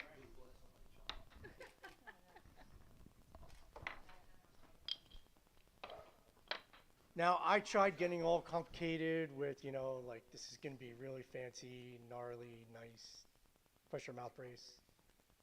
Don't do this. All right? Don't do stuff like this. So, it has a bite plate, right? I had paper towels. Oh, here. Oh, I'm like, wow. I'm like, I know they were right here somewhere. They make for bad visuals. What they do is just This is very important. This is vital. Take one square paper towel, fold it 4 times. 1, 2, 3, 4. This is a very important piece of equipment right here. Very important. Okay? Because gravity and saliva don't mix. So your mouth is down and open, and saliva just pours out of your mouth, and it doesn't make for a good demo. It's really terrible. Not to mention it's not hygienic. Plus, if you get a cold, you might just put it out. It's terrible. Don't do that. Paper towels are your best friend. Okay? Not a rag, paper towel. All right. So don't get fancy like this with a bite plate. And do this. Don't do this. Here's what you want. Oh, so that's not it? No, we don't want that. We don't want that. I'm going to use a large example. So find a branch that is about 1 inch. Okay? So when you find the 1 inch branch, okay, take off 1/4 of it.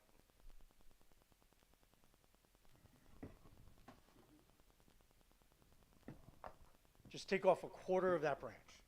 So now you have a dowel.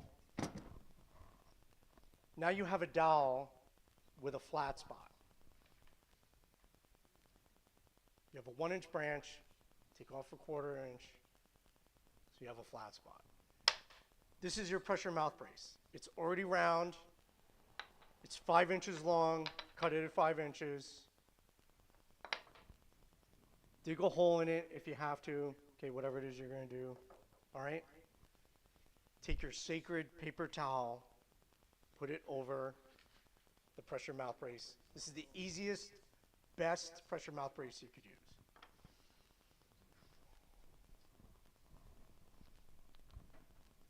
It can't go anywhere. 5 inches is larger than your mouth. It sits in your teeth. It can't go anywhere.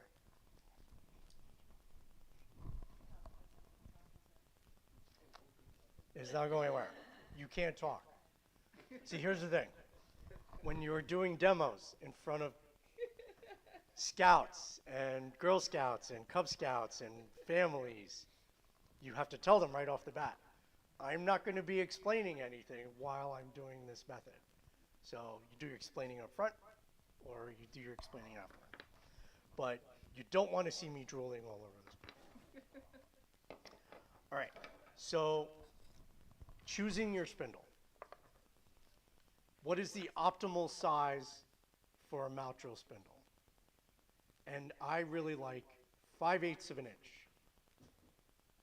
5/8 of an inch, which is larger than 1/2 an inch, right?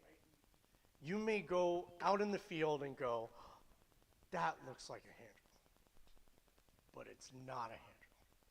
It's a mouth drill. Okay? Now, this part is very vital. It's vital. Your mouth drill must be arrow straight. It must have no wobbles. It must have no wonkiness to it. It's got to be like dead arrow straight.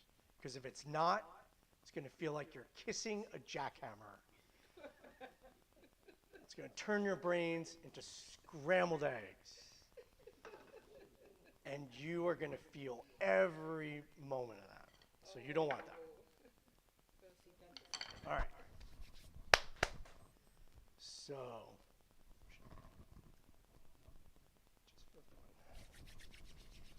take care of your hands.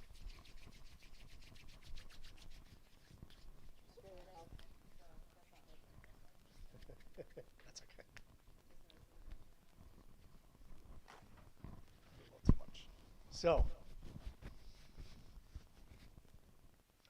pressure obviously comes from the back of your neck because you're leaning down on this thing, all right?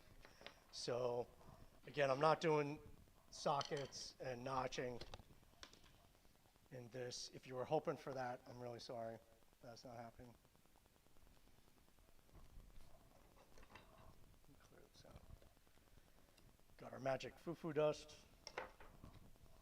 So what should we do?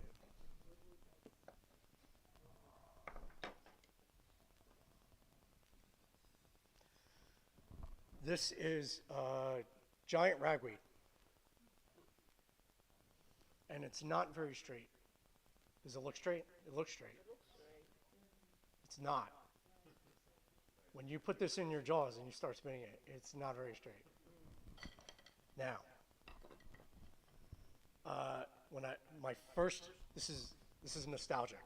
So in 1997, I took my first trip to Japan, and I was in a department store. And the way the department stores are built is they're on top, the floors are a different theme. But the department store is like floors up. It's not like Walmart where it's just like one big space where you gotta walk like a mile. They're on top of each other. So there's elevators and stairs. So they had a department that was camping was downstairs. And they had a pump drill in a bag.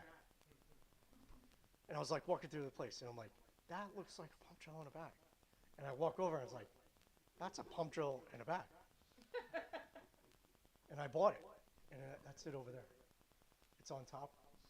Yeah, that. Give me that. There's no, yeah. So the bar, that's fine. This is not the original bar. The bar is long gone. It was a piece of crap. But this was hanging on a wall in a plastic bag. And I'm like, I'm buying that right now. Dude, I'm taking that right now. And I like wrapped it on the wall. I'm like, oh, this is it from 1997. I still have it. All right. But along with that, they have a craft section. And I bought this piece of wood. I have no idea what it is. But I bought it at Tokyo Hands department store in Tokyo. And I turned it into my first ever mouth drill. So on my first ever trip, I got a pump drill and a mouth drill, which I made. So I don't know what this is, but this. And so since then, I've made a few. This one's bamboo with a collet system. So the collet system holds a plug, I call them reloads, in place so that you can just switch them out. Because when you're with people and you're doing things like carving notches and fixing things, you've lost everybody. So you don't want to do that. All right. So I guess I'll just do this. This actually looks really small. Let's just do the, I would like to do this. So, all right, so let's try primitive traditional. Like you cut this, there you go. Like there it is, right? So I'm gonna feel every second of this thing. Look at these yuccas. Now yuccas usually don't grow this straight. But these are not hand drills. Look how thick they are. They're just a hair over half an inch. That's too thick. These are mouth drills.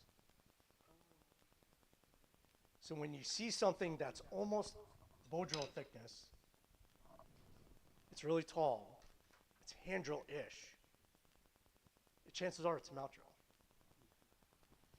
Okay. I like bamboo, so I'll do bamboo. All right. So this has to mate.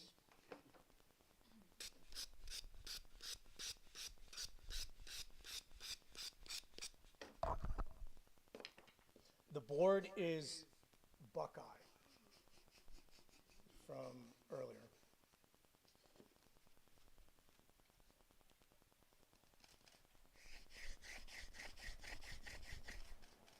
You can actually see my head vibrate. Yes, yes. looks straight, right? But it's not. Now watch this.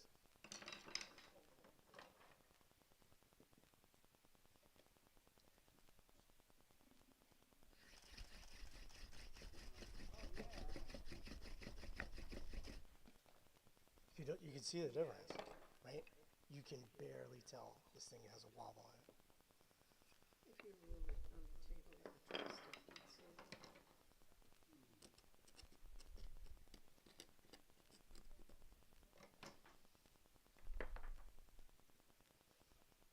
How we doing, guys?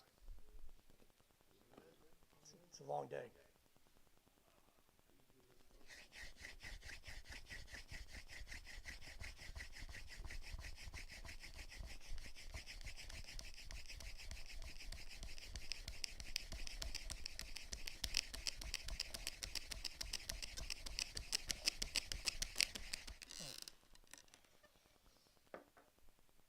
Just clean it. Hear it squeaking? Not enough pressure. It's actually just glazing over, which is why I'm trying to scratch it. The bug guys can be soft. Might pick another one.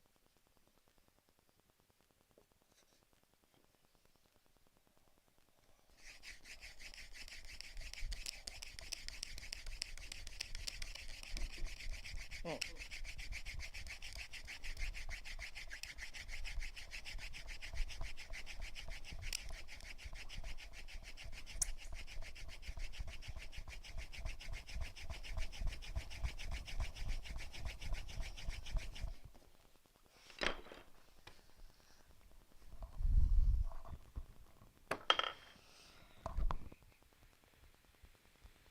Almost. Shit. Stopped early. That's all right. My brains are getting scrambled.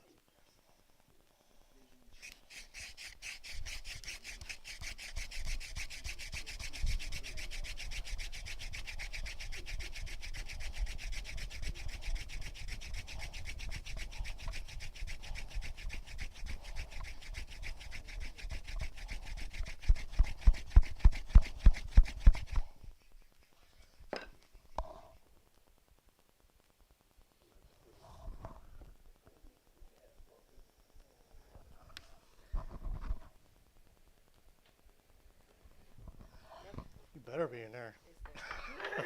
It's there. Because I'm going to have a stroke. It's there. Okay. Proof and evidence. Can I ask, why would people do moss drill if you have? Because these are the materials you found. Oh, I see. These are what you have to work with in the environment at the time. Hand drill is not possible. You just Because of don't. the thickness. If you had hand drill materials and you could do it, do it. Okay. Your question is excellent. Why do this? Yeah. Why do all of them? Why know any of them? Because That's true. the only thing in your toolbox is a hammer. You don't have a screwdriver, you don't have a wrench, you don't have pliers, you have nothing. You have a hammer. You know what you have? You have a bow drill. You have a hammer. When you have a hammer, everything looks like a hammer. Oh, that's a bow drill spindle. Oh, that's a bow. That's a handhold. Everything is bow drill.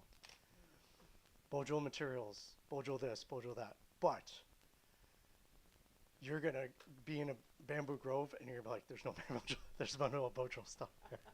And there's no cordage involved in these. There's no cordage involved in these. Yeah, Cordage, you're gonna have to that's have cordage next. making materials. Right. Okay, makes sense. You could also just walk right past an option. You wouldn't, that's right. So if you don't know what to look for, you just, like the elderberry, like, oh, Like if you don't know, you just walk right past like one of the best hand drills ever. It's a shrub. So I want to How do do you it. try this stuff so that it can actually use it? Say you harvest the you harvest the cattail green. How do you dry it? Do you hold You just put it away.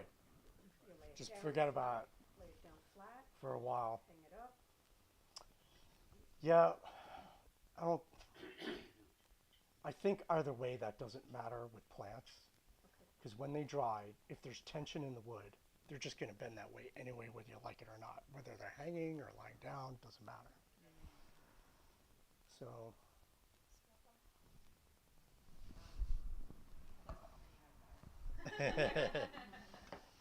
Just toss that outside, please. Respect. Thank you. 3 pieces. Marker. Sacred. Thank you. Let's do blue. Branch. Mouth toggle drill. Right?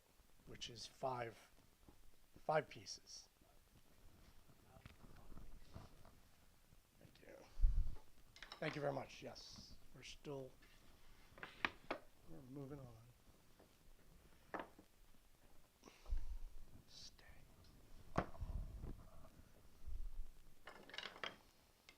Which one? I'm going to do this. Because it's so much fun. What are toggles? These are toggles. These things are called toggles. Toggles. Okay. So mouth toggle drill is awkward. There's no way around it. It's just an awkward method because you feel very vulnerable because you're pressing down on this thing with your neck, but both your arms are in use at the same time, and you can't really hold the board well because, all right, so here's, what is the physical difference between a mouth toggle drill and a mouth drill? A mouth drill can be tall, but a mouth toggle drill has to be short. Why is that? Okay. So I haven't gone over the 22 variables yet. So the 22 variables, one of them is in rotations. Is it rotations or back and forth? Back and forth, which we were talking about when we do gaucho drill. There's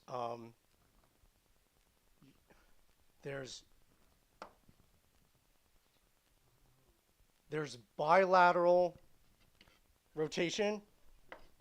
This is equal. Bilateral rotation. So this is hand drill. This is mouth drill. And this is pump drill.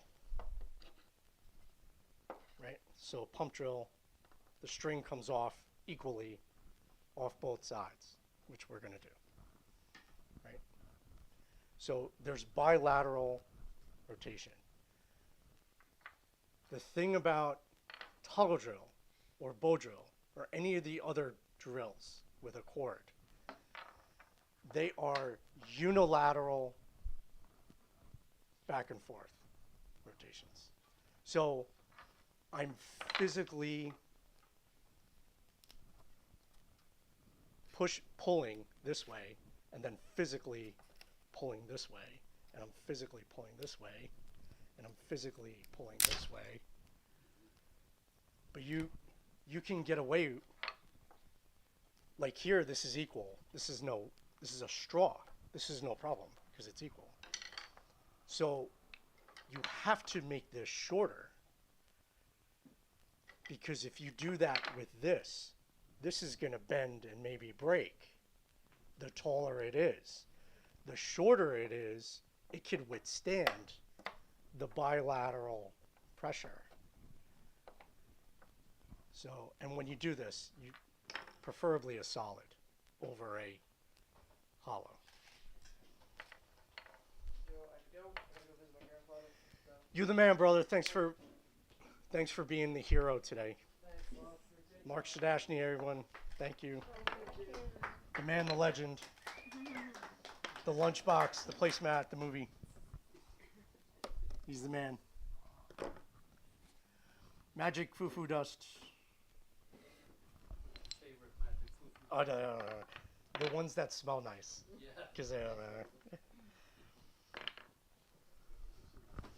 All right. But this is not short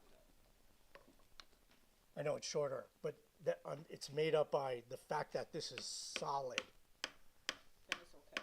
right? Because these are hollow, right?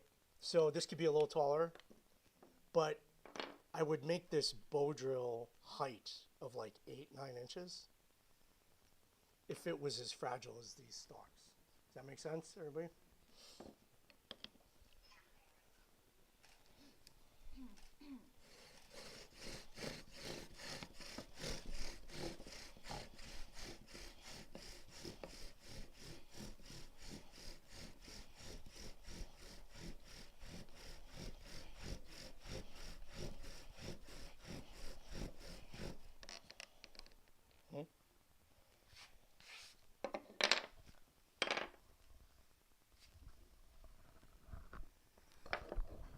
Oh, you got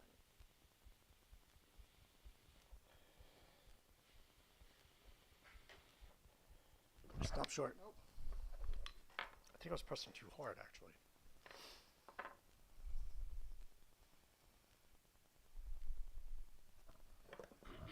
Try to.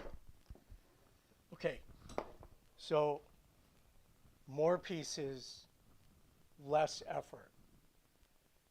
So no matter how many times I miss, I have the energy to keep going because of the technology. So less pieces, more effort. The more tired I am, the less chances I get, the more chances that the tribe is going to die. More technology increases the chances of the tribe living. Okay? I was just thinking I was gonna go get the big out of my car. Yeah. So there's a reason why we have big pliers now. Save good thing. That's right. That's why it's called that.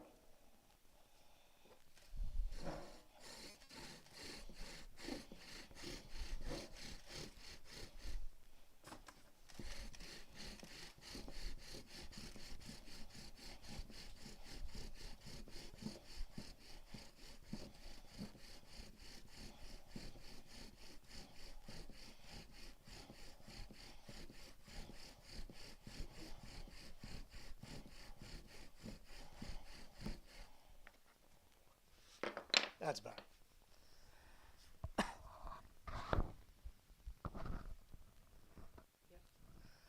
All right. You get the gist. Yes. Because now I can have class participation. What? So. Someone with the fire. Oh. Sorry. It has to blow. There we go.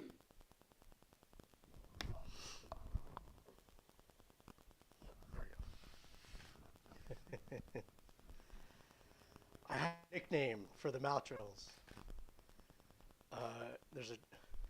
In the ninja tradition, there's many ninja weapons. And this is called Metsubishi. Metsubishi means eye blinder. So my nickname for this is eye blinder. Oh. Because Because of the smoke? while you're doing this, You're kind of blinded by it? you are stuck right here, and the smoke. Right here, and you can't like with bow drill. You can go like that while you're doing bow drill, but you can't do that because your mouth is stuffed. So you're just like, you're like literally suffering. So this is the ninja weapon, eye blinder. That's what I call it. Mitsubishi. Please, thank you very much. Respect. All right. I'm just gonna volunteer Alex. Oh, you will Alright. do it. Yeah, We will volunteer him too. What am I doing? The mouth you're gonna do mouth bow drill. Now, this bow, I'll explain this. When he gets back. We'll do this and then we'll take a break.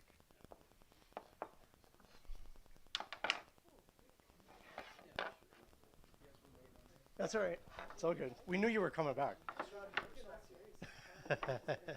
It's all good. All right. It is PhyreDojo's, because I don't like talking about myself. It is PhyreDojo's preference. I don't like traditional bows. Like how we learn bow in bow drill. I don't like this. Like I really don't like this because a lot of times this is what happens. So you put pressure on this and it can do this for one thing. And then you gotta like crank down on this here. You gotta grab the cord. And the problem too is that you can never get away with this with primitive cordage. You would never get it. This would just snap if you do that. And trust me, when you've twisted enough cordage and you try to do bow drill and you just watch your cordage that you just spent an hour and go snap, you don't want to do that. I only get 1 or 2 uses. So if you're lucky, if it doesn't just snap while you're putting it on. So we're going to talk about the Egyptian drill wrap after Alex does his thing. So we take, yes, the sacred paper towel. Technically a 3/4 piece. And so that's yours. That's yours. Please. I give, yes. You okay? You good?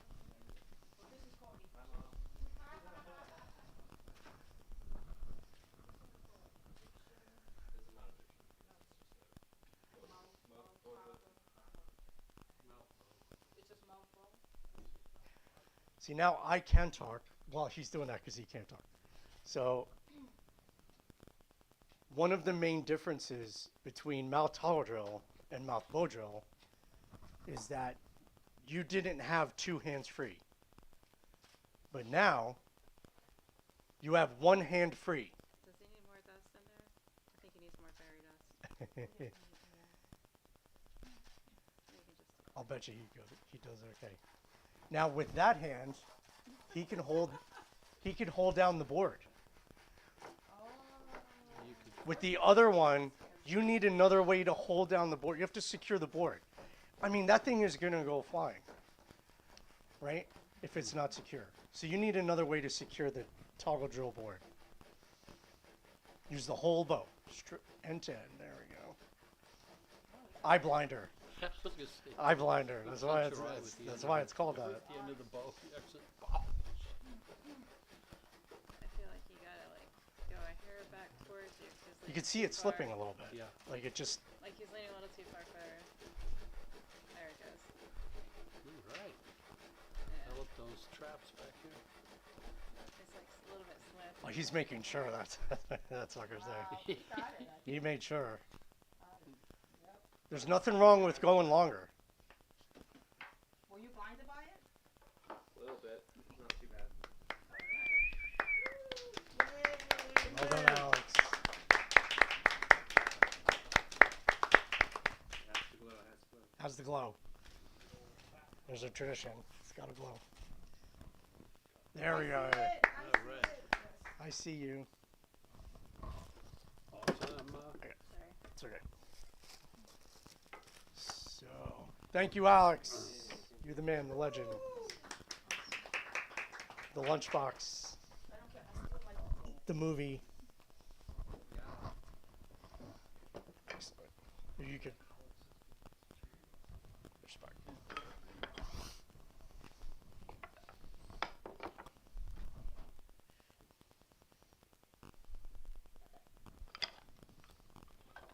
All right. Marker, please. Thank you. Sacred. Her job is sacred.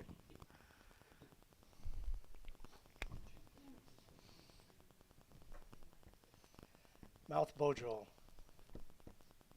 Also 5 pieces. Yes. Why do you say it is a 5 pieces for the mouth toggle drill? What are the 5 pieces? Okay. Spindle. Hearthboard. Pressure mouth brace. Toggles. And cord. Same with the bow. Bow and cord. So you have a bow, but you need a cord. So that's you need the technology of each. Good question, whoever you are. Right? All right. So we're still going up this branch, and we're going to go Bojo. 5 pieces. But we're taking a break. So 5-minute break, everybody. Bathroom break, drink break, fruit break. Break. Break. Yes.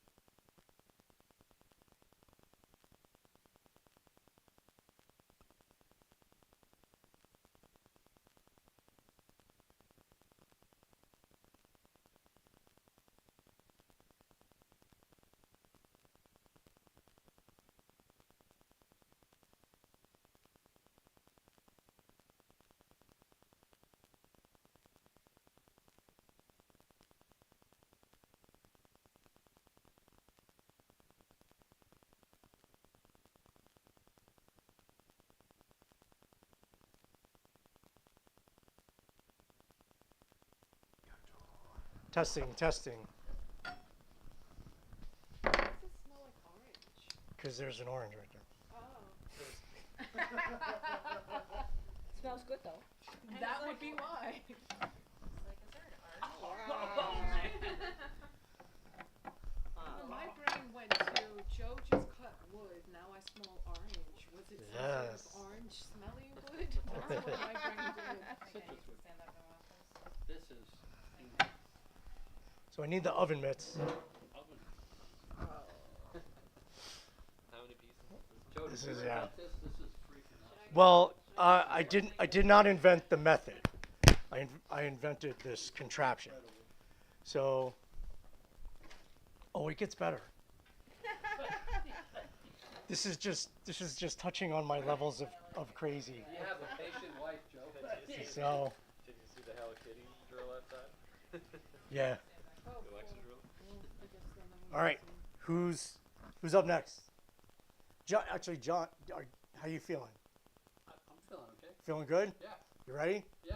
This is you, because you asked about this. Oh, yeah. All right, what do we do? All right, so actually put both of these on, because you're going to switch hands.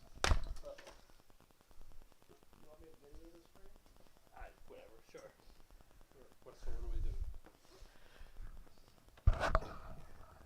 Whatever comes natural. Oh wow. Oh, I got it. All right, so I'm going to first, you're just going to get started. Let's see which direction. Now, when you get tired of going in one direction, you can go the other direction. Like, you don't have to go in the same direction. But the point is that you are actually going in one direction, right? Oh, this is to protect my delicate hand. Yes, from correct. Abrasion or Correct. it's hand fire. Your hand bursts into fire. So, good. So Keep going. oh. All right, so you don't stop. Do not stop. Wait before you actually stop. Very good. We need foo-foo dust. We need foo-foo dust. Or you're going to be doing this for way This is too long. This is so fire nerd awesome. Question is, will it work? Okay, so which way, right or left? I'm going to do the left hand. You could do both. We can do both. Great. Ready? Yep. Just be careful of your elbow.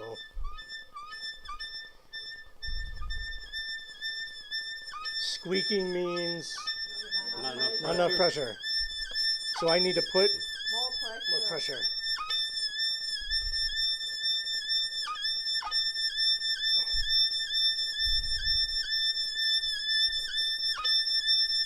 I'm putting more pressure. It's also wobbling in there. I know it's a little wobbly. All right, stop. Definitely sweating. Yep.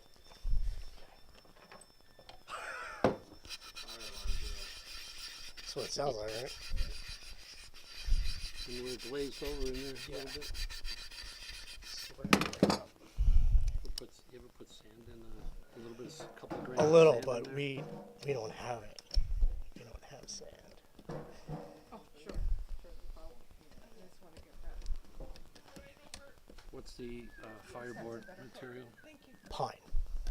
Okay. It is radiata pine.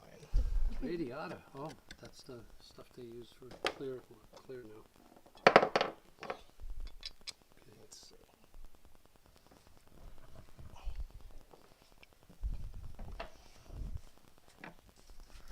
It's Is that a blood bearing up there? it's a cap, yeah. So I don't have to care. All right, I'm gonna try. There we go.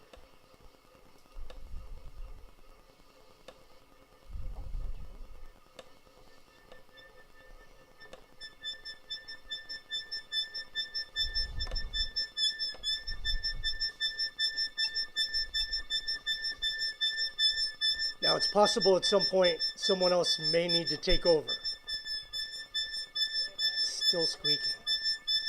I'm gonna put more pressure. Okay. Oh, I broke it. Whoop. That was a lot of pressure. Yes. That was too much pressure. I'm sorry to scare you like that. You didn't scare me. I'm sorry. Thank you. Oh, it's not one that. Yeah. That's not gonna come out. So, Is this the Egyptian one? this is the Gaucho's journal. Gaucho. You just have a socket there.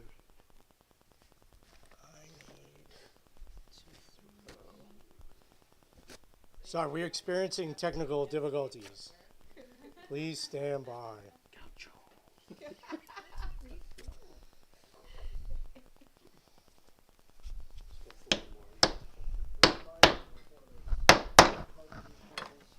Oh, right, brace and bit. Yes, carpenter's brace and bit. That is correct.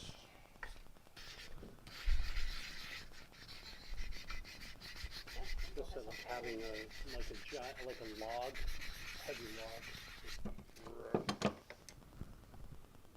You could do that with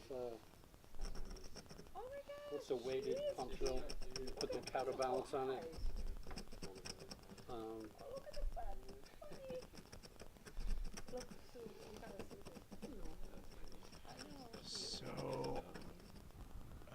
So lineage, right?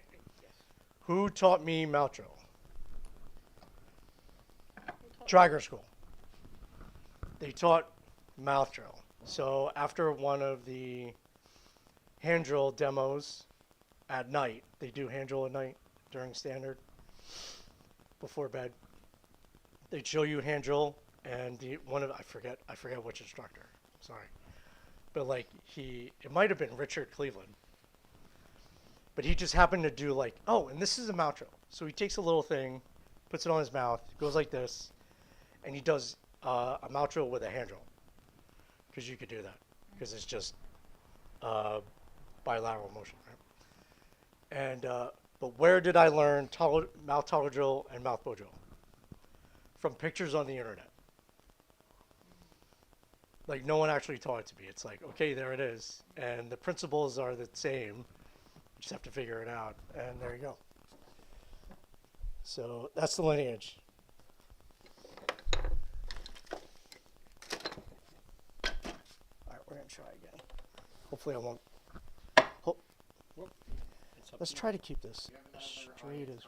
When is this fire starting contraption called? Does that look straight? No. That's not straight. No, it says an angle. That's not straight. Nope. I guess The that's as last straight one- as it's gonna the get. last one might get straight. I don't know. What do you think? That's straighter. That's the straightest of all. Does it spin? Is it still on? It's still on. It's wobbling in the hole. It's wobbling inside the. This used to be straighter. Straight on one side and not on the other. Right there. It's probably the bend. It's kind of. All right, bear with me. What is this contraption? This contraption is my large lever box. And this is a pressure lever brace. The top, because it's a lever. So FRE 1, 2, 3, fulcrum, resistance, and effort. So effort, resistance, fulcrum. So this is a level 2 lever. This is a level 2 lever because the resistance is in the middle. If the fulcrum was in the middle, which is a seesaw, that's a level 1. Is it backwards? FRE 1, 2, 3. Okay.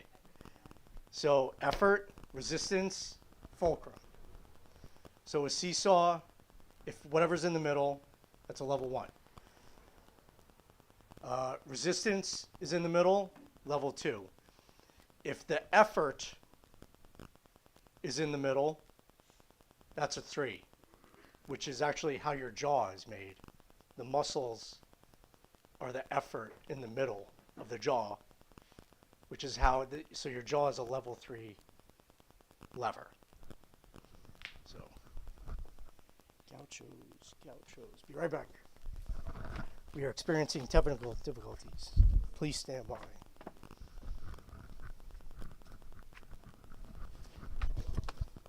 Hand drill, extra, toggle drill, stone tools, Egyptian, gauchos.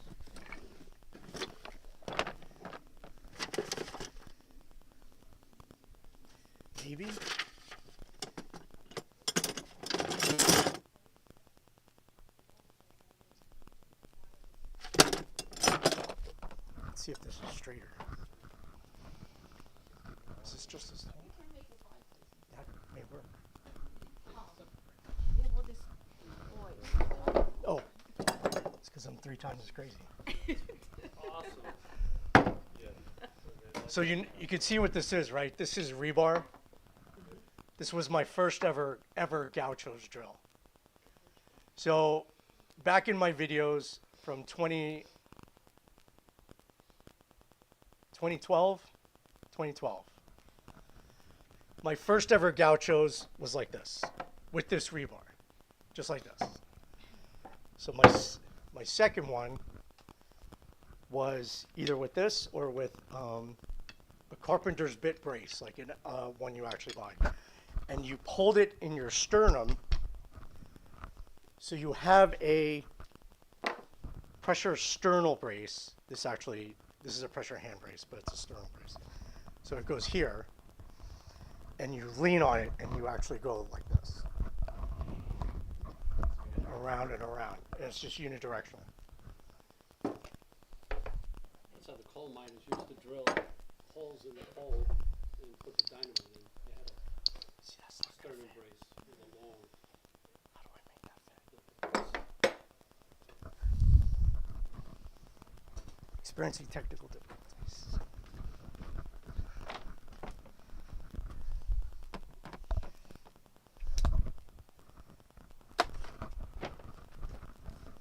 Oh, I may have it. Oh my goodness. Oh yeah. There you go. Oh my goodness. There you go. Now we're cooking with gas, as I said. All right. Who wants to warm this up?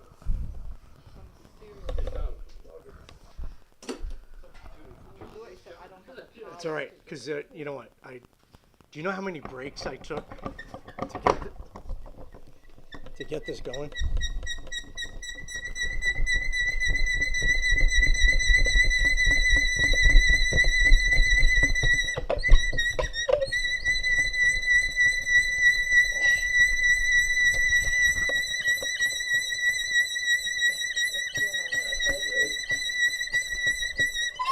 Why doesn't it go? And it's getting crooked. I think it's also getting crooked in here. Sorry. I think this is. Oh yeah, there's no enough magic dust in it. Yeah, you need more. And I think more of the wobble is in this. Like, Is it a little bit? and that.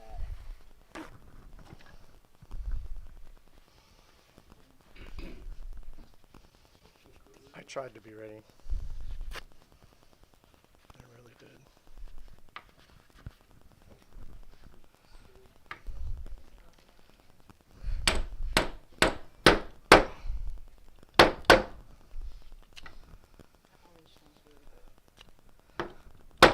Bubblegum and Band-Aids.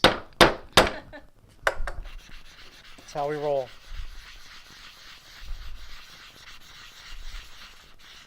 I just wish this wouldn't shine up like that.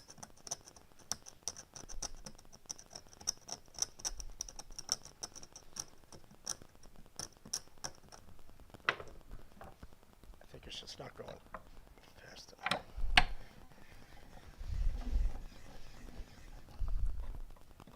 Which one do you think? That one? That one? That one? Ready? Put more dust. First we gotta get friction.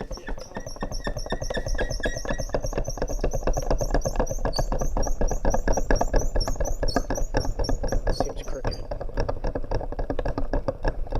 Is there smoke? Yeah, a little bit. Yeah, look. Okay. Keep going, keep going. Just don't throw your hand out so much. Just go in the circles. Keep going, keep going, keep going. If you need to switch, do that.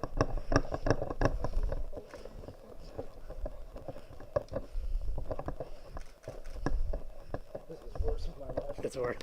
Okay. I think I got it. Got it?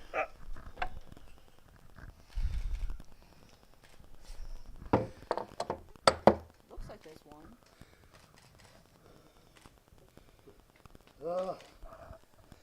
Almost. You did great, except this thing came out. Yeah. I know where the wobbles from. So up here, this is going side to side. If you put a wedge in here and here, it might, It's it might lock it in. I don't know. I think you just disproven your theory of more piece was less effort. No, but see, this is technically 3. Technically, it's 1, 2, and 3. Technically, it's 3. So, but the problem is maker error, because I'm not ready. That's my problem. So,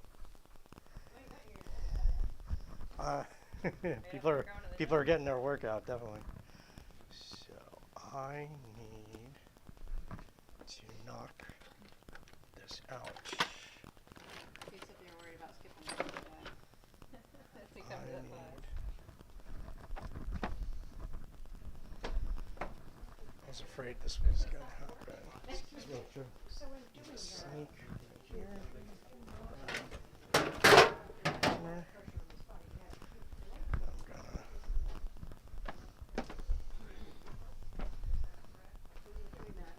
it's mostly this one, it's not pressure on your shoulders, it's not pressure on your neck. Yeah, no, I mean, I'd say it's mostly just your arms. And your heart. Yeah, your heart. I mean, that gets your blood pumping. I probably should also be just like paying attention to breathing more while I'm doing that. Yeah, I was thinking about You're holding your breath here. Christine, can I have that hammer? There's a hammer over here. Yes.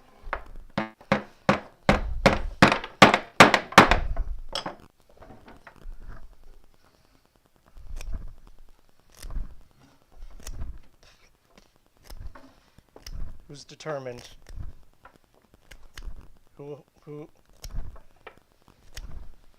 Who's not afraid? I'm not afraid because I really want to see the pump drill. Okay. Let's wait for the pump drill. I just know I have no strength. Or not enough strength. Even if it's just warming it up, it's going to be a help. I don't have a You strength. have a couple of I senior might just see shims if he and got the. wedge them in there.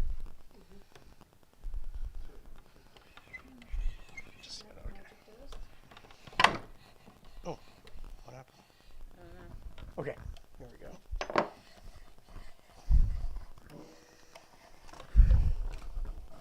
Just get a feel for it first. There we go. That's what it's supposed to look like. Because she's holding the top. We don't need a ton. I just need to just keep a little pressure on it. I do see smoke. I feel like it's wobbling. Here, let me do that. I feel like there's too much weight because it's wobbling. Okay. Here, allow me. Let's stop for a minute Otherwise, hard. and fix this. Almost.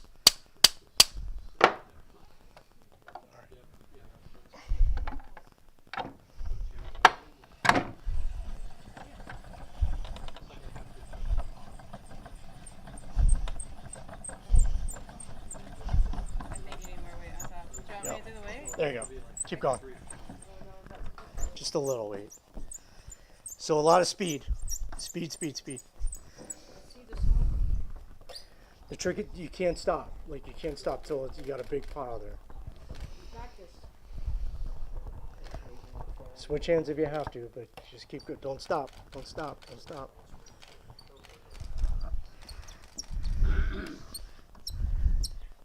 Okay, I'm gonna try.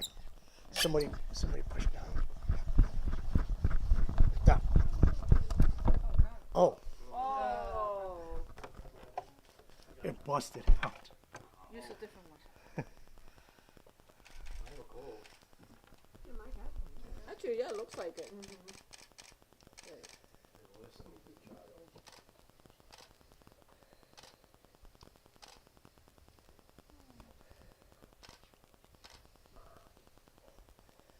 I think we were really close. Yeah, almost. I think if you just take the piece and flip it around. That broke off. So you don't want the other one?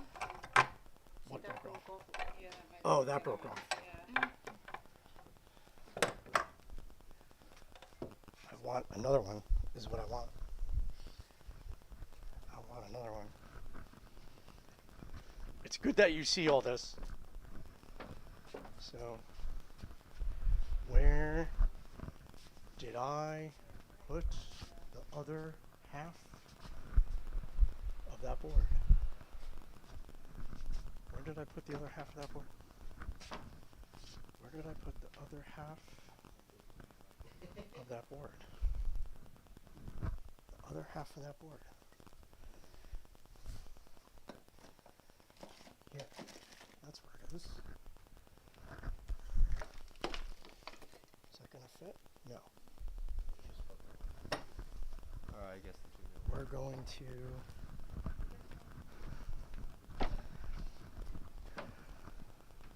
all right, I want you to imagine doing this with stone tools.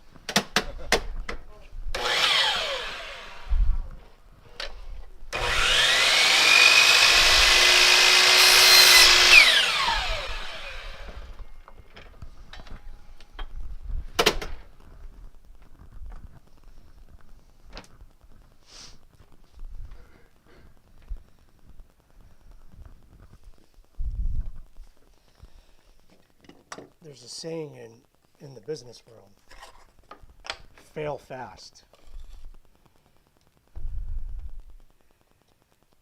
You're going to expect mistakes, figure out what doesn't work, but figure out quickly what does and doesn't work, and then just move on. So what happens if we don't get a fire? We die. The tribe dies. One person can do that. I just need a little bit of weight on here.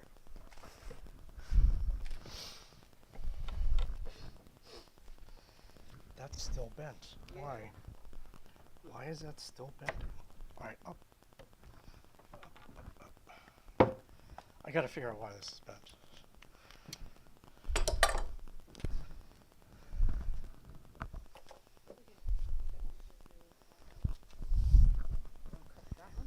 I'm going to cut a new one. Because the tribe is going to die.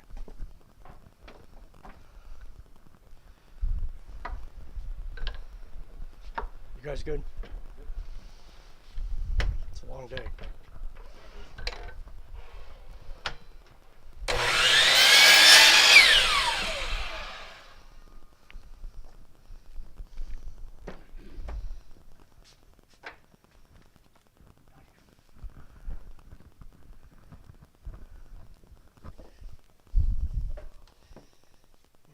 Experiencing technical difficulties.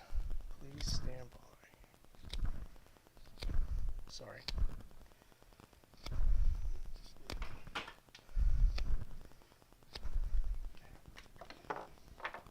Get rid of that, because that's a piece of crap.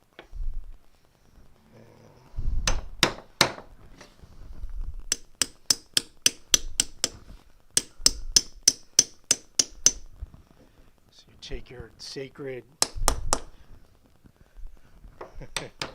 ratchet, your sacred hammer. You pound in your sacred reload.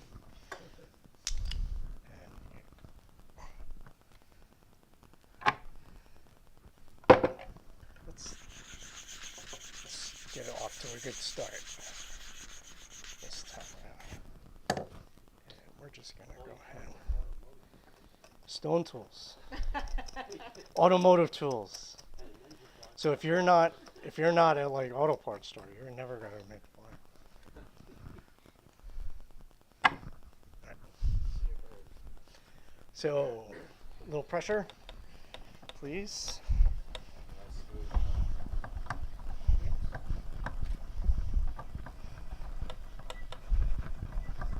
More pressure. Oh. You hit the sweet spot. Yes. Notice how straight the axis is. Right. Might have needed a little how key is the axis? Back off on the pressure just a little bit, just a little bit. So one direction, right? One direction? One direction. Not New Kids on the Block, One Direction. That's a good name, by the way. 1D. Yes, no? Anybody? Smoking. No, I mean, like, is there, somebody blow on it. Let's see what's,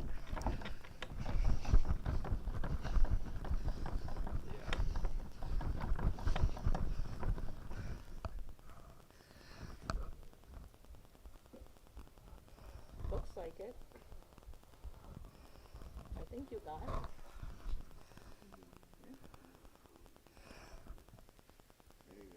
Yeah. I think so. keep blowing on it. Looks like it, yeah. Yes, no? Still smoking. Yep. Okay. Up. Keep blowing on it.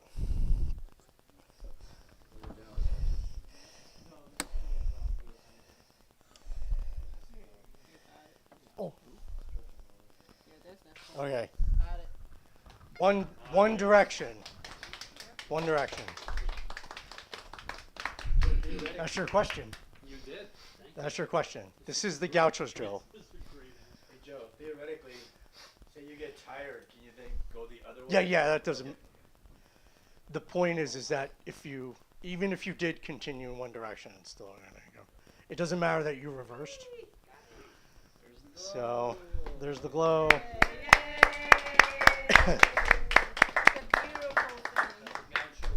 The Gauchos. Why is it called the Gauchos drill? That's an interesting name, right? So, the earliest known written history we have of this right now that I think we have is Charles Darwin in his travels to South America while he was visiting the Gauchos of the Pampas. The Pampas is an area around Argentina. The Gauchos peoples there, they performed this method for him and he wrote it down. So there's no photographs of it. All the pictures you see of it are just people who are drawing what Darwin said.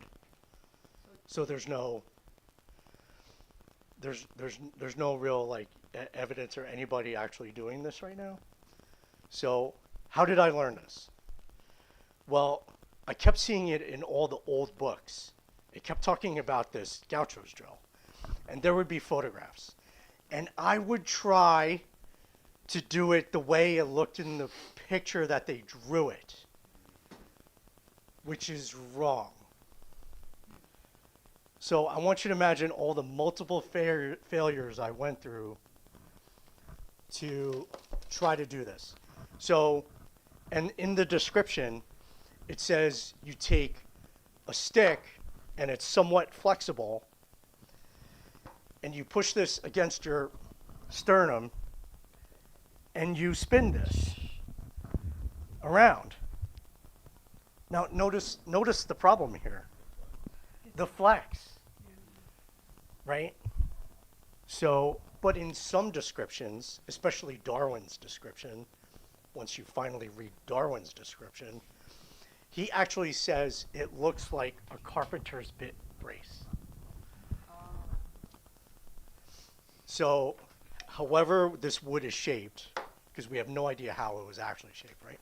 It's shaped somewhat like a carpenter's bit brace, which means that it comes down, there's a handle that your arm, so your arm actually passes through the axis. That's what makes this one different from all the other methods. The axis is straight, spins on the axis, but this one, your arm actually passes through the axis. And whatever this is, it has to be able to hold up to enough pressure that it doesn't break, even though it's bowing out like this. Is it made of wood? So it has to, yeah. So whatever this is straight, this is bent, and this is straight. Because this and this have to line up, as we saw, right? As we saw, this has to line up. So, so I'll tell you what. There's actually a guy that did this and has shown people for quite a few years now. So if you go on YouTube, there's a guy on there by the handle Really Big Monkey 1. So Really Big Monkey 1, he has a video called The Crooked Stick. He's got 2 videos, Crooked Stick 1 and Crooked Stick 2 or something like that. So in Crooked Stick 1, he goes on the landscape and he finds some eroded oak branch. Cuts the oak branch, he shows us the oak branch. It looks like a bow. Where's my it looks something like that, right? It grew like that. So even though it's like an oak, it's a branch that's dead and has eroded. So it's soft oak because it's been eroded by the weather. So it's like Bojo wood. Even though it's oak, it's soft enough. So he takes this and his version is not this. His version is to like do a crutch. Like he leans on it with a crutch and he goes like this. So he does this in front of everybody in the first video and he shows the call because this kind of takes a long time. So he kind of edited it and everybody complained that like, oh, did you really get it? Because you edited it, which is why you don't edit video when you're doing friction fire. You have to go from start to finish and there can be no cuts. Every time you see in a cut, all those survival shows where they cut and they have a call, that's sus. That is totally suspicious. Like I would never, I'm like, no. I don't believe that for a second. So he goes, well, he admitted, he goes, yeah, I edited the video because I wanted to make it short, but I'm going to show you the whole thing. So he goes from start to finish and he does that. So you can look it up, it's still there. And he has a lot of fun. Really Big Monkey 1, you have great videos, thank you very much. Because he does other bushcraft stuff too. He's a really nice guy.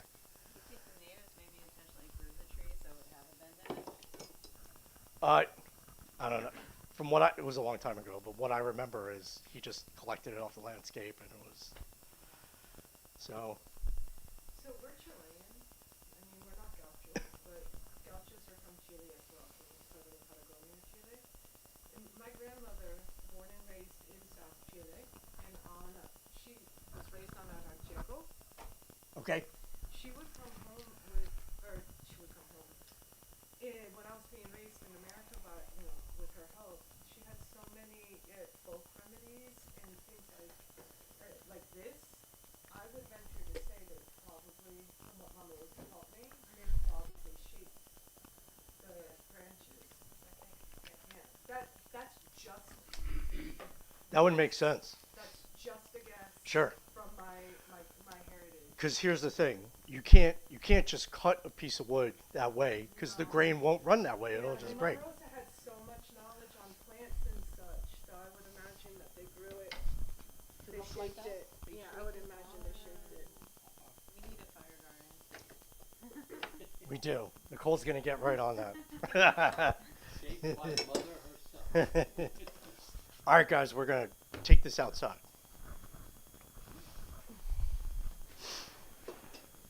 Thank you. Are we good? Because we're ready next. We're gonna put on one. That thing is still going. Yeah. I love it. I was trying to dump them all in the same spot. Thank you very much. Oh no, All right. Come on in. Come on in.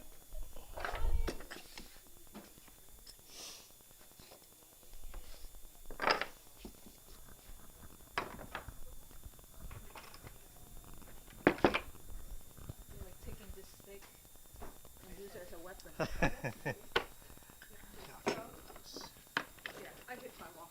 Okay. Alright, You gotta go. We'll see you later. yeah, I'll see you later, alligator. Okay. Thank you. Thank you, thank you, thank you.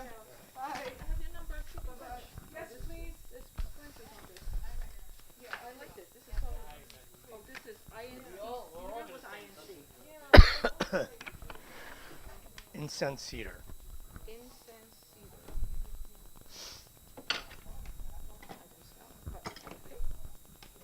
So light. All right. Come on in. Here, hey, careful. Splinters. Like you need to use a file and file this down a little bit. I was like, ouch. I was like, ouch. Hey, I'm a city person, okay? Anybody need a So break? my You okay? hand's not made for that. You good? My sacred emergency All right. Get another toy. So, Alex and Dave, you're gonna have flashbacks. So, we are now doing Bojo. So,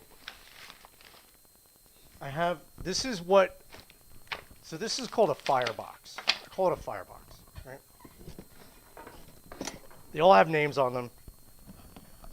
Fire plow, fire saw, fire thong, right? This one's Bojo. It's not finished, right?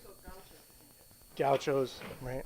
Yeah, that's, I think it was that at first, and then I just kind of switched it. This is what it's supposed to look like. Is that a complete set? Yes. So,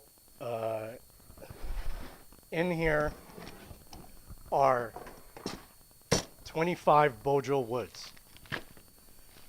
Redwood, Western red cedar, radiata pine, basswood, sassafras, eastern hemlock, Port Orford cedar, Ooh, nice. Douglas fir on occasion, Spanish cedar, foo-foo dust, guanacast, monkey pod, yes, box elder, which is a maple, sycamore, incense cedar,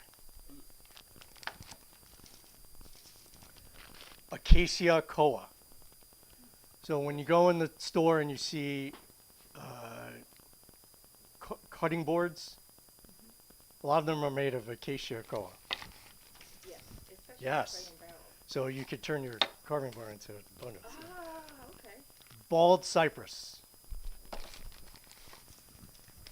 buckeye, white fir, I think so. We're eventually, shopping later. catalpa,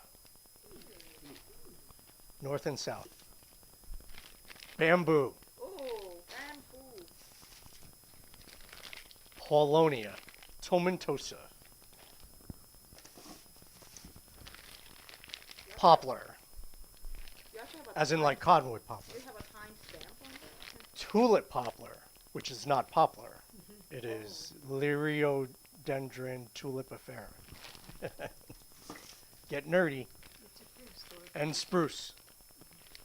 25, if my math is correct. So each one of these bags is supposed to have, I may have borrowed from the bags, but each one of these is supposed to have two hearth boards and 2 spindles.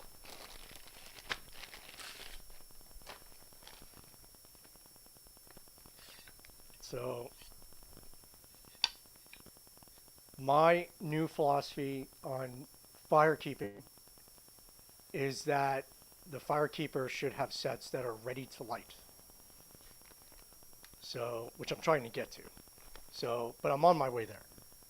So I started with Bojo because Bojo is, let's face it, everybody does Bojo. So, plus these sets, I can hand to most people, especially tracker people, and they're just going to light it up because they already know what to do. It makes explaining things a lot easier. So, who's game? Who's itching to do Bojo? Somebody, right? Always, but I don't want to take all the fun. Yeah? Come on. You came all the way here. I'm... Yes. So, and it comes with... All right, so what's important to know about mouth drill and bow drill is their hardness. If you know the hardness, you match the hardness to the method. So no matter how much you try to do a Purple Heart bow drill, you're not going to get it because it's way too hard.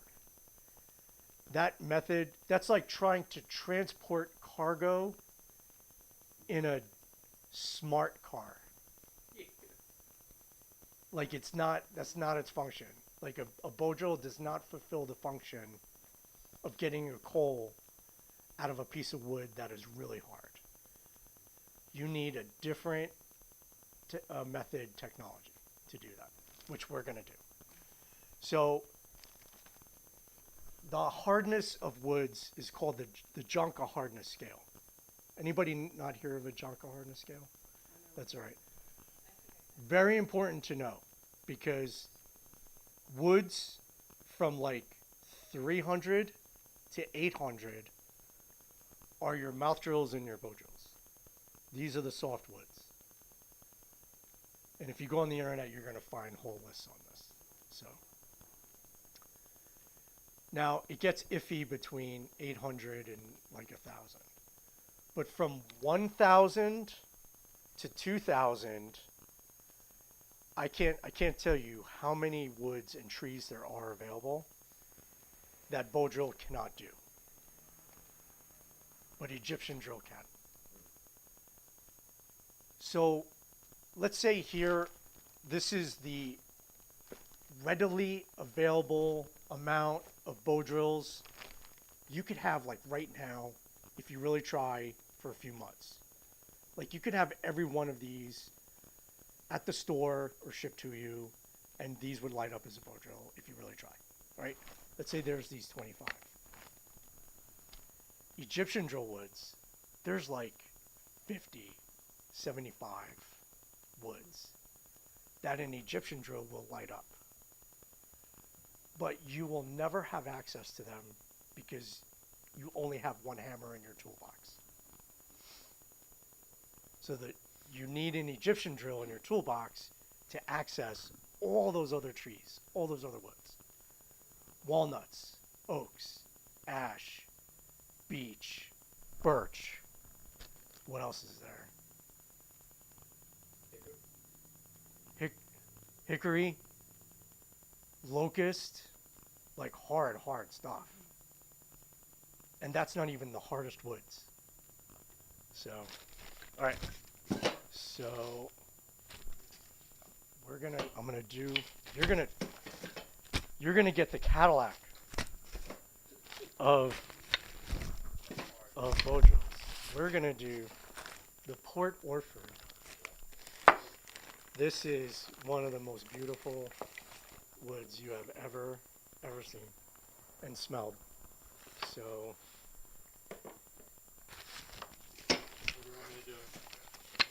are you all right doing it right up here? I can do it right now. Okay, that's fine. So these, by the way, I didn't get to show these. These are all mouth drill spindles. This is tulip poplar. Right? Incense cedar. And they're dead straight, as they should be. So mouth drill woods, bow drill woods. So if you want to practice with tree woods to do mouth drill, you choose the bow drill woods.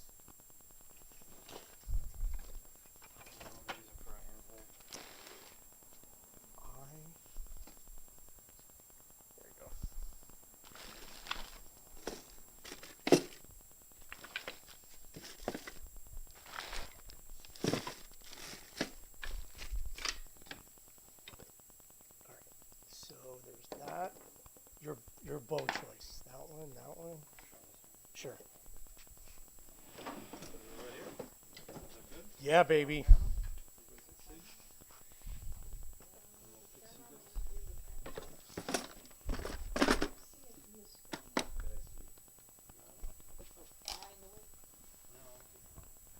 I'm assuming everyone out in TV land has done or seen a bow drill, because most of you are tracker people.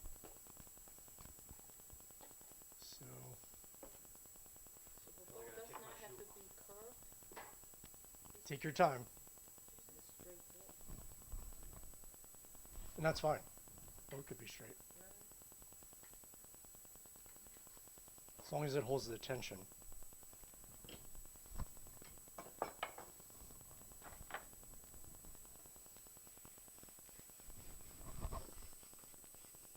Slipping, right? Try this one.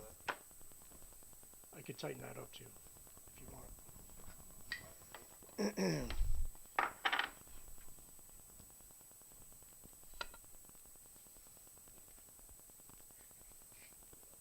Okay. Bamboo's my favorite. But this is rattan, right? Not bamboo. Is it rattan or bamboo? Oh, rattan. I think it's bamboo. This one is bamboo.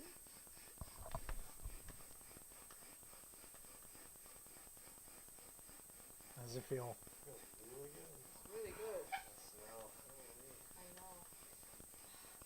I love that smell. Port Orford cedar. It smells like a spice. Like some kind of tea you're drinking. Yeah. There goes your... It's so beautiful. Look at it. That never gets old. Yeah. Did you blow on it? You blow on it? Don't see anything. It's all good.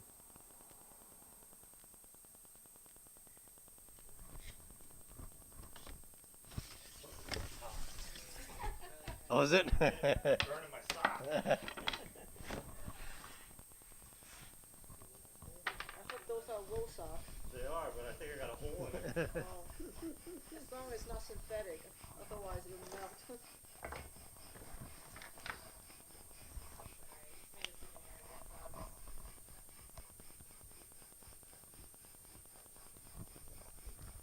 got a good whiff of it this time. Usually it doesn't, but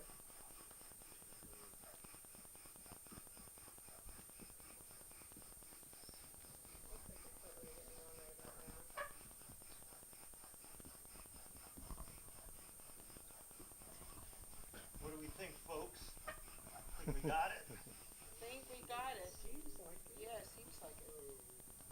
But they all fat falling out.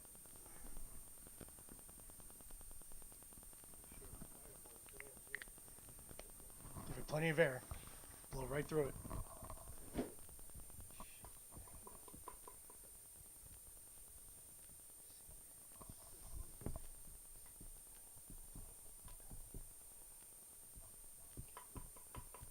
Well, those are the 22 variations. Yes.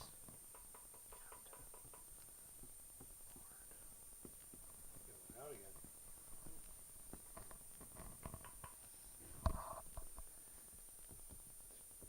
I think there's an oil in that wood, and I think that's what's making it smell like a citrus smell. Yeah, that smells like a little bit of lemon in there.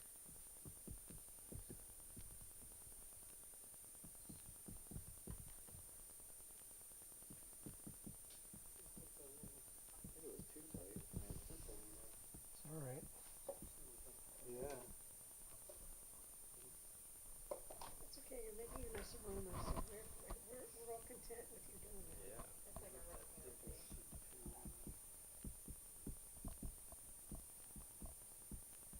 Maybe it was too hot for them, I don't know. Give it more. Health, energy.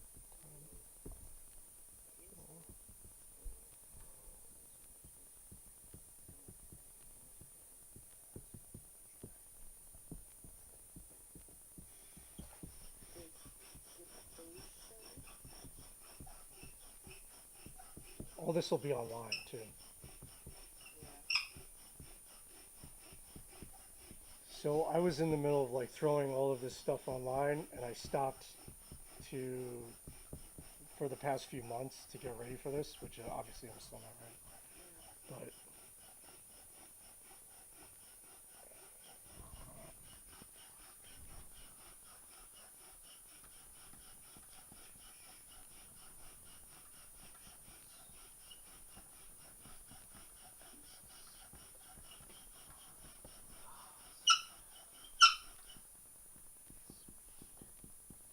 What's the jank on this one? I think it's like 400. I gotta find it. I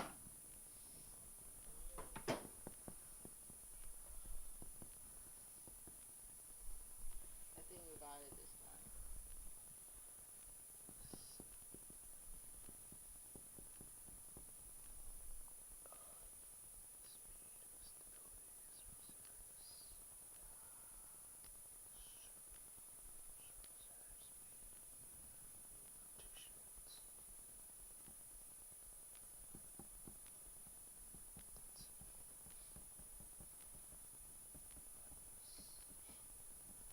My phone is dying. Do you need a charger? I have an Android. It's okay. It's a coal. Yep. It's a coal. Awesome. Thanks for the aromatherapy. Oh, it's the Jonka is 590. Oh, you have it on the wood. That's a battle scar. 590. Click the board. I will take a picture. Alright. There you go. It's not a tracker class without a marker.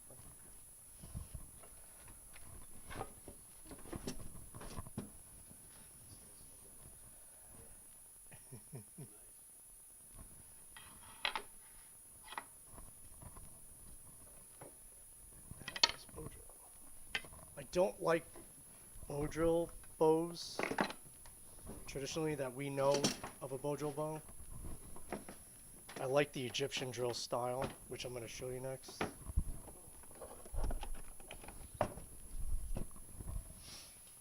That's everything, right? Alright. If someone would respectfully throw that outside. Thank you.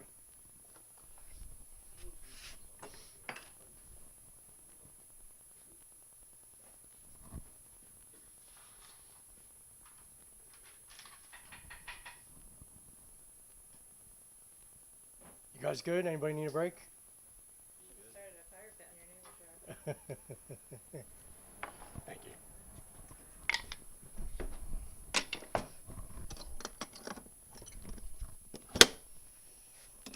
All right. So while you're looking at that for a minute, I'm gonna switch. I just need my balance. Thank you. I would have fell right over.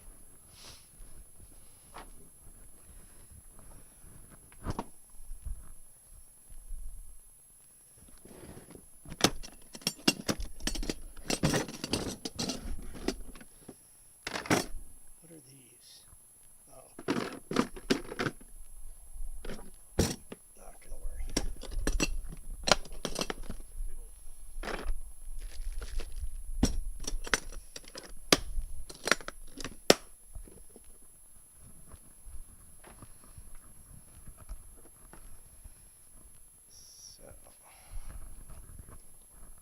Oh, this box is so heavy. Do you know why it's so heavy? Because the woods are heavier. That's why. Oh, it's so bright.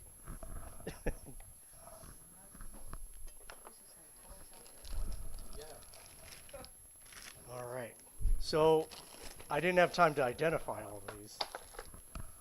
But in here we have black walnut, oaks, we have white ash, white ash, red oak, white oak, beech, birch, Santos mahogany. Yeah. So I didn't have time to name them. Born in the spindle, the wood has to match. Canary wood. That's ash, definitely. Black walnut.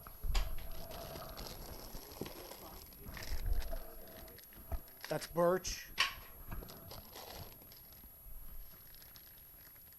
This is rubber wood. See this? This is rubber wood. What does that mean? This is from a rubber tree. So they grow these trees so that they can gather the sap. But then what do they do with the tree when it's no longer producing sap? They turn it into furniture. This is rubber wood. So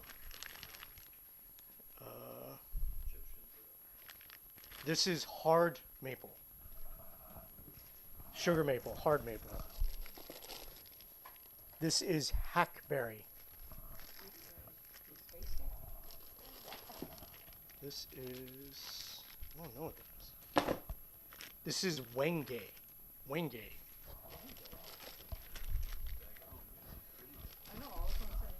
I don't know what that is. This is limba. This is hickory.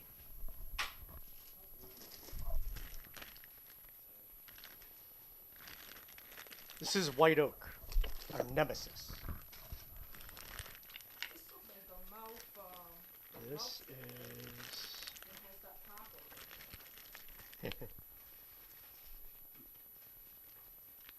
This is zebra wood. Zebra wood. This is red oak. This is lacewood, which we don't want.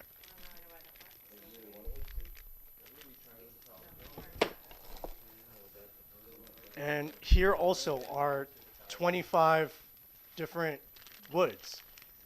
But I have a second box over there, which downstairs in the basement, I'm filling with 25 more different woods. Yes. This is Ailanthus, tree of heaven. Tree of heaven? Yes. Oh, this is so... Invasive? Oh, really? I forget what that is. What's that about?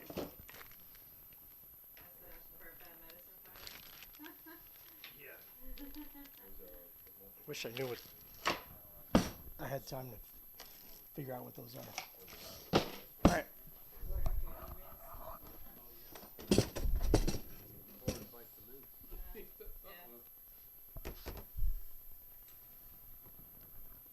All right, so Egyptian drill. These are the 22 variables I have found that your problems and solutions for every single wood friction fire method will be found here. If you have a problem or a solution, it's in here. This is it. Some variation of this. So we're going to start off with the idea that we have a problem. We have woods that are too dense for Bojo. We have a method that it's just not going to pull it off. Like, it's just not going to happen. So what can we do to get, let's pick one. Let's just do ash. It's ash. I think I threw it. That one. It's that one. It's ash. We're going to do ash. Right. That's the point. Huh? Well, we're not doing Bojo. We're doing Egyptian drill.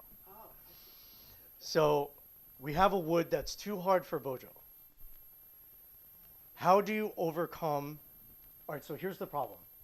Problem and solution. Density, hardness. The wood density, the wood hardness is harder than the method that we are familiar with. We're familiar with Bojo, but it's not going to work. We need another tool in our toolbox. How do we overcome the hardness? Pressure. We need more pressure. This is why, one of the reasons why the bow drill won't work. If we added a ton of pressure to a bow drill, it's going to stop spinning. Right? So the traditional bow that we have with the one wrap cord and with primitive cordage, like that's not going to happen.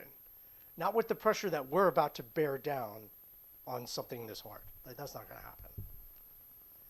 So how can we technologically overcome increasing the pressure, but forcing it to turn?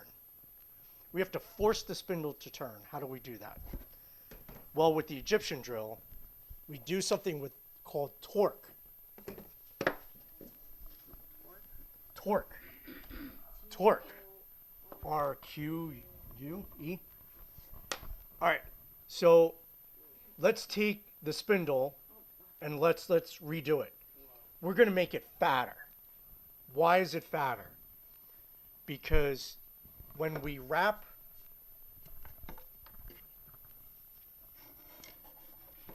multiple times around, right? This is going to force the spindle to turn because we've increased the pressure so much that now, because the spindle is fatter, it grabs the multiple cords and it forces it to turn. But here's what we're going to do. We're going to leave the bow drill spindle the same size to keep the surface area the same. We don't want to increase the surface area. We just want to be able to increase the pressure while maintaining rotations and speed. So, who's game? If not, I can demo because I got plenty of energy. Dave? Because Dave, if there was someone who was obviously competent at doing Egyptian drill, it's Dave and Alex. Because they did the majority of these in one day. See, these sets are used. You know who used them? Alex and Dave. They were here for a day. We spent the day together. We went to the buffet. It was fun. And we... Yeah, thank you. So we had blackberry. Do you have the hash?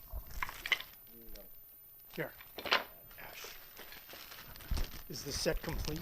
Do you have everything you need? Yep. So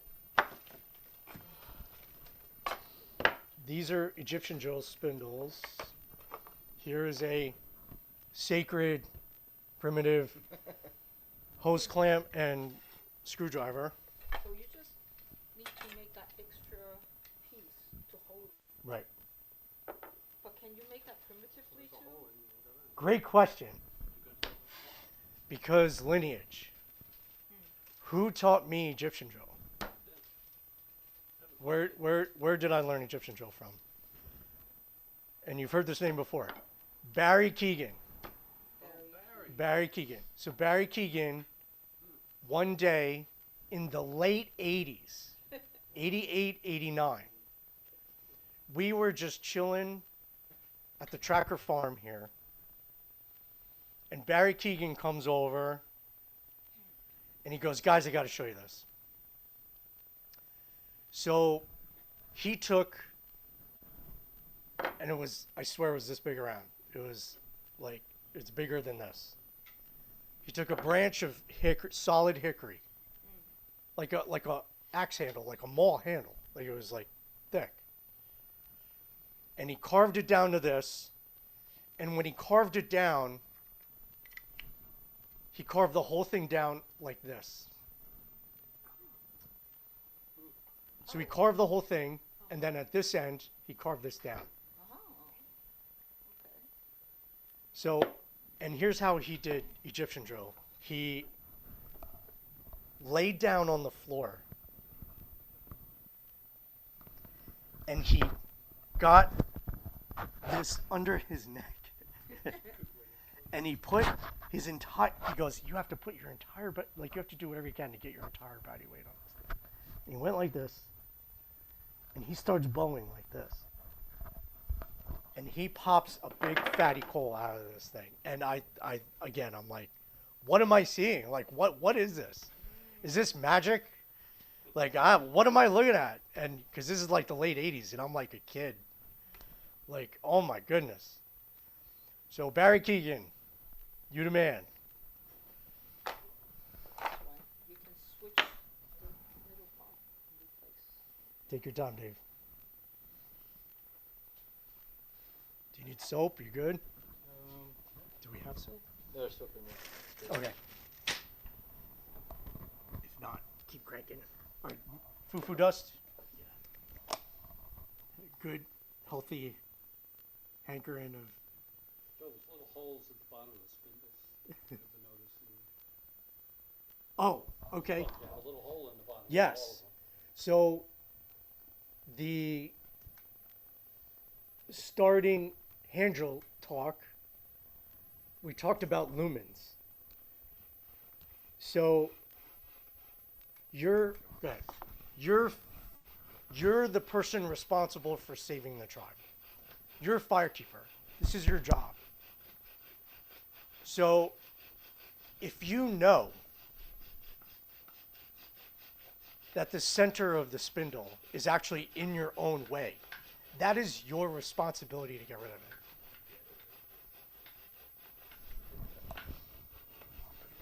it.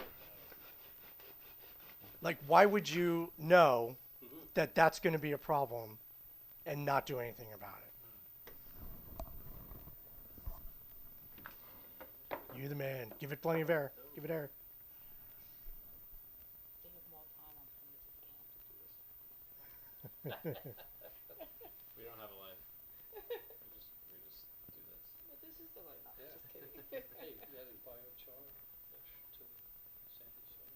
So, I'm sure you have other things too. ash reload, ash hearthboard, and because ash is so readily available because of the ash wood borer, the emerald wood borer, there's plenty of ash around, so that the bow is made of ash, the spindle is made of ash, but just because we're trying to like recycle the wood that's so readily available, like there's just dead trees everywhere. You can't drive down the highway and not see like dead trees everywhere, right?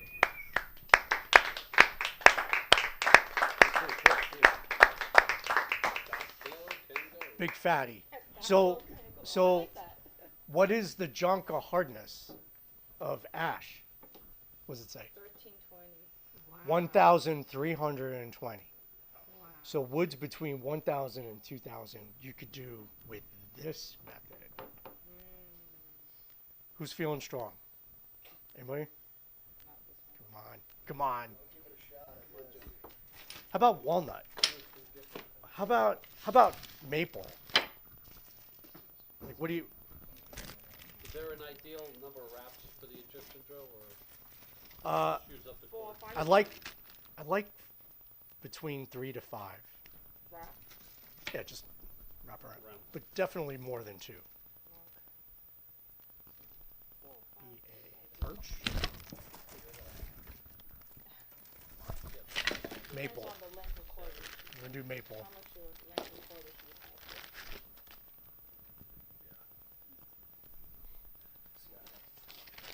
Yep. All right, so we're gonna do hard maple next after white ash. Using the same. What do you call that top? That portion. This? No, this. This. spindle that Oh, the spindle. I guess it's the holder. I call it a reloading spindle. Reloading. Well, it reminds me of those Because you just put another reel. Pencil extenders. Yeah, yeah, yeah, yeah, yeah. Pencils were like $10 each. Or $50. Jaws. Yeah. I remember that. So if it's done primitively, then you need the whole entire thing, and then just underneath that, you carve out into that size.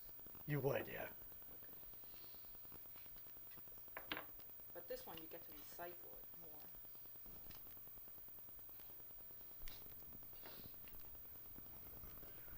more. So, this is a lesson for everyone out in TV land. You want to pay attention. So, here's how you wrap, or does Alex want to?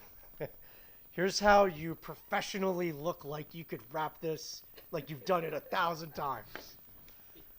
Pay attention out there. So, hold your string up like this. Hold your spindle at the top like this. Okay? And you touch them together. You're going to look like such a fat if you do it this way. So you just go, bam, grab the cord, and go in and down. In and down, in and down, and down, and down, and down, in and down. And you are ready to rock. There you go. Looks like at least 5 times. So, kids, don't try this at home. Okay. Thank you. Oh, no. This is the ash. That's the board. That's that. That's the board.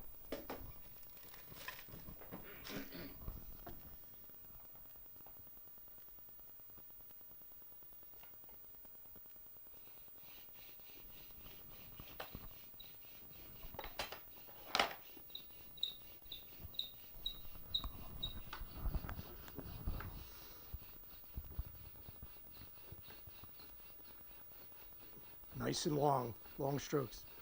That's it. Get your body weight on it. Long strokes, long strokes. See how much pressure you could put on it and it just turns? Like it won't stop turning. Like you will make that turn because of the torque. Make it smoke, make it smoke, smoke, smoke, smoke, smoke. How's it looking? I can't see. No, not yet. A little smoke coming in. Not enough. There's no foo-foo dust in there. Put your own dust.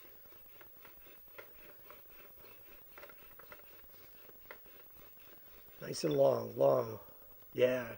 Let's see. I think I got it. Give it air, give it air. Yeah, give it air, give it air. Give it air. Pick it up, pick it up, pick it up. You can pick it up. Is there? Okay, but leave it. Leave everything exactly the way it is. Anybody else want to? I'll try it. Give it a shot? Leave everything exactly the way it is.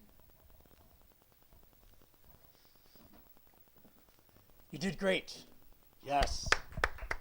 That was excellent. That was awesome. Really warmed up now.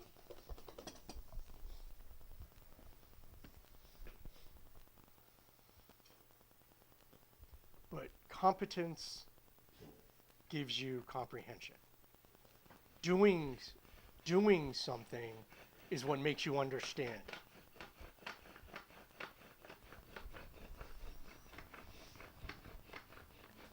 Make that smoke. Make it smoke. From the audience. Yes. What is cross-section of Egyptian drill? Is it a hexagon or an octagon? It's an octagon.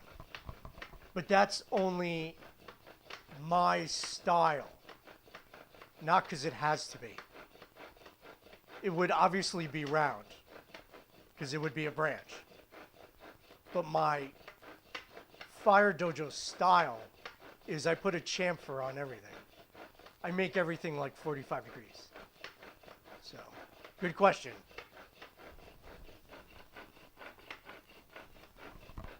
Looks like T3 also joined the stream. Hello, T3. How you doing, buddy? We're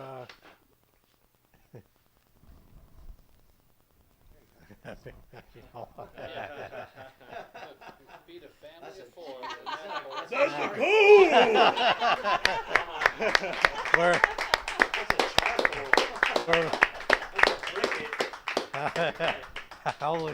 we're making a new religion here. Is what I make cold. We can now eat now. I would point out, technique-wise, your arm was a lot less. Your arm was a lot more bent. Your arm was very straight.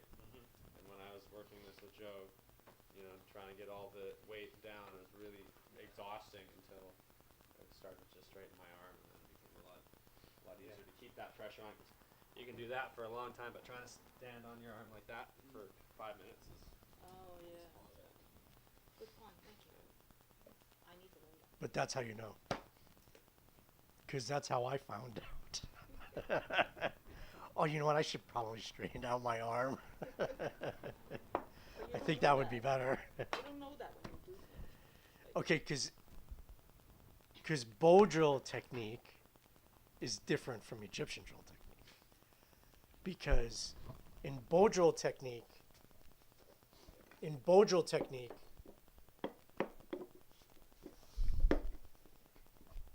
you can get away with this because you don't need that much pressure. So you are trained. It's in your body memory to do it like this.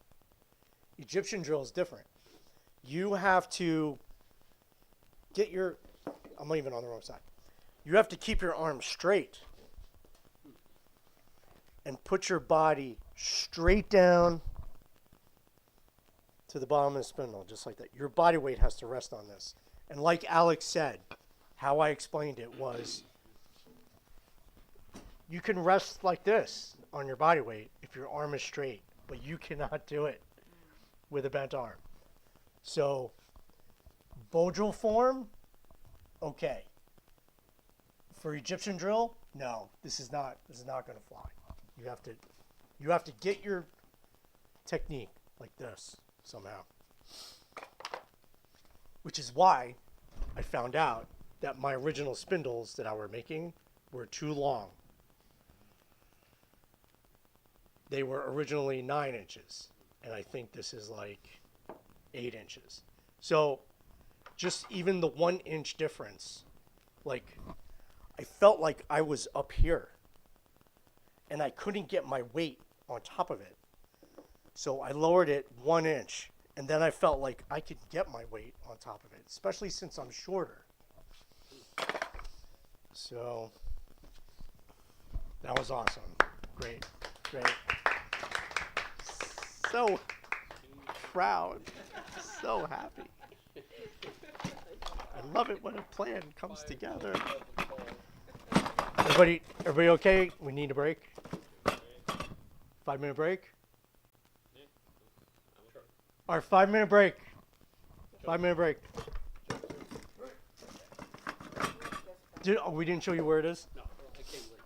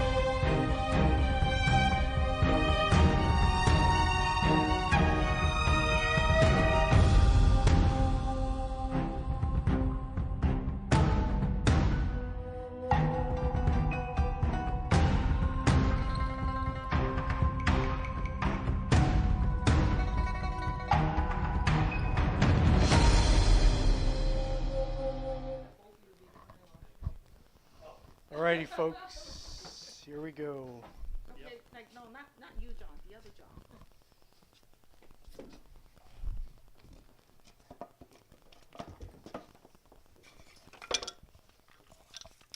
I have these, but where is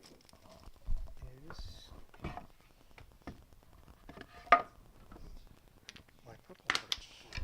This one is just like a longer reload spindle. It is. I am truly. I'm truly losing my mind. I wish I knew. I'm looking for my mind. I'm looking for my brain.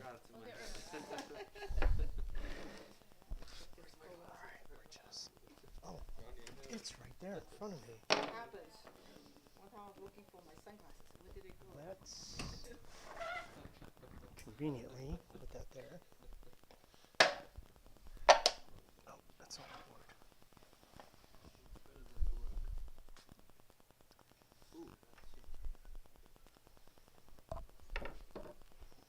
No, we should do Egyptian drill bow. That would be better.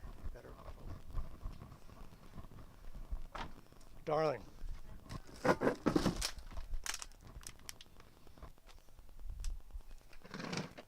Egyptian drill 2. Hand drill. Egyptian drill 1.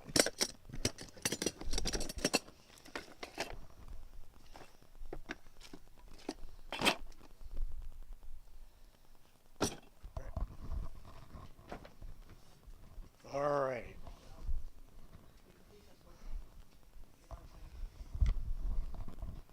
Oh. I still like the pistol.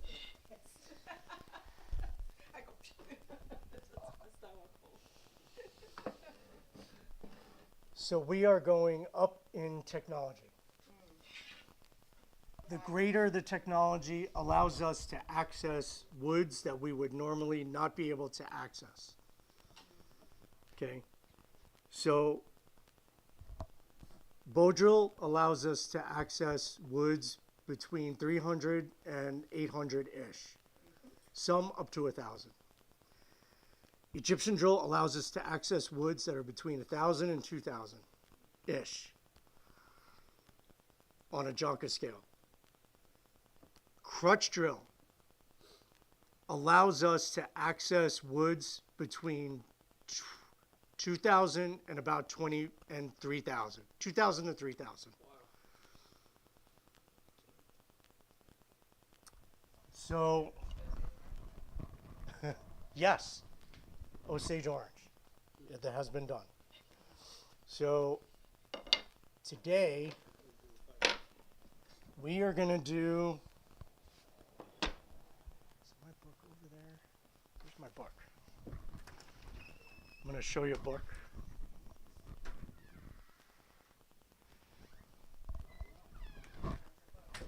No, oh, under that is the book. Yeah, wood. There you go. Perfect. Wood. All right. If you really want to get serious about friction fire, you want this book. This is not a commercial. This guy does not sponsor me. Okay, so Eric Meyer is a woodworker. He put this book together. What's special about this book is that he puts the Jonka hardness in the book. So if we flip over to incense cedar, which is one of the bow drill woods, we see that the Jonka is 470. We could pretty much gauge that this is a bow drill wood. You could know here brown ebony, 3,590. That is a toggle drill wood, which we're going to be doing later. So that's over 3,000. Yes. So the Jonka hardness scale goes up to 5,000. So where is Purple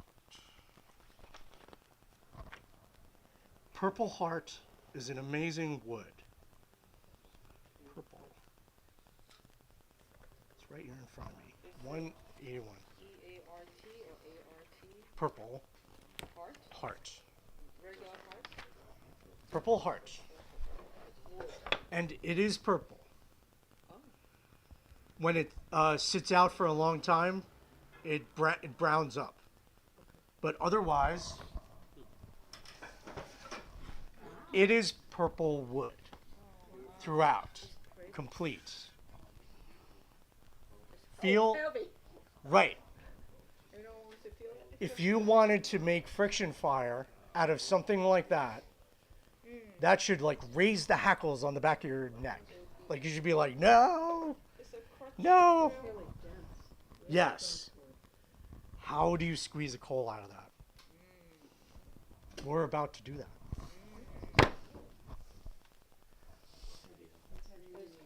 Purple Heart, for the folks out in TV land, has a Jonka of 2,520. 2,520. So, this is called the crutch drill. The crutch drill is a very tall Egyptian drill. So, and instead of a pressure hand brace, we have a pressure crutch brace. So, this is probably convenient for people to better understand pressures. I like to think of hand drills. All right, let's just say floating hand drill. Floating hand drill is, let's say, 5% of your body weight. Not even, but like 5%. Pressure thumb brace is like 10%. Mouth drill is like 15%. Mouth toggle drill and mouth bow drill are probably like 20%. Bow drill is probably like 25% your body weight. Egyptian drill, I'm going to say, is 50% your body weight. Crutch drill is going to be 75% your body weight. Or sort of. Like, I'm just like throwing numbers out there. Toggle drill, when we do that, that's going to be 100% your body weight. And how it works is you use someone else's body weight. That's how that works. So the mouth one is 10%. And what was the next one? Now, these are not exact numbers, but this is how I want you to think of it as a gauge, as a very simple index.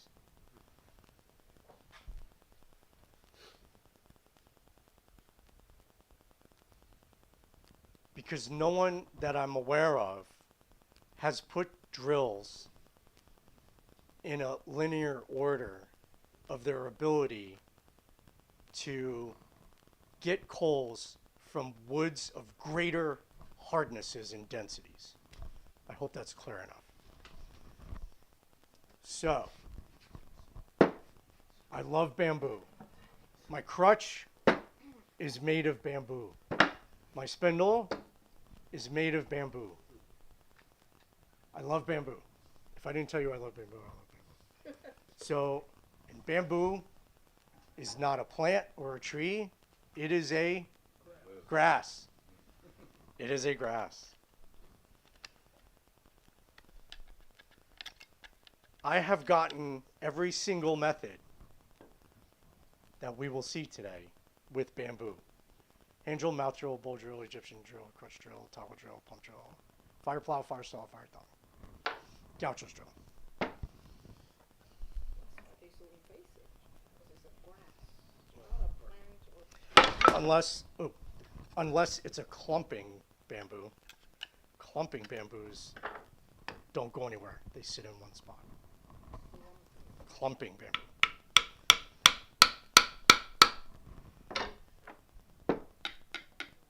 Purple Heart, reload.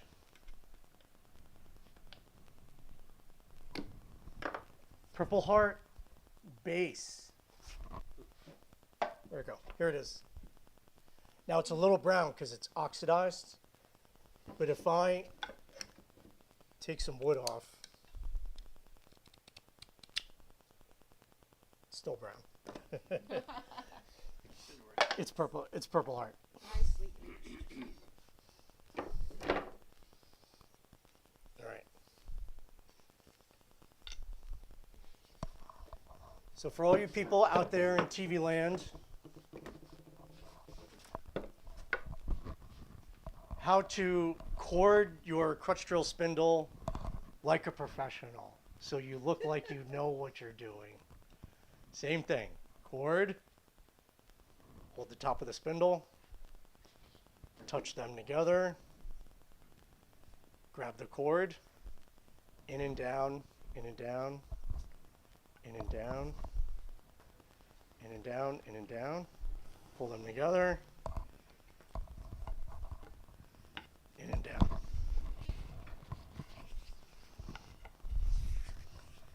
And that way it looks like you know what you're doing.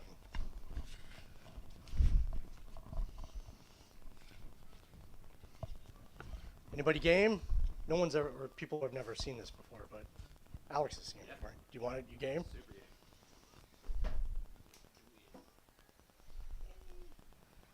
There you go.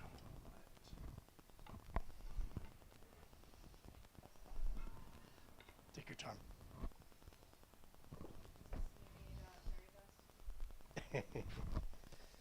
I'll help him out there. I got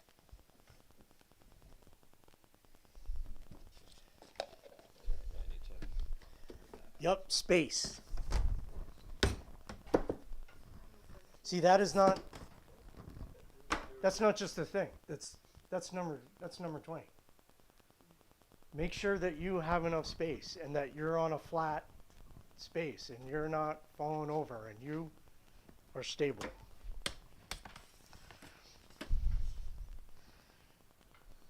Take your time.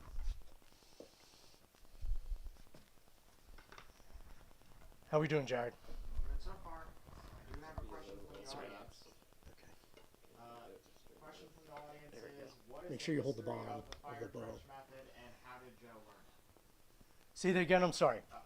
The question from the audience is, what is history of fire crush method and how did Joe learn it? Excellent. I will answer that after Alex is done.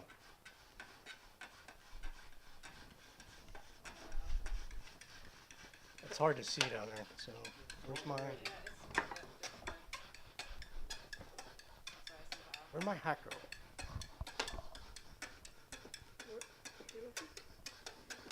My hat. My cap. Go, brother, go, go, go, go, go, go, go. Go, go, go. I've got too many wraps on it. It's really hard. It's all right. Let's see what we got. All right, blow on that sucker. Cool.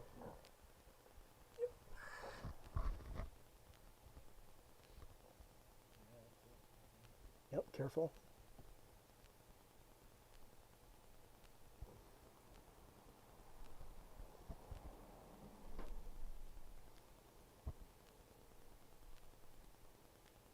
Oh, yeah. It is.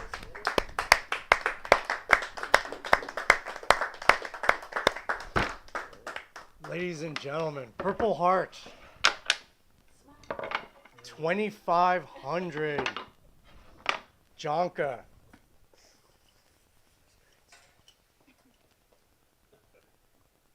That never gets old. That never gets old. All right. I don't know what I did with the book coat. All right. So this is where we do guinea pig stuff.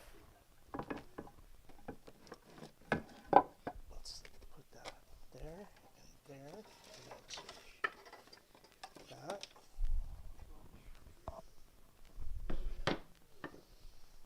All right. I gotta grab the pump drill box, which I put somewhere. bow drill, gauchos, Egyptian, hand drill, extra,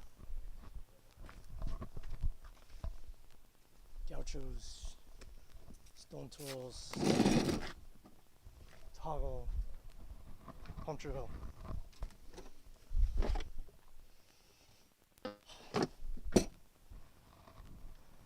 Where's the book coach?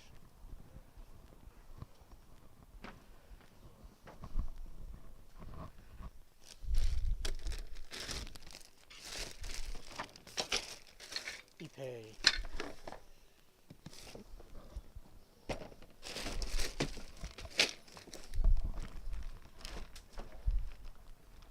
Sorry.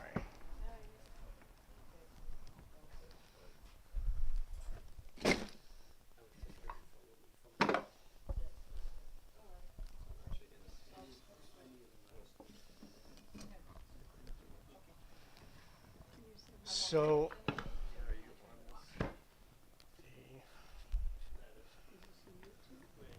Wow. That looks like a real toy there. does it? Yes. Oh, really? That's right. It's in Deacon Among the Lenopes, right? It's one of my favorite books. So. Deacon Among the Lenopes. It's a fictional story. An English boy is shipwrecked. He's shipwrecked off the coast of New Jersey during the time of the Lenape Indians. And it's a great book. Deacon Among the Lenopes.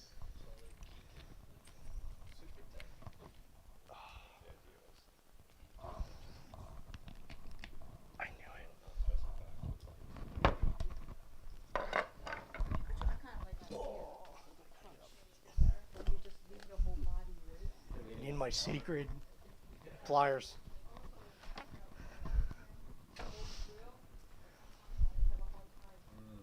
Oh, Rado, you're good. You're good. I'm gonna sneak right here. Yeah, this is it.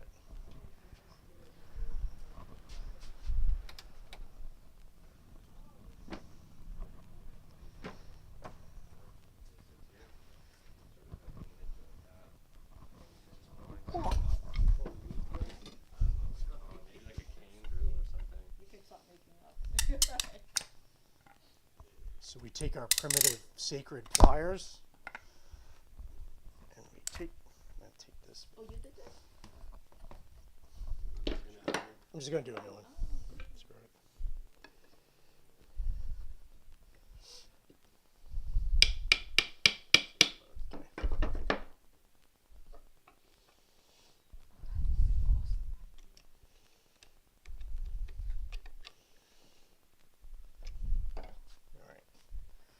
So, I forgot to explain this, right? As we're going up the tree, right? I call the gauchos a gall in the tree. It's not a branch, like it's a gall. Because it's this thing, right? And it's 3 pieces. So it's there, down there. And you should use bow drill hardness woods with a gaucho's drill. With a bow drill spindle type. Oh, so bow drill spindles, I like to be 3/4 of an inch. I forgot to give you the measures of that. 3/4 of an inch in diameter.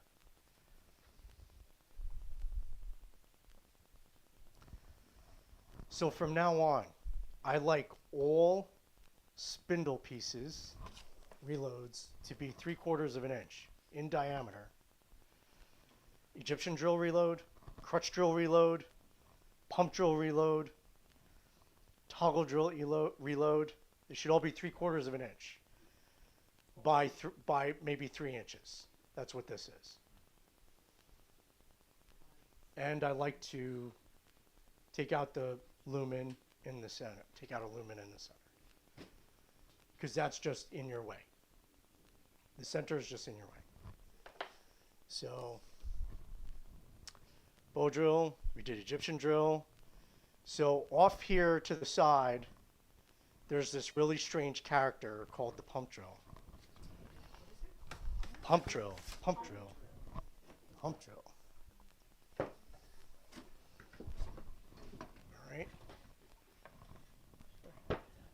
You excited? I am. So,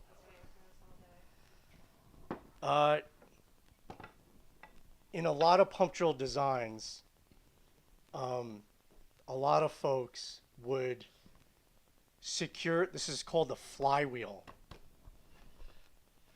which causes scientifically what's called centrifugal force. Okay? This is the science here, centrifugal force. The flywheel. They will permanently attach the flywheel to the spindle so it doesn't go anywhere, which is fine. Except I really hate carrying this thing around this way. After years and years and years of doing all these methods, I really don't like that. So, because all my methods, I like to be able to put away securely. So, I created, this is called a lap joint. And this way, there was a time when I was sending out sets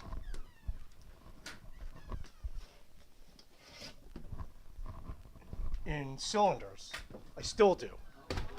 So when I mail them, I mail everything like this. So because the boards, they fit right in here. Do you have one of those large Yari boards? Yeah.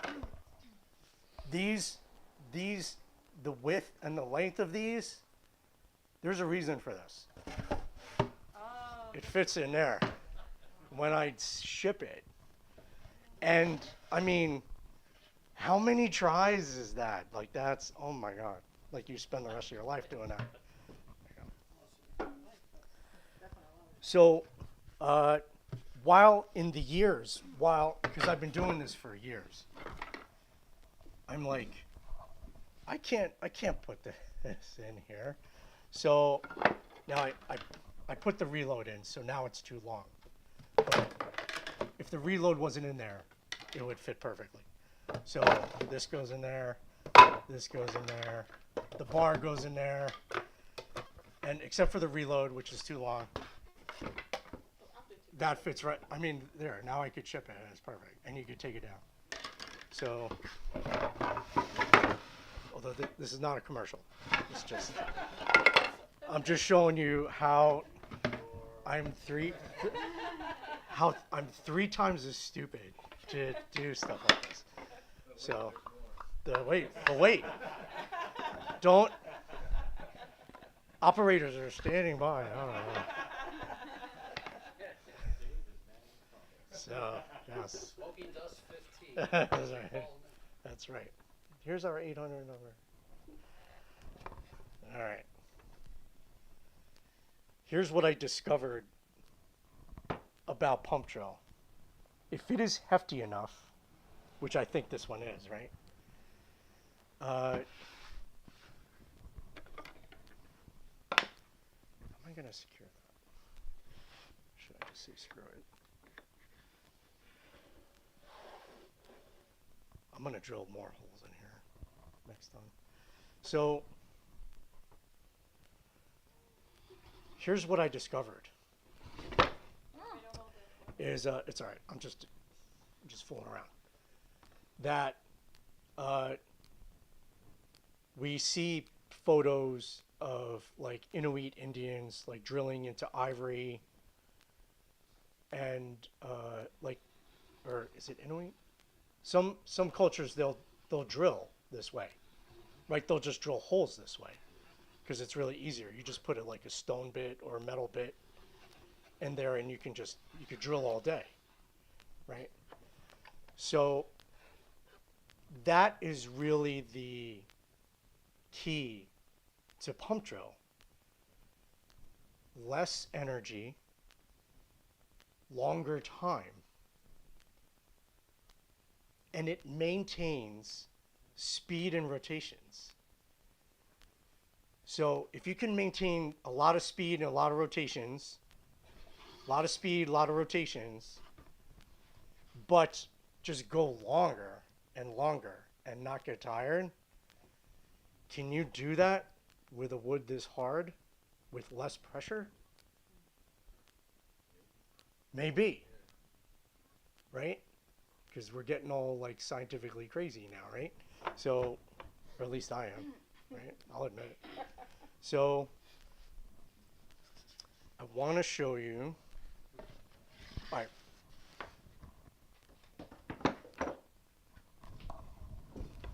First, I'm going to give you an idea of woods that we.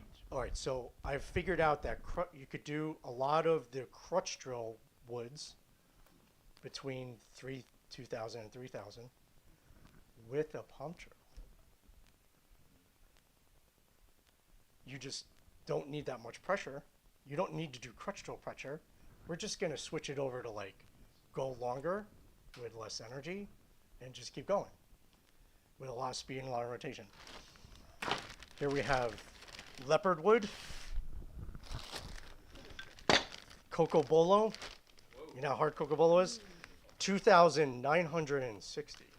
This is like 3,000, right? Bacote, 2010, which is what I wanted to do. This is Argentinian Osage orange. There's two Osage oranges. There's one here in the Americas and there's one down in South America. So this is South American Osage orange.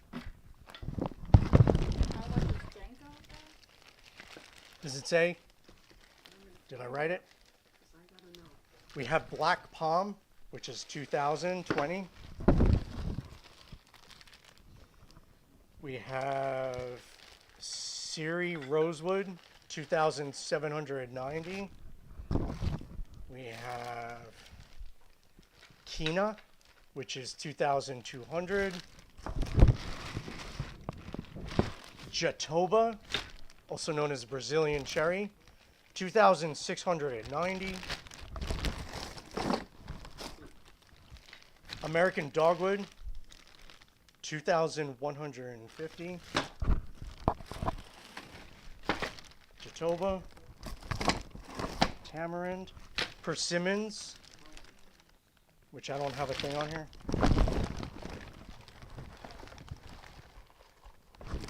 Chechen, 2,250. Tambuti, 2,480.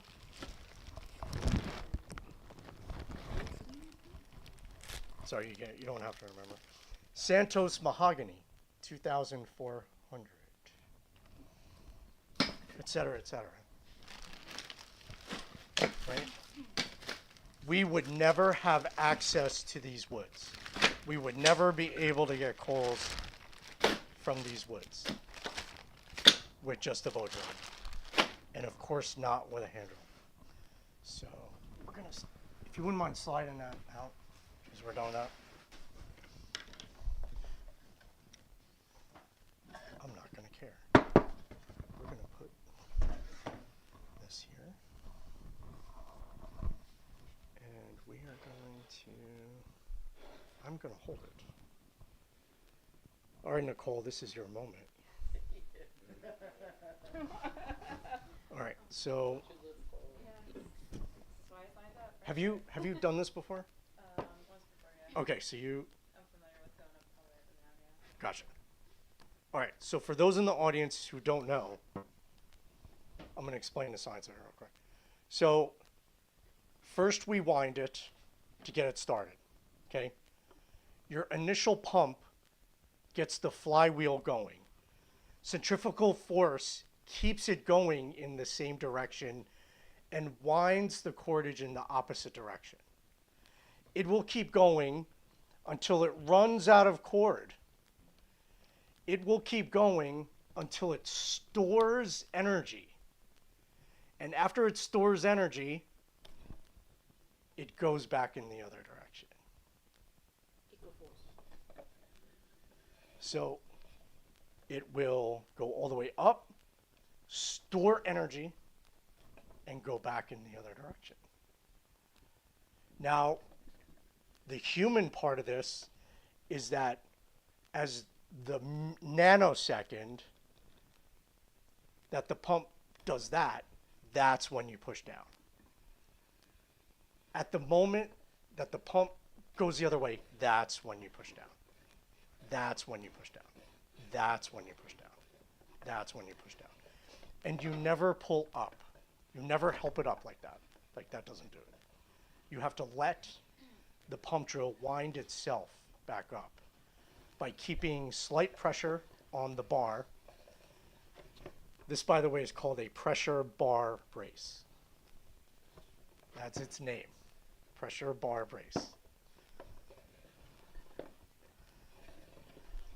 Catch the rhythm, catch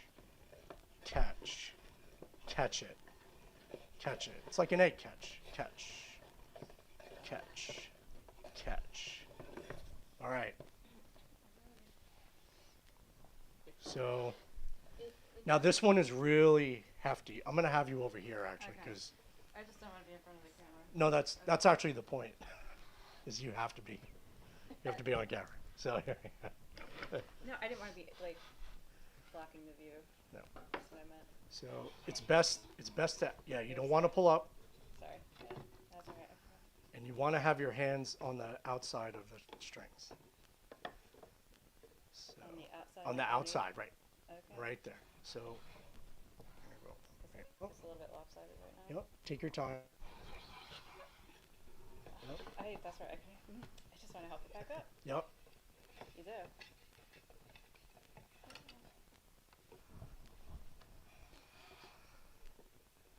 You know what? This is not mated, so I'm gonna mate it, and then you're gonna take over. No, I got it. Oh, you got it? Yeah, I'm gonna do it one more time. Okay. I'll get it.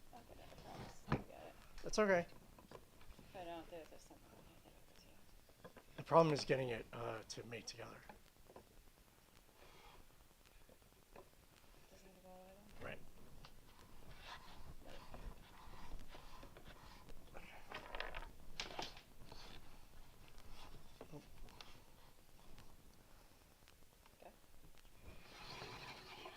Yeah, don't pull up. It's such work. I know. I'm just so excited.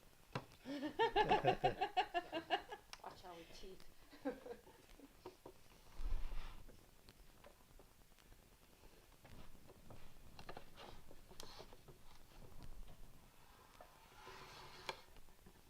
See, I pushed, but then you're supposed to. Right. You're supposed to let the flywheel do the work. There's too much friction in the spinning to go back up. It's hard, yeah. That's why you have to get it mated together. It's not mated together. Let me see if I can help the bottom out a little bit. So we're gonna.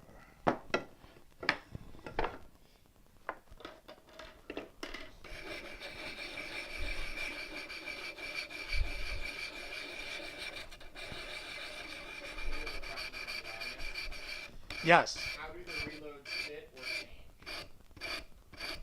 How do they fit? So I make everything universally 3/4 of an inch. So the reloads are 3/4 of an inch in diameter, and the hole is 3/4 of an inch as a lumen. It's changed out by a collet system.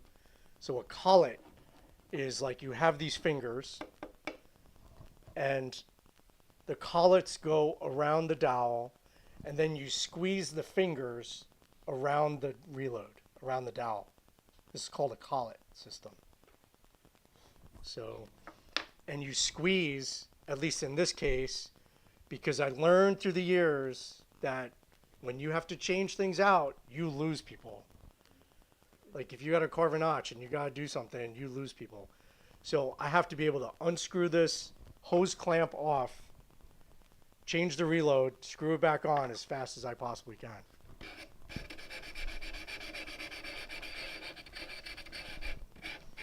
Somebody had a question earlier. What was it again? Was crutch drill. Yeah, it was something about the Yes, the history of the crutch drill. Yeah, it was, the history of the fire crutch. All right, so I'm going to take a second. The lineage of the crutch drill was taught directly by Tom Brown to me, I could tell you exactly when.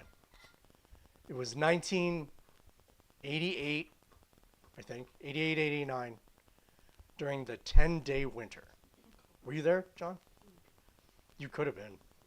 John's been around forever. If anybody here would remember, it would be John. So there was a brand new class in the late 80s called the 10-day winter. And of course, all the regulars signed up for it really quick. And one of the things that Tom tried teaching was a whole bunch of different ways to make fire. And he taught us the crutch drill. And here's what he told us about crutch drill. He told us that grandfather came up with it. He said, because as you read in the books, grandfather traveled both coasts and north and south in the Americas. During his travels to Central and South America, while he's traveling through these like rainforests and places that are super humid, he couldn't get a fire going. So Tom's story is that grandfather came up with the crutch drill for him to be able to come up with a fire, and it was invented in the rainforest area down south. So I hope that answers whoever's question. There we go. All right, where were we? I think it was this one. All right. That might be a little smoother. Let's see.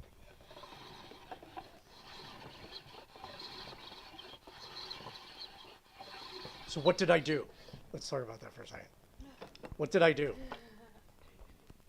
This is important. Like it obviously looks different than how it was, right? Bottom friction, good. Sidewall friction, bad. That's what I did. I got rid of the sidewall friction.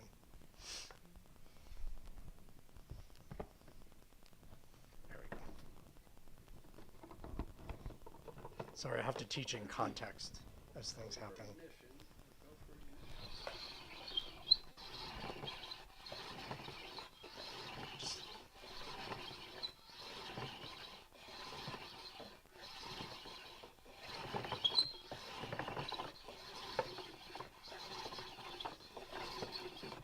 Just keep it nice and straight. Speed. Catch the rhythm. Catch. Catch. Catch. Catch. Let the pump drill bring the bar back up. Catch. Catch. Catch. Catch. Catch. And as you get comfortable, you're going to have to go faster. Yep.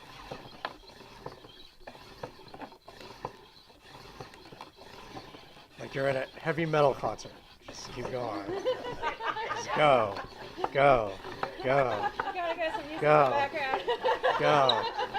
I would go like this, but I don't want to. I can't lose my grip on the hardboard.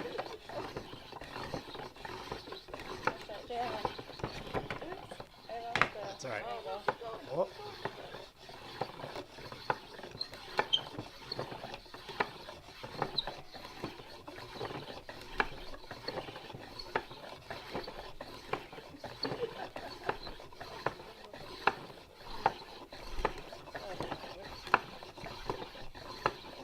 I'm seeing dust. I'm seeing dust. There's dust. There's dust gathering. I can't see this side, but.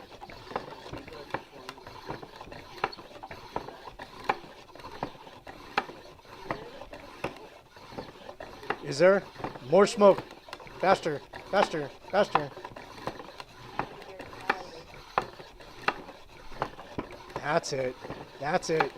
You're in a momentum. You're getting smoke. I think I'm fighting it. It's smoke, smoke. I see smoke, smoke. Don't give up. Keep going, keep going. I think the problem is I'm fighting it. You're in a tunnel vision now. Just Rhythm, rhythm, rhythm, rhythm, rhythm. you're there. You're there.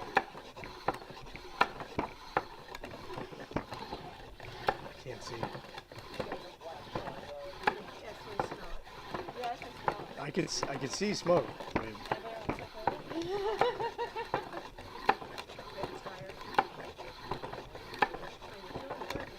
this is already longer than most techniques, right?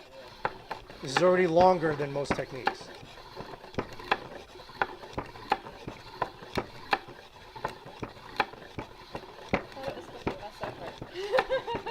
It is. I can take over if you want. Anybody else want to try? Because you got to step up, you know?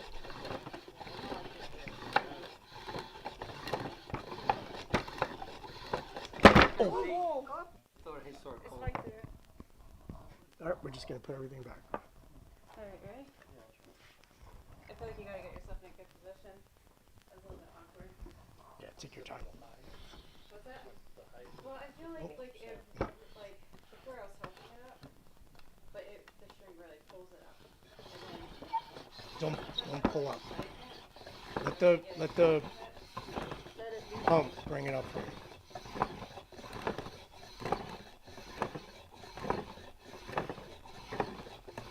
All right. So it's already warmed up.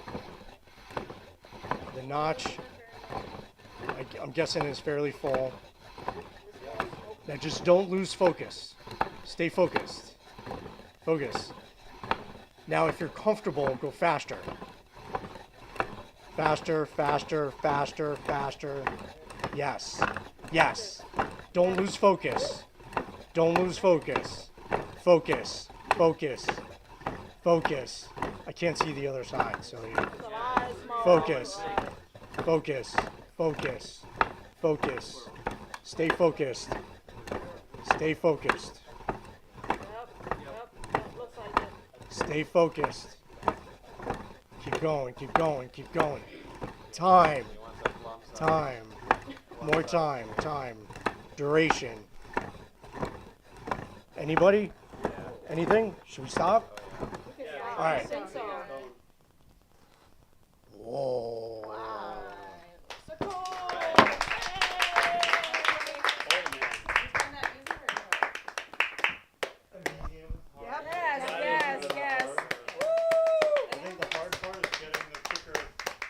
You just find your rhythm and then just go a little faster, a little faster, a little faster. But the faster you went, the straighter up it stayed.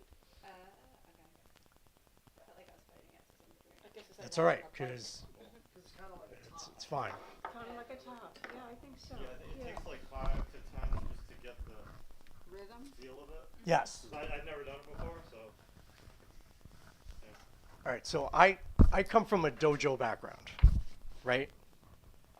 So when you first try a bojo, right? There's a punching bag back there, and it would be more.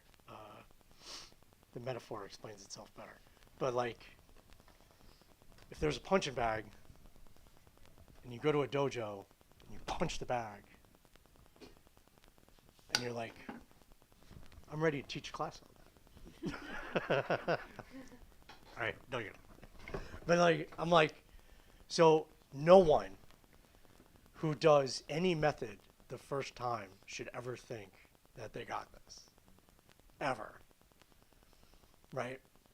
So I've seen thousands of people come through our dojo, right? Thousands of people. And they're like, learn punch, kick, first roll, and then a few people stay. Most people go, never see them again, right? So you should never, I don't expect anyone ever to like, I got this. You shouldn't ever feel like you see someone do it and then like you're awkward doing it. And you're just like, all right, well, when I first started punching as a kid, that was a really sorry sight, right?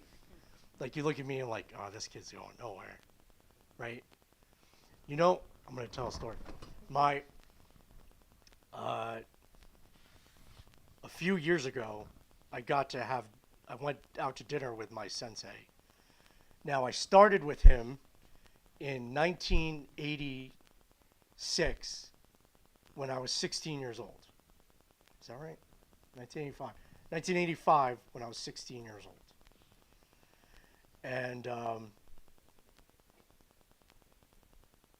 so on like our 30th anniversary or something like that, like we had been together like 30 years. And we're having dinner. And I go, he doesn't know, he doesn't pay attention, right? And I'm like, this is our 30th anniversary that I've been at your dojo. And like, and he's always been really straight with me. He goes, Joe, I remember when you first walked in the door. And I just, in my head, I went, oh no. And I'll tell you what, you've been a real surprise. Like here you are, you're still here. Like we've seen thousands of people and here you still are, you're still training. Like it's amazing, right? So this is how stupid I am. I just keep going, keep going, keep going, keep going. Long when you quit, I don't expect people to like just get it. I don't expect anybody to get it. I'm just wondering if you're as stupid as me to keep going. We're here. All right.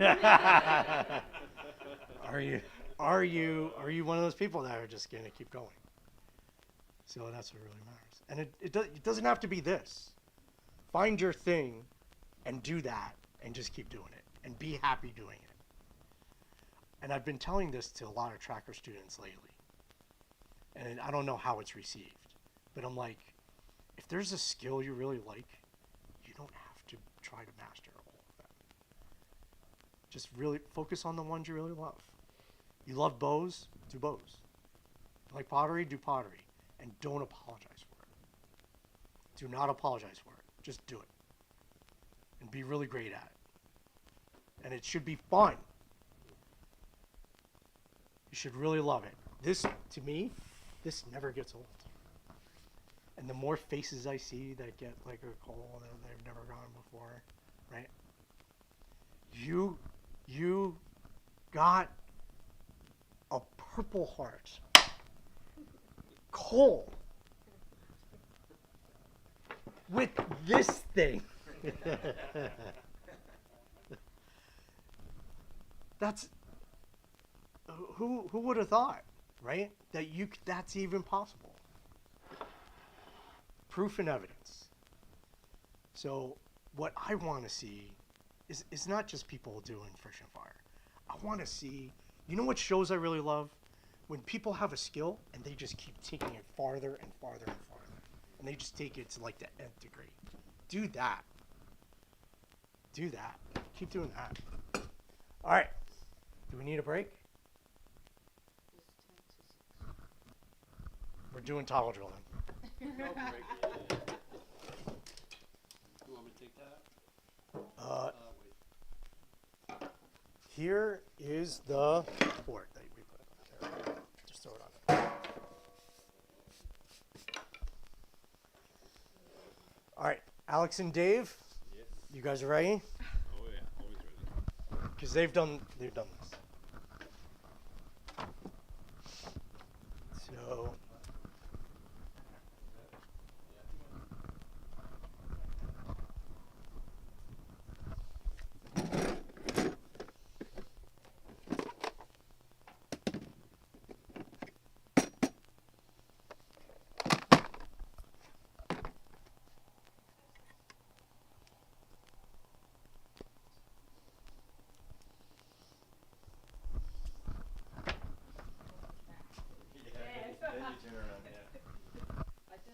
There you go, crutch.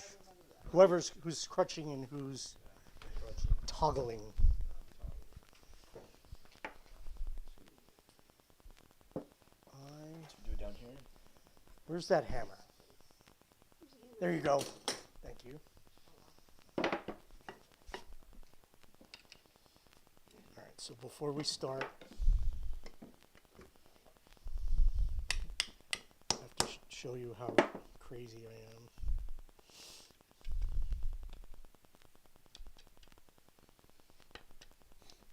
All right. part. Where did I put the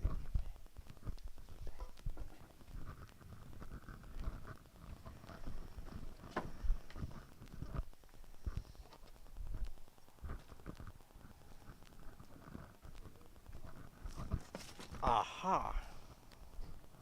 Okay.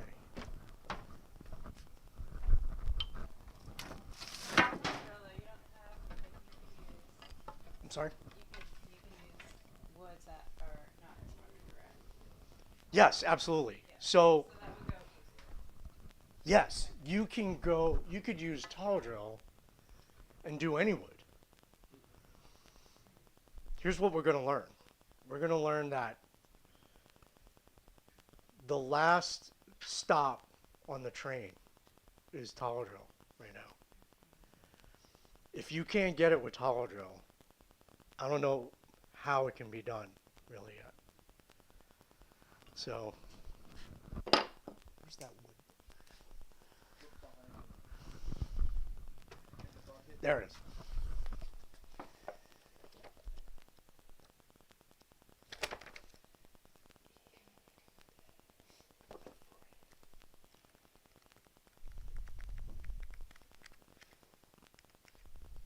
We are doing Ipe. Ipe has a hardness of 3,510.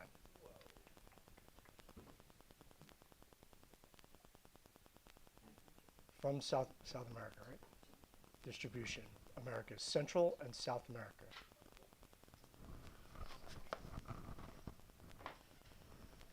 This spindle is made entirely of Ipe. The reload is Ipe. Hearthboard of Ipe. Well, my crutch is bamboo. So this is one of my practice lances for scout class, made of Ipe.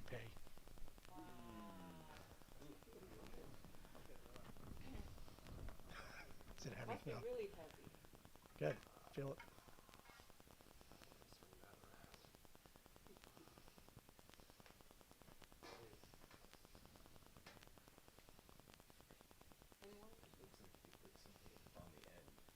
It looks like it, but it's one solid piece. It could have been Naginata. That's come up. All right, you guys.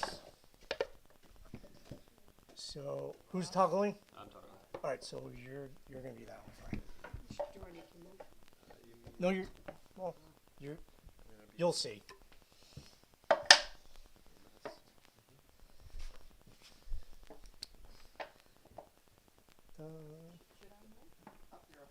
You should be okay. You might get smoked though.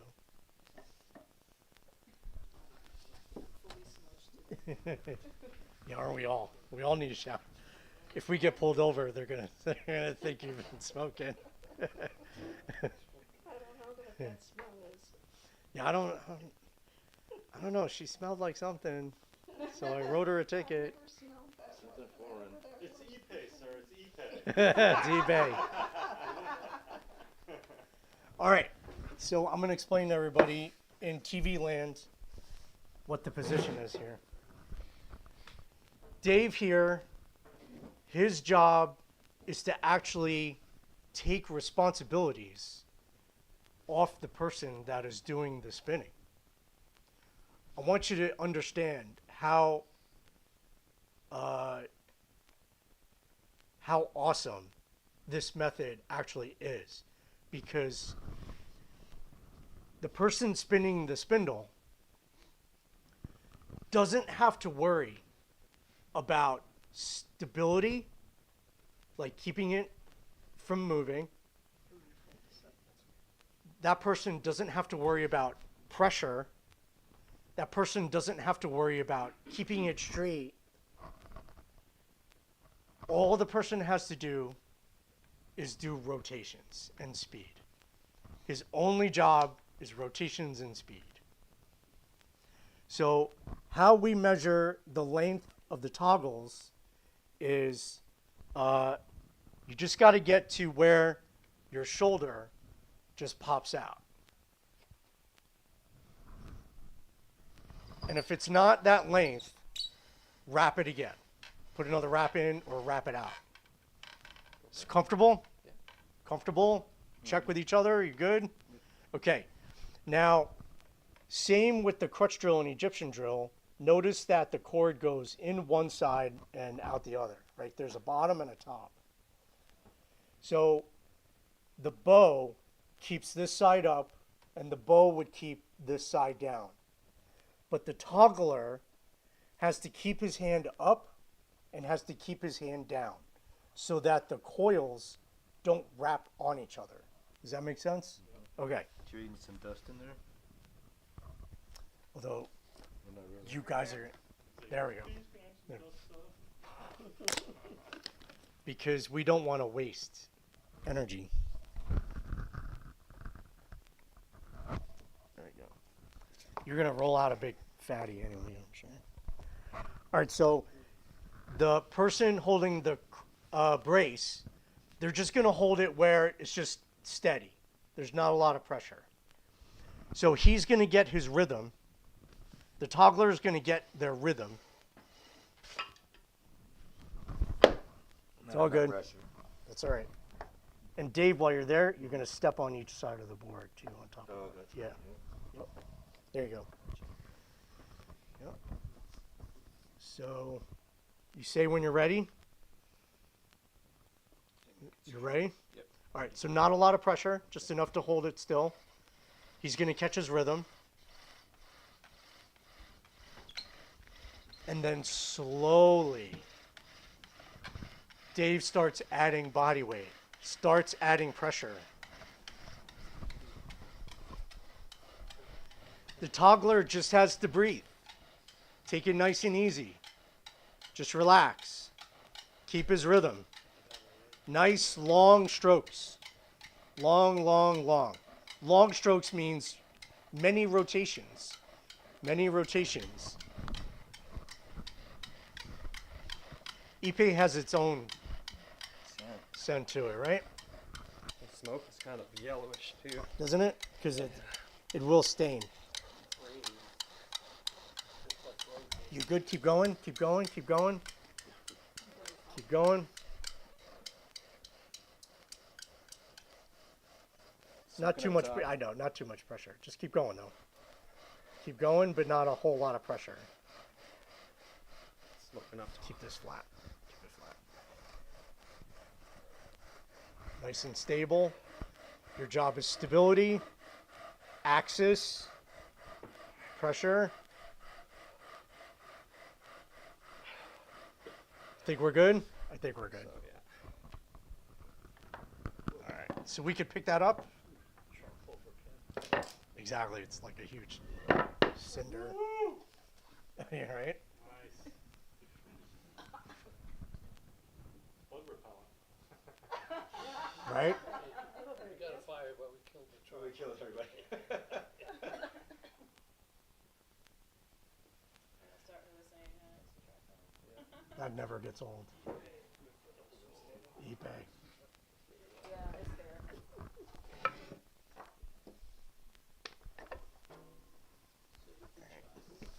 You guys did great.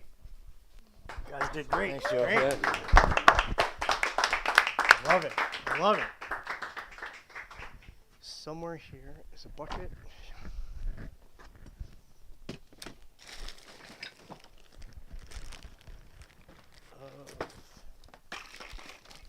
Park boards.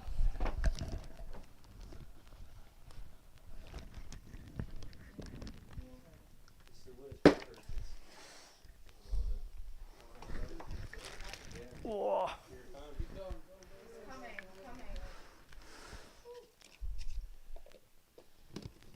This is how you access all the other woods. Yes, there it is. I see it. I see the wood.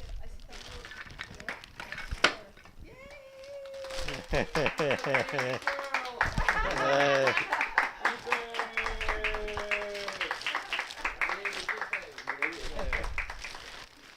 Holy cow. Look at that. It's like a cinder, right? Hardwoods, the hardwood dust is nothing like Bojo dusts. You can't expect it to be and look like Bojo dust. It comes off as these huge chunks. And hardwood coals require a lot of tender, loving care. They're a special kind of coal. So what you have to remember too is that these coals, because they're so chunky, there's a lot of space between the particles. This is not good. If the particles can't touch one another, they're not going to ignite one another. So if you see that the trouble, what's that? Hey, it's on fire. Oh, it caught fire? Yeah. Yeah. Yeah. I love it when that happens. See, and that's our last one. That was very special. When the coal is huge like that was a big fatty coal, right? When the coal is huge like that and the coal is like down on the bottom, everything up top ignites and it becomes a big candle. It becomes a candle. So big chunky particles, you have to push them together. So imagine if we were microscopic and we were inside Bojo dust, we could touch all the particles because they're all close to us. But in hardwood particles, they're all far apart. And if they have a problem touching each other, they're not going to ignite. So the coal won't grow, it'll just die. So you have to kind of push the particles together in the coal to make them touch. You push them together with your fingers. Yeah, you go like this and you push them together. And you give them air. Give it air, and you push them together, and you give it air, and you push it together. So, because the particles are too big.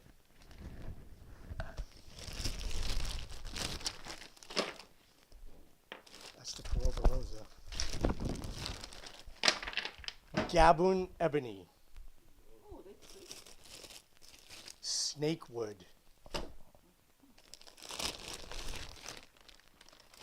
Catalax. Hear that? They're like stones, right? African blackwood. Hear that?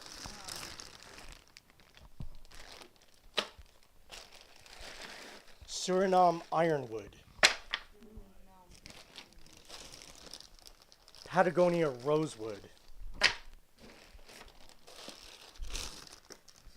Leadwood. These are actual names. I'm not making this up. Quebracho. Who knows what that means in Spanish? What? Axe breaker.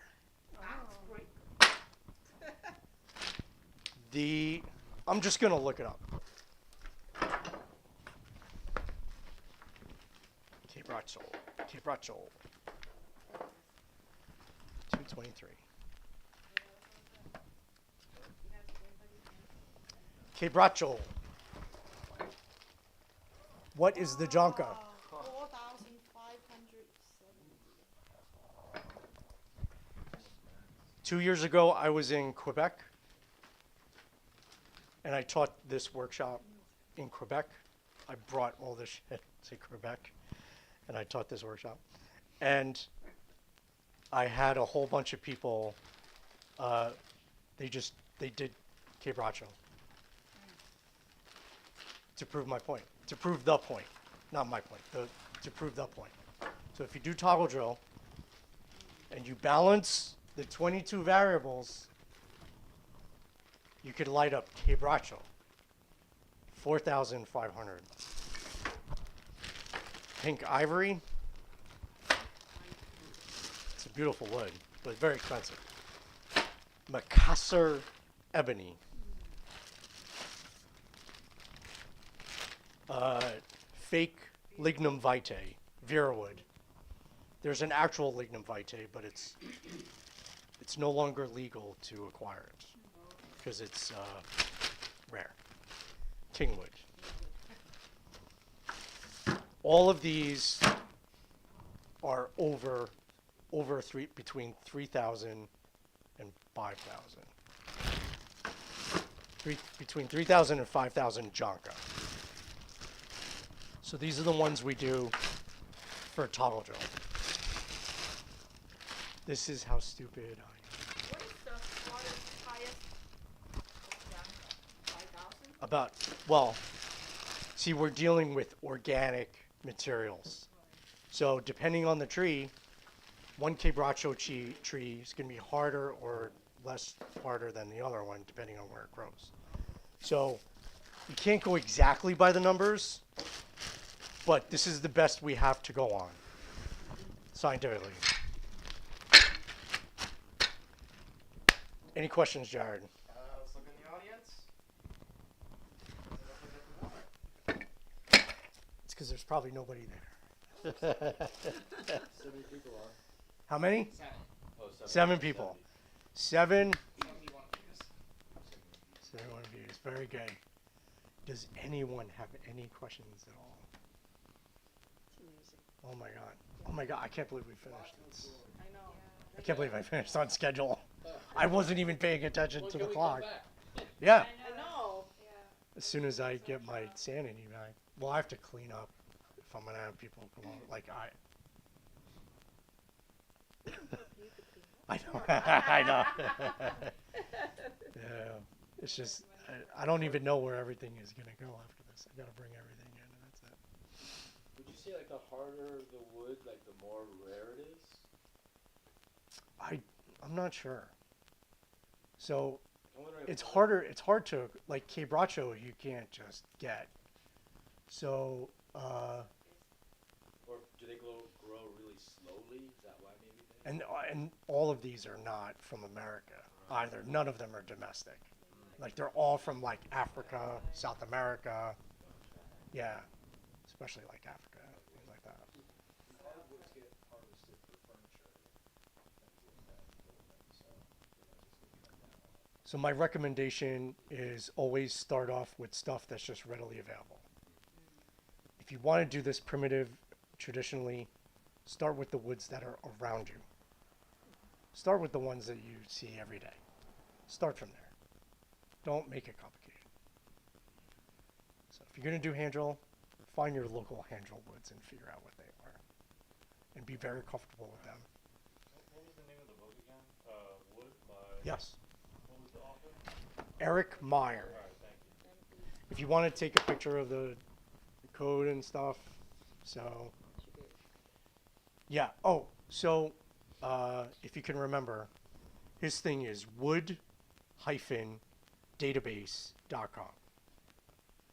wood-database.com. And I go there a lot because I'll be doing research and I'm like, oh, what? I don't remember what the junk of this is. And I won't have my book with me because I'll be at work. So I'll go on my phone, I'll go to wooddatabase.com, which is him, and he has everything listed. Everything that's in this book was on his site first. And then he turned it into a book. Smart guy. So I'm like, oh yeah, it's 2,500. Yeah. And then I'm like, oh yeah, I remember that now. Anybody, anything? It's been a long day. It's dark again. I got here when it was dark, and it's dark now. So, does anybody need anything from me? Anything? We have to talk. We're going to talk. You want to talk? You want to talk? Not yet, because I don't have anything ready. But here's the thing. Anything you request, anybody in this class, not anybody else, because I'm really busy. But anybody here now or online, if you request a set specifically, I will make it for you and make sure you get it somehow, some way. All right? Thank you. All right. All right. And then, if, like, let's say someone missed a class, and you're like, this was an awesome class, you should have taken it. You should have. They'll- Should have. Can they Should have still would have get got the it. recording? Can they still get a recording? All right, here's what's going to happen. Eventually, everyone's going to be able to see it.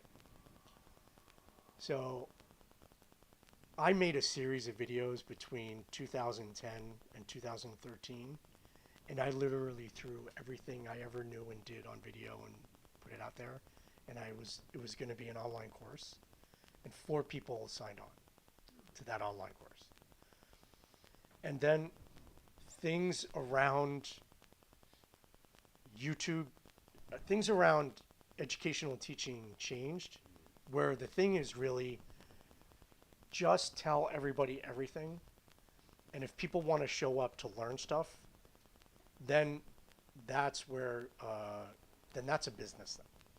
Like if people like, okay, I want to learn a specific method and I have to like train you, like if it requires training, that's where I mean, I could go out nursing and I would make a lot more an hour.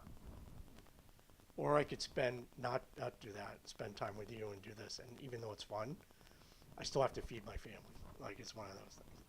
So, but everything that I ever video is always, from this point on, free. It's always free. 100% free.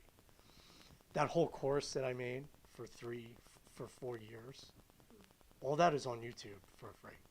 Everything we did here today is on video already. You just have to go on my channel and find it. It's there. If you were to sit down and watch through all the video that I have ever made, you would literally be sitting for 2 weeks without sleeping. Like you would be like 2 weeks. You would be like, that's how much video is on there. Like it's a ton of video. Like you would be watching 24 hours, 24 hours, 24 hours, 24 hours. It's a lot. So every method we did here and more.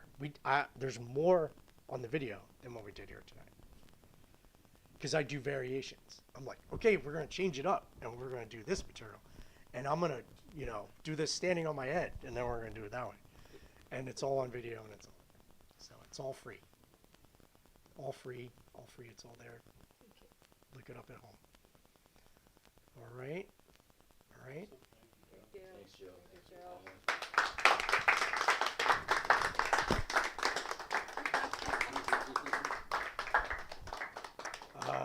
If anybody's staying to talk, that's perfectly fine.